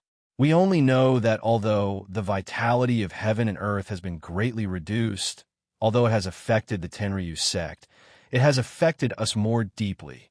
So, although the cultivation of the Sakura of every generation has decreased, this has not affected them. They've always been the #1 sect in the pugilistic world. The Sakura has always been the #1 in the pugilistic world. Then Master Jingxian, Master Jinggang. Peacock asked in a low voice, this time should we ask about it? Nun Jingyi stopped and looked at Peacock thoughtfully. She nodded and said, yes. They killed 2 of our elders. Even if the Sakura is the #1 person in the world, and the Tenryu sect is the #1 sect in the world, this matter must be explained clearly. Everyone praised him in their hearts and nodded. Lord Hierarch is right. But, Peacock, think about it again. Do you think it's possible to ask about this in front of all the heroes in the world? Master, Peacock's expression changed, and she frowned. After a while, she shook her head and said, Master is wise and far-sighted. I'm still lacking in experience. This is not appropriate for me to ask. Chun Shun was anxious and said, Senior sister, why are you talking in riddles with Master? Why don't you explain it clearly? Peacock looked at Nun Jing and turned to say, the death of the 2 masters is related to the Tenryu sect, but we don't have any evidence. If we ask them for no reason, they won't admit it. They might even ask us for evidence. Wouldn't it show that the Tenryu sect is incompetent? This matter can't be compared to the public vengeance in the martial arts world. We can't just ask for it openly. That's right. Chinchin also realized and said dejectedly, I thought I could find justice for the 2 masters. Justice is in the heart of the heavens. Justice is in the heart of the people. Nun Jing nodded and said, this is something that the Tenryu sect needs to investigate. We won't ask about it in front of others. Moreover, the Tenryu sect has killed so many of the Tenryu sect spies. When we hear them talk about it, even if Chun Shun says that a heavenly king of the Tenryu sect has been killed secretly, even if the Sakura is suspicious, he won't ask you in front of everyone. This is a slap to your own face. Nun Jing said, after all, tomorrow will be the most lively event that the Tenryu sect has ever seen in decades. Whether it's an enemy or a friend, everyone will be a guest tomorrow. Let's think about how to organize the Wulin convention tomorrow. Everyone's faces lit up with excitement. One after another, they offered suggestions.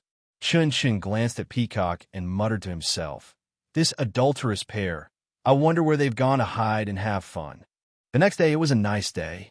The Huayu Peak in the Tenryu sect was even more peaceful and calm. At the foot of the Huayu Peak, Nun Jing was dressed in a palace dress. Beside her, there were dozens of women dressed in palace dresses. However, everyone's head was covered with a veil, so it was hard to tell who was who. On the mountain path that was paved with yellow soil and sprinkled with clear water, there were already dozens of people in sight. Among the dozens of people, there were a few old men dressed in monk robes who did not ride horses. Behind the old monks, there were a few old men dressed in green who also did not ride horses. However, although these people did not ride horses and looked like they were just strolling, their figures were as smooth as moving clouds and flowing water. Their speed was extremely fast. Even the dozens of young disciples behind them who were dressed in various clothes and riding horses could barely keep up with them. Seeing the old monk, Nun Jingyi's face was full of smiles. Her feet paused slightly, and her body floated forward like a willow catkin. She only walked for dozens of feet in the air before she stopped and said, Elder Master Zhang-san, I haven't seen you for many years. How are you? Please cast a monthly vote, a recommendation vote, a collection, a tip.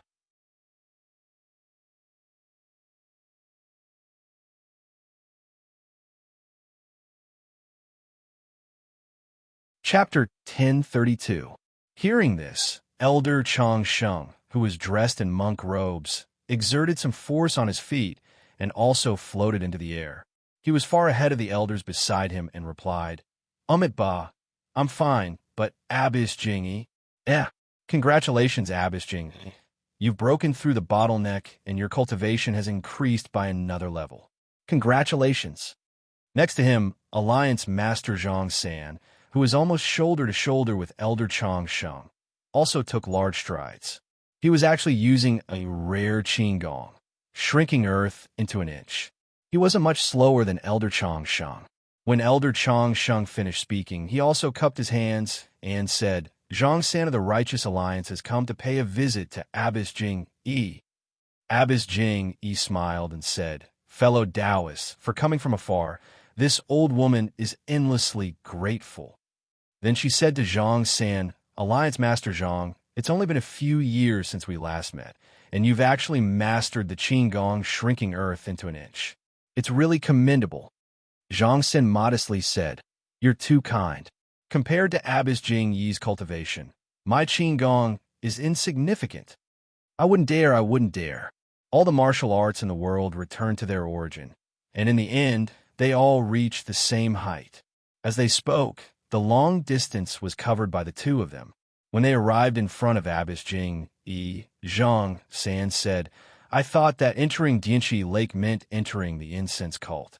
Walking for a long time with it, this incense cult is indeed a paradise. Isn't that so? I didn't expect Abbess Jing Yi to be so generous. She invited the entire Jianghu.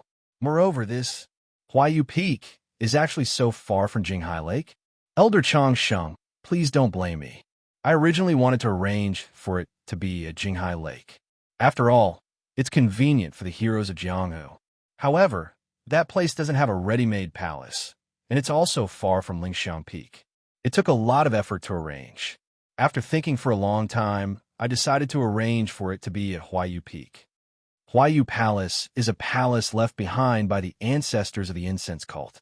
It's the place where the ancestors of the Dalan Temple, the Misty School, the Shindao sect, and the Tenryu sect would drink and chat. Today's heroes of Jianghu are gathered here, showing that the incense cult is a place to treat guests. Alliance Master Zhang laughs. Our righteous Dao Alliance started after the immortal Dao Alliance. We have no chance to enter the Huayu Palace. Today, we have obtained Nun Jingyi's approval. We must take a good look around. Alliance Master Zhang, don't be ashamed of your inferiority.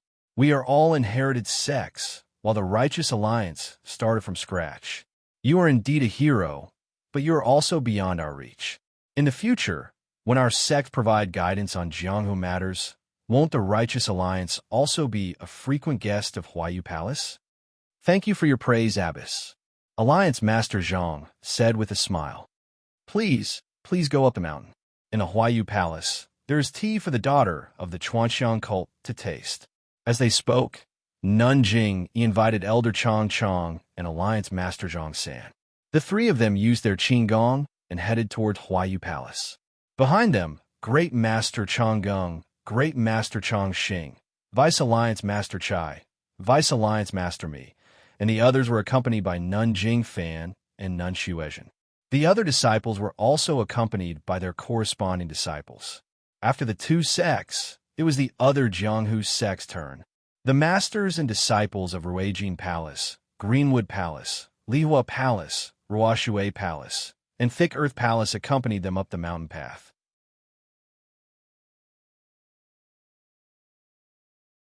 Other than the Dalan Temple and the Righteous Alliance, which did not have a limit on the number of people, the other sects had a quota of 4 people.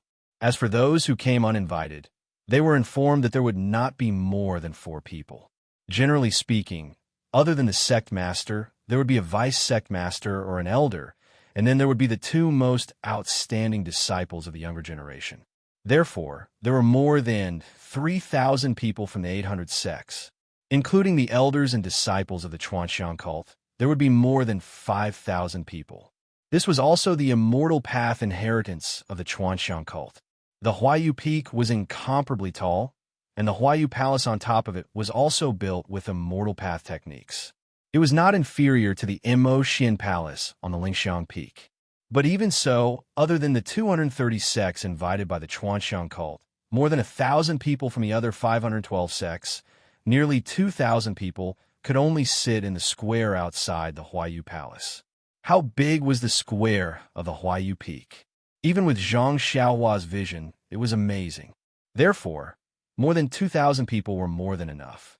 In addition, the Chuanxiang cult was very well prepared. Every sect had a set of tables and chairs. When they sat down, there was an order and there was no sense of uneasiness. Jing Yi Shirtai invited the elder and alliance master Zhang San into the Huayu Palace and sat down. The elder looked around and sighed. I've only heard of the Huayu Palace before. Now that I've come here, it really lives up to its name. Before Alliance Master Zhang San could speak, Great Master Changgung smiled and said, "The abbot is right. The Chuanxiang cult's immortal atmosphere is not something our sects can compare to." "You flatter me, you flatter me." Jing Yishirtai had a smile on her face, but she was still modest. "Your sect is a pure land, blessed by the Buddha and protected by the Dharma protectors. My Chuanxiang cult really doesn't dare to have the heart to compare." Hearing Jing Yishirtai mention the Dharma protectors, Great Master Changgung was a little displeased. He looked around and said with a smile, "What Dharma protectors? They're only there to intimidate demons and small Taoists. When they meet a real master, they can only protect themselves. The Dharma protectors that Jing Yishirtai sent to my sect are the real Dharma protectors that can shake the Jianghu." "Eh?" Jing Yishirtai raised her eyebrows and asked curiously. "Great Master Changgung, what do you mean?" Elder Chongqing said, "The Dharma protectors of your Chuanxiang cult naturally know the whole story." "Shirtai, why do you have to ask us on the spot?" His tone was a little unfriendly. "That was because Zhang Xiaohua broke through the 3 tests of the Dalan Temple and damaged the Dalan Temple's reputation. How could the Dalan Temple tell outsiders about this? Even if the Chuanxiang cult had spies in the Dalan Temple, they wouldn't know about this matter." Although Jing Yishirtai sent Zhang Xiaohua to the Dalan Temple for her own reasons, she didn't receive any reports from the spies. She also didn't see Zhang Xiaohua and Dream come back. Of course, she didn't know the reason. But looking at Master Chongqing's expression, Jing Yishirtai's heart was already blooming with joy. She definitely wouldn't mention this matter in front of the Righteous Alliance or other sect leaders. She only smiled and said, "Rin Xiaoyao is the only Dharma protector of my Chuanxiang cult. He's still young. If he has offended you in any way, this old woman will apologize." "Ha! The Chuanxiang cult has such a good disciple, and our Jianghu has such a handsome youth. This old monk and the others are all happy. There's no need to apologize." The elder laughed. Seeing that there was some misunderstanding between the two sects, Jing Yishirtai could only say, "3 great masters, please don't blame me. This old woman really didn't mean anything else. It's because Rin Xiaoyao and Zixia still haven't returned to Lingering Fragrance Peak." The elder was stunned. He turned to look at Great Master Changgung and Master Chongqing. He exchanged a look and said to Jing Yishirtai, "Shirtai, you sent Miss Zixia to Jianghu as a diplomatic envoy. Presumably, you have other plans. Something has happened. Perhaps 3 great masters can also tell?" Jing Yishirtai didn't wait for Master Chongqing to finish speaking. Master Chongqing didn't say anything else. He just nodded and said, "Since Shirtai Jing can tell, why can't this old monk and the others?" Alliance Master Zhang San, who was sitting on the other side, was somewhat embarrassed and angry. He cursed inwardly. "You 2 great sects with immortal legacies. If you have something to say, just say it. Don't beat around the bush." However, he still couldn't say it. Otherwise, it would show how ignorant and inexperienced he was. Therefore, he also pretended to nod, as if he had a card up his sleeve. "Since that's the case, I don't think anyone from the Tenryu sect will come today," Jing Yishirtai said with a smile. "That should be the case." The elder nodded. Alliance Master Zhang San also smiled, but he was already cursing in his heart. What did this have to do with the Tenryu sect not coming? "All right, let's begin the martial arts circle convention." As she spoke, Jing Yishirtai stood up and walked to the side of the chair.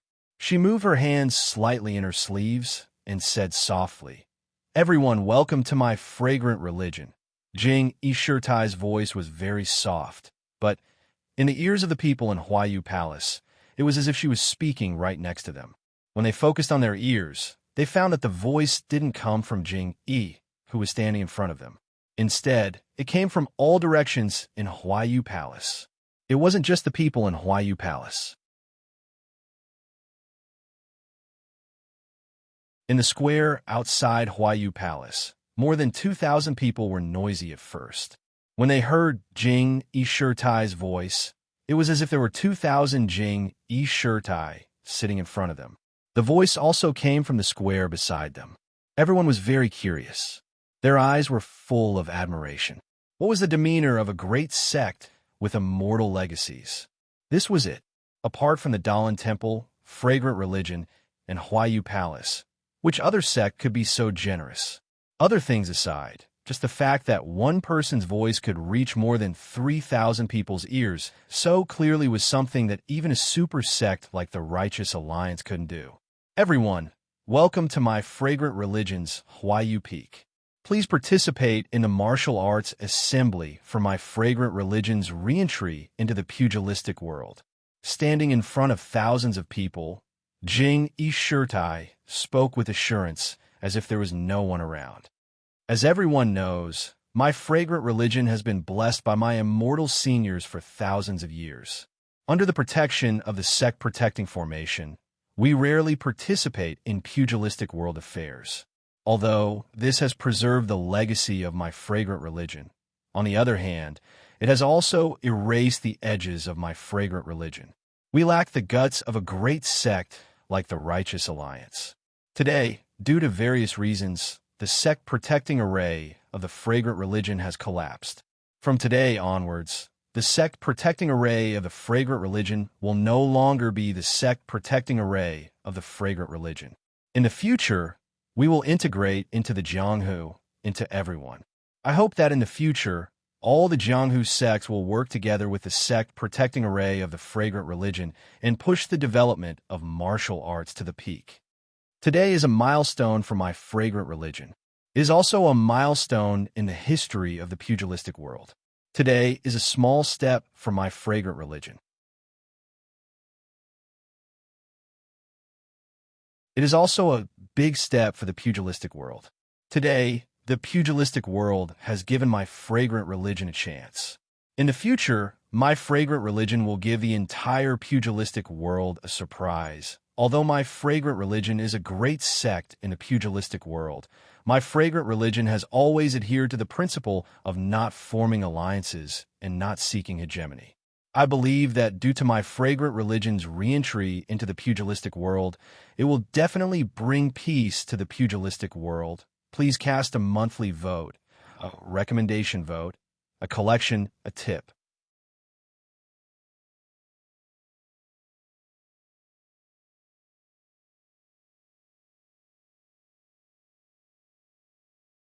Chapter 1033. Abbess Jing, he spoke for a long time before finally smiling. After speaking for so long, I just want to tell the disciples of Incense Cult that we're back. Jianghu, we're back. Instantly, all of the Incense Cult disciples roared. Thousands of disciples shouted in unison. It was a shocking sight. Not only were the sects outside Huayu Palace shocked, but even the sects inside Huayu Palace, the Dalan Temple, and the Alliance of Righteous Tao were shocked. All right, this old woman has finished speaking. In the future, when the disciples of my humble sect roam the Jianghu, I would like to thank everyone for taking care of me. Nun Jing, cupped her hands and said. No one dared to be rude. They all stood up and returned the gesture. Master Longevity stood up and walked over. Abbess Jing, knew this, and moved away from where she had been standing. Master Longevity put his palms together and said, Everyone, Incense Cult is a branch of Jianghu. Thousands of years ago, although there was a protective formation, the disciples of Incense Cult could still be found all over Jianghu. Now that the heavens have changed, the disciples of Incense Cult can once again appear in Jianghu. This is Incense Cult's fortune and Jianghu's fortune. This old monk won't say much, but I'll represent all of Jianghu in welcoming the disciples of Incense Cult back into Jianghu. After hearing Master Longevity's words, the crowd applauded. Who wouldn't give face to a Dalan Temple elder? After Master Longevity left, Alliance leader Zhang San coughed lightly and was about to go on stage when a voice came from outside the palace. Incense Cult has such a grand event. How can I be absent? Abbess Jing, wasn't surprised. She used her divine sense to scan the outside and was surprised. She raised her voice and said, Which sect and which sect are you from? Of all the famous sects in Jianghu, my school of fragrance sends out disciples to invite you. As for the other famous sects, my school of fragrance has a limited number of disciples, so I can't invite them one by one. Since you're here, then you're a guest. My school of fragrance will naturally welcome you with courtesy. Haha, if the Alliance of Righteous Tao can participate in incense cult's martial assembly, why can't we? Since the incense cult could re-enter Jianghu after thousands of years, why can't we do the same? I'll let Abbess Jing-yi know that we came here because we wanted to use incense cult's martial arts tournament as an opportunity to tell the heroes of the world that between the clouds and the water has returned to the world of martial arts. Between the clouds and the water? Nun Jing-yi and Grandmaster Longevity looked at each other, then at Zhang San. Zhang San also shook his head slightly. Re-enter Jianghu? Nun Jing-yi raised her eyes and said, I wonder what this re-entering between the clouds and the water means. Hee. That voice suddenly became sharp and piercing to the ears. Then I'll let you take a look, lest you forget. Nun Jing-yi seemed to have seen something strange. The elders were also surprised. A fiery red light shot in from outside the palace like a flaming arrow. It hit the curtains of Huayu Palace. The curtains were originally restricted by the immortal Tao. A faint light flashed, and the curtains shattered with a crack. Then, a similar light streaked through the air like a meteor and shot towards Nun Jing-yi. Whoosh! Everyone in the Huayu Palace stood up. Hidden weapons or arrows in the martial arts world might have a sound, but they definitely wouldn't have such a brilliance. Which sect in a Huayu Palace didn't have a little bit of background? Who didn't know about the immortal Tao? Huayu Palace wasn't the only place. Above the square of Huayu Palace, the fiery red light flew in from outside and streaked across the sky. They had long since noticed it. Perhaps these sects knew little about the immortal Tao, but the appearance of an immortal Tao senior in Rejuvenation Valley was now a hot topic in the entire Jianghu. Didn't they come here to inquire about the incense cult? As expected, the immortal Tao didn't disappoint. It revealed its ferocity. Skyshaker bow. Nun Jing-yi frowned and blurted out. Seeing that the arrow-like light was about to reach her, she wasn't in a hurry. Instead, she took out a jade talisman and flicked it forward. Pop! Another crack sounded. A splash of water appeared in the air, blocking the light. Sizzle! When the light touched the water, it drilled forward and slowly faded away. After a few moments, the result was clear. Puff! The light penetrated the water and continued to shoot towards Nun Jing-yi. Oomph! Nun Jing-yi sneered. You only have the Shundao sect's protection. Even if you have the Shundao sect's Skyshaker bow, your cultivation is insufficient. What can you do to our sect? As she spoke, she waved her hand and took out a dark green net from somewhere. With a shake of her hand, she wrapped it around the light. Although there were many transparent holes in the net, there was a pearl smaller than a mung bean at the intersection of two threads. When the light was trapped by the net, it stopped in midair. Although it seemed to have a mind of its own, it was still trapped by the net. Nun Jing-yi snorted. Her finger moved slightly and pointed at the net. The net shrunk into a ball, and the fiery red light dimmed a few times before being extinguished. How is it? Can you still shoot another arrow? Nun Jing-yi sneered. Ha ha ha. The voice outside laughed. Nun Jing-yi, could it be that you want to test my cultivation? Before he finished speaking, a suffocating aura came from outside Huayu Palace. Although there were many people in the palace who weren't cultivators of the Tao of immortality, their hearts throbbed. They couldn't help but look at the sky outside the palace. Sure enough, a round and flat object flew in from outside the palace.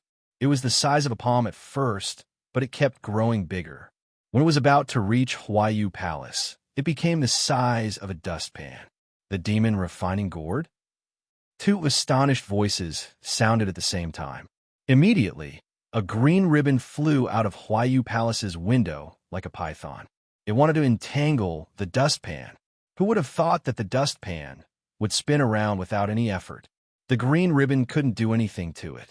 Then, a figure suddenly flew out of the window and floated there. It was Nanjing. Nanjing floated above the square. She pointed her finger, and the green ribbon changed again. With a whoosh, it spread open and wrapped around the dustpan. Then, it pulled the dustpan into Nanjing's hand. However, just as the dustpan was pulled down a little, a rumbling sound came from the dustpan. A pale white brilliance appeared, and the dustpan spun even more violently. In an instant, the green ribbon was torn apart. When Nanjing saw this, her expression changed slightly. She made a hand seal and hit the green ribbon. The green ribbon flashed with the same brilliance and pounced on the dustpan. At this time, a powerful suction force came from outside Huayu Palace. It brought a gentle breeze.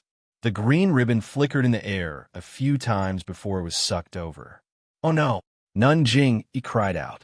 This really is the devil refining gourd, and the technique it uses is also from the Shindao sect. Could it be a disciple of the Shindao sect? Thinking quickly, Nanjing waved her hand and a triangle appeared in her hand. This triangle was dotted with green spots and looked quite simple. Just as the Shirtai was about to activate it, a Buddhist chant was heard from inside Huayu Palace. Amitabha. Then, a pale yellow figure flew out of the window. It was the Dalan Temple's Elder Changsheng. Before Elder Changsheng landed on the ground, he flicked his wrist, and the string of Buddhist prayer beads flew up.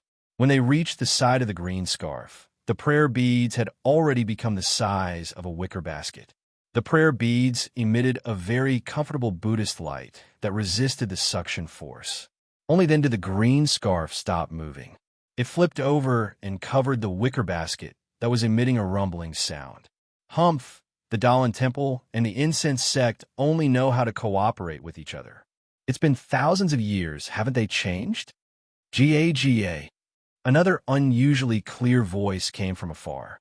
The incense sect hasn't been so lively in a long time. Why is it so coincidental today?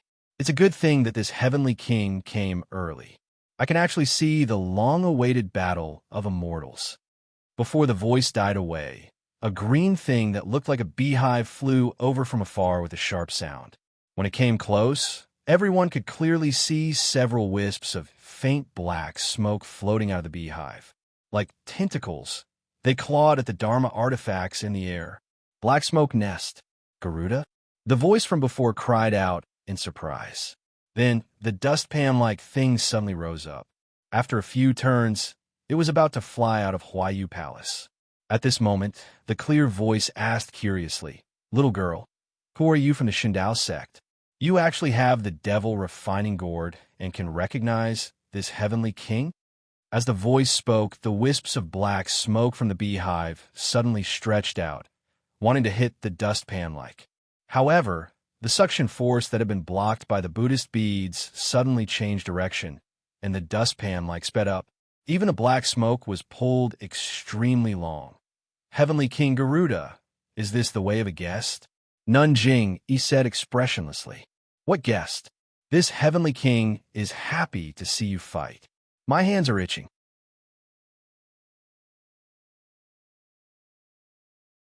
Let's all have some fun together. As the voice spoke, the black smoke from the black smoke nest became thicker, and the tentacles gradually formed. Nanjing looked at Elder Changsheng and pointed with her right hand. The green ribbon circled a few times and shrunk to an extremely small size. It moved strangely in the air, dodging the attacks of the black smoke, and fell into Nanjing's hands. Elder Changsheng's Buddhist beads were even more powerful. They flew straight at the black smoke nest. Wherever the milky white Buddhist light went, the black smoke became thinner and disappeared. The Buddhist light had a natural restraining effect on the black smoke. With just a touch, it was already so powerful. That you're tuning in to the Romance Rendezvous YouTube channel. We're so grateful for your support, and don't forget to subscribe to join us on this incredible journey through captivating stories. Your generosity through donations truly makes a world of difference, as it's the primary source of revenue that allows me to expand and enhance this channel for you. Thank you from the bottom of my heart for being a part of this adventure.